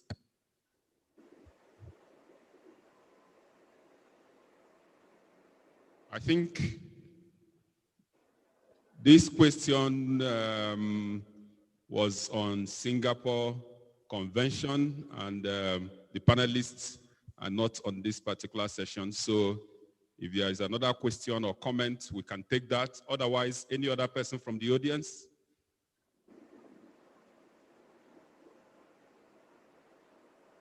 Yeah, please. Good afternoon, President, Your Excellencies, Royal Highnesses, and the floor. My question is about domestic mediation. How does one use the ethics of mediation to handle the mediation between husband and wife, or children and parents, especially in the rural communities where the traditional norms are staring you in the face vis-a-vis human rights, the right of women? How does one maneuver it, especially when you are a woman mediator, without making the man or the children feel that you are biased? Thank you. Thank you very much. We can take one last one.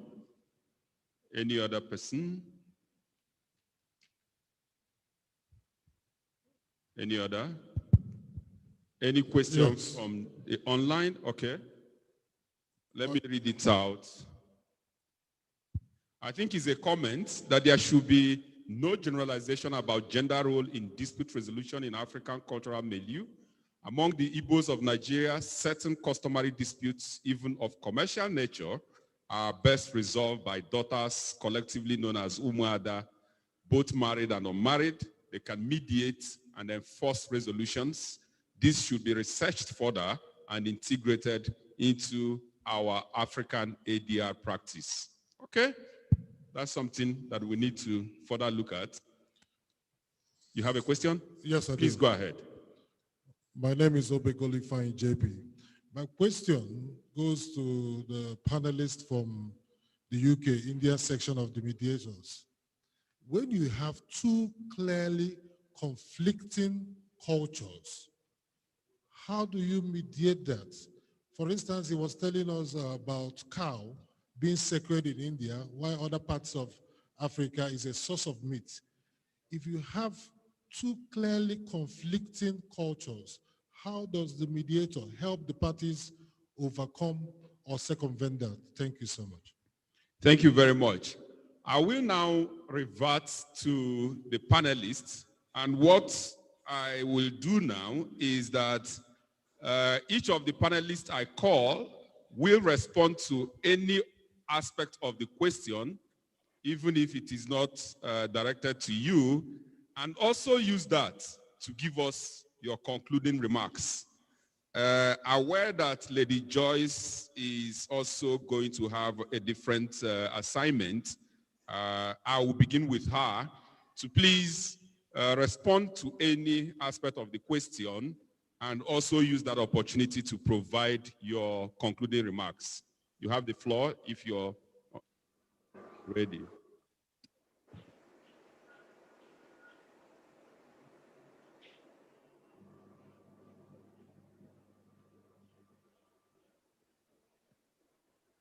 Okay, so I think she may have gone for her program.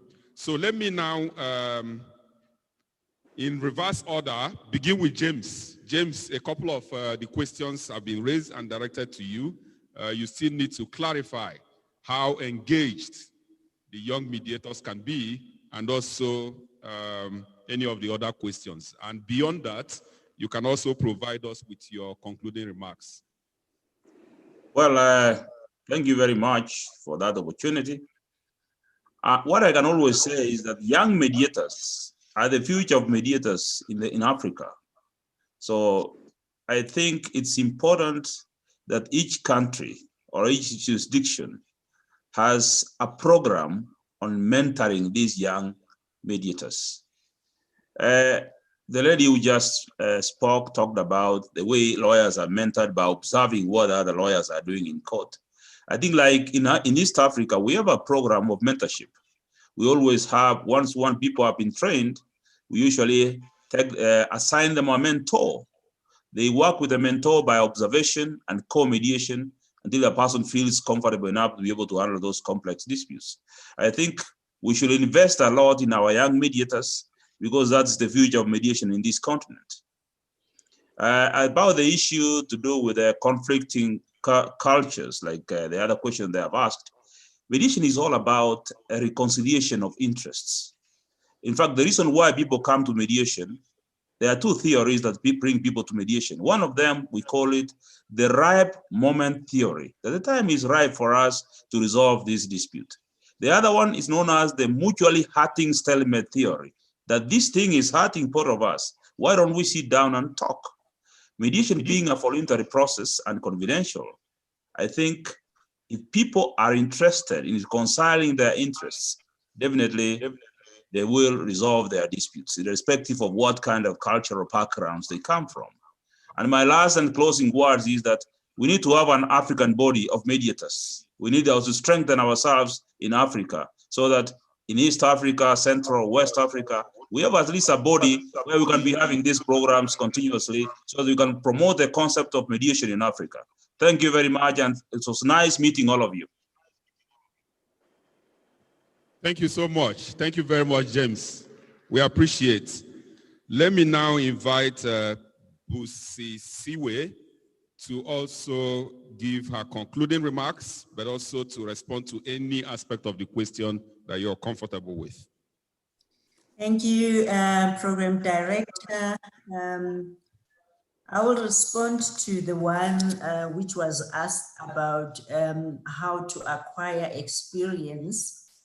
In South Africa, we have a program called internship program, where as an institution, we approached the the services sector where they employ or where the matriculants who have completed their studies who would want to acquire experience or work experience, or even those who are then graduates who would want to acquire experience in a working environment.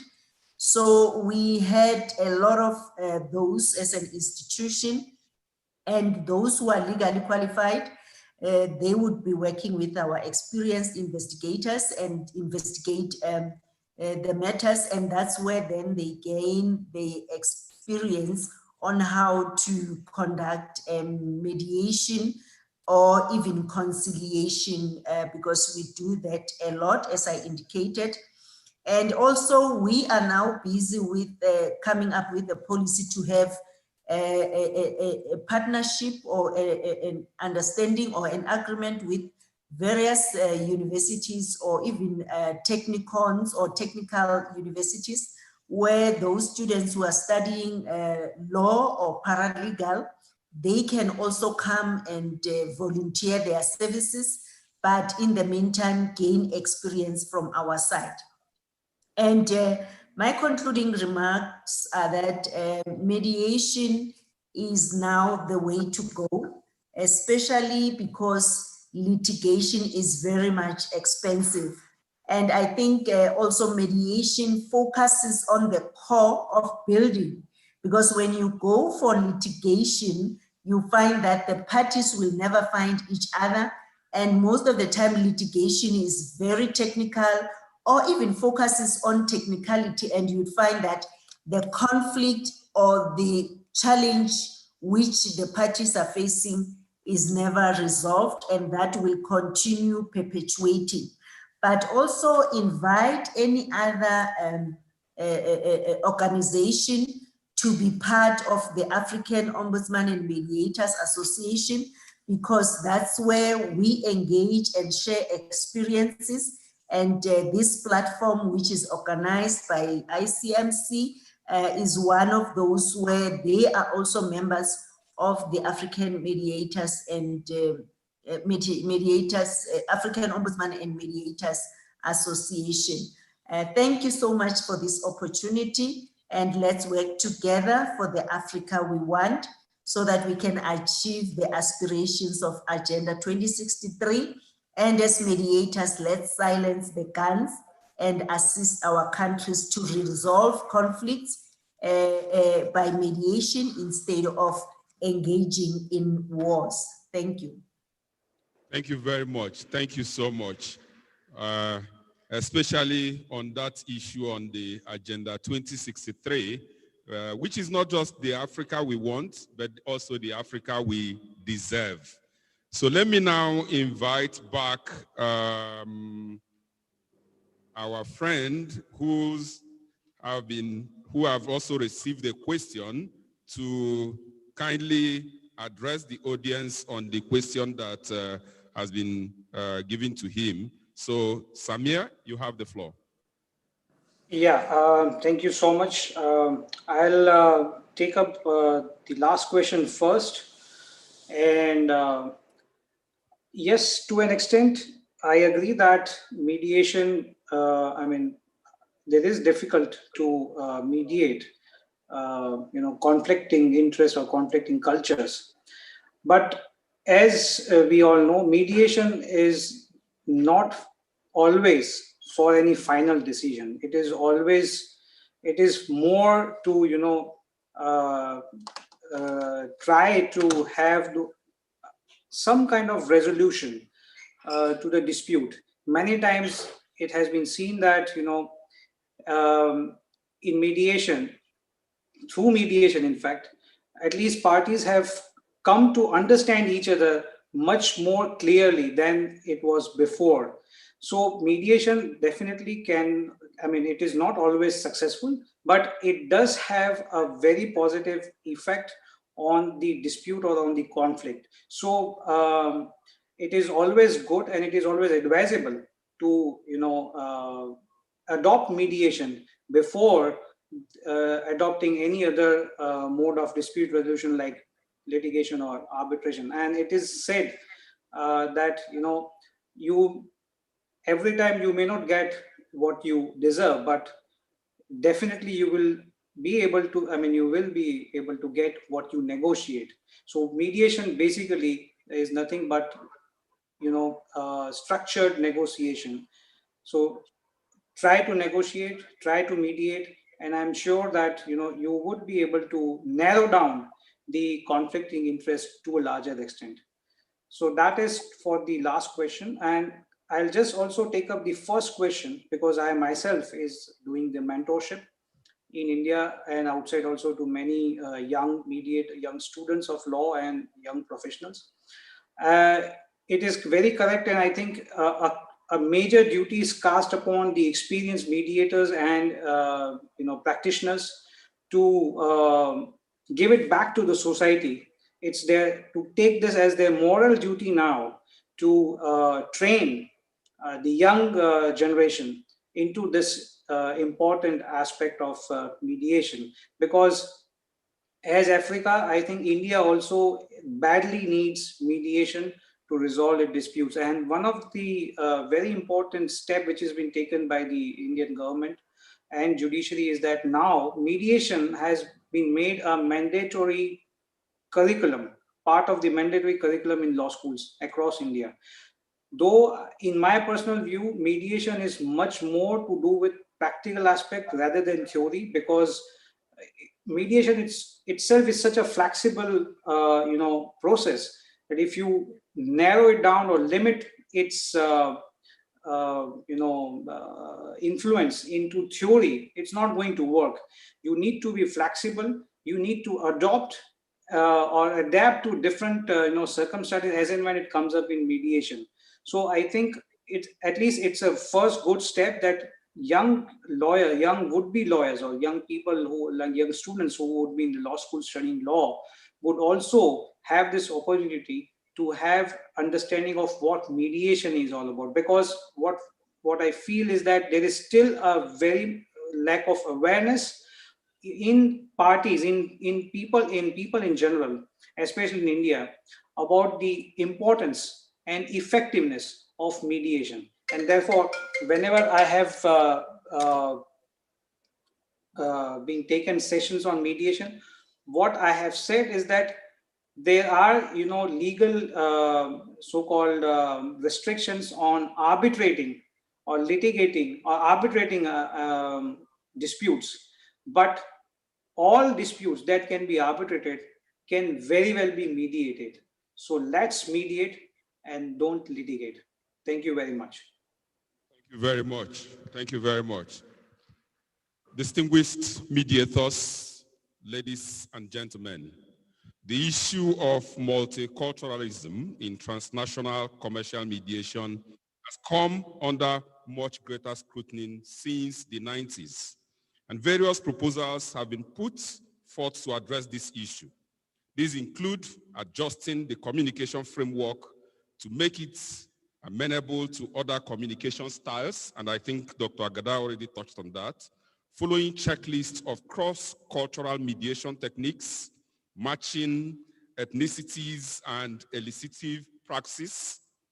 These efforts have been helpful, but they are in themselves rooted in culturally specific cosmologies and do not fully engage the complexity of culture or the profundity of its effects on the mediation process. Today, we have had the privilege of listening to the various experts and their past and their practice experiences.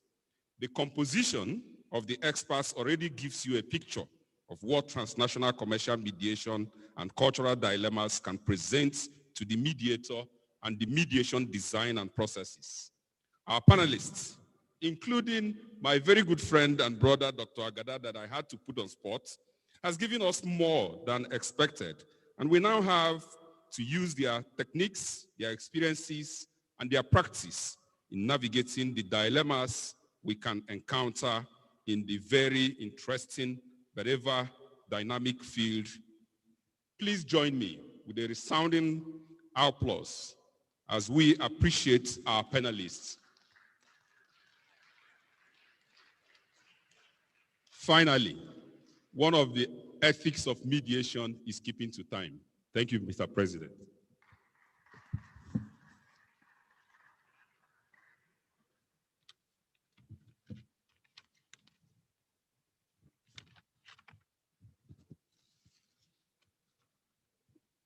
Thank you very much, Dr. Chukwuemeka B. Eze. Thank you very much. Your Excellencies, professional peacemakers across the continent, distinguished ladies and gentlemen, we're gradually coming to a close today. May I remind you that we would like you to post or tweet about this event using the hashtag ICMC 2020 AMC. Hashtag ICMC 2020 AMC. Once again, my name is Temiko Kuala, and it's been such an honor to serve you as the Master of Ceremonies today. It's been an enlightening session, such an enlightening one, I must confess. We'd like to thank our partners and our sponsors, everyone who has been a part of this program and who has made it a success. And we'll be displaying their logos on the screen right away. The logos of our partner would be on your screen now. We'd like to say thank you so much for partnering with us to bring this event to you. So please, thank you so much. We'll display the logos of our partners now. Thank you to all of our partners. A round of applause for our partners, please. We'd also like to thank all our sponsors. Thank you for making sure that all hands were on deck to bring this event to a success today. Thank you so much. We'll display the logos of our sponsors as we appreciate them.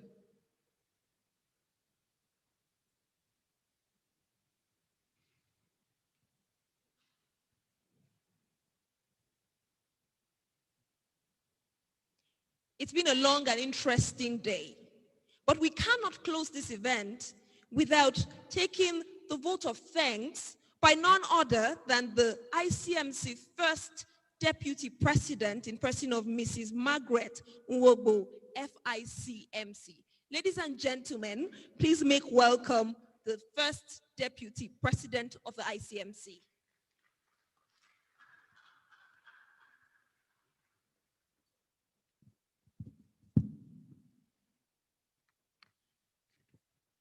My lords, spiritual and temporal, distinguished members of the Governing Council, distinguished mediators, all protocols respectfully observed.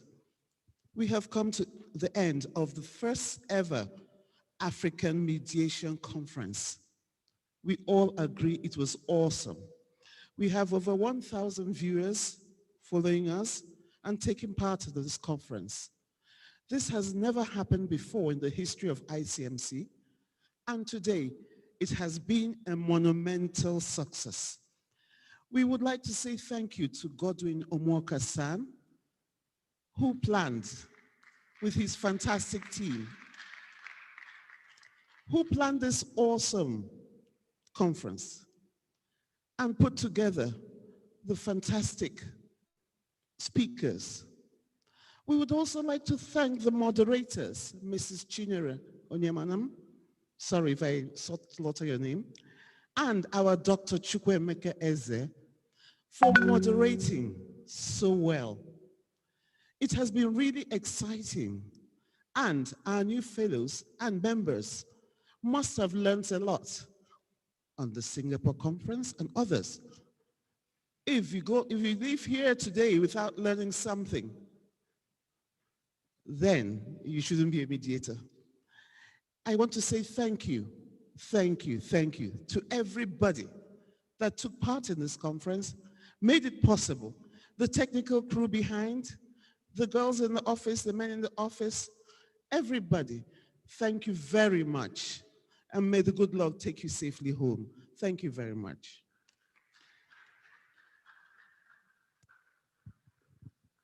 And ladies and gentlemen, with this, we've come to a close of the conference. Thank you for joining the first of its kind African Mediation Conference organized by the ICMC. Have a lovely day ahead. Goodbye.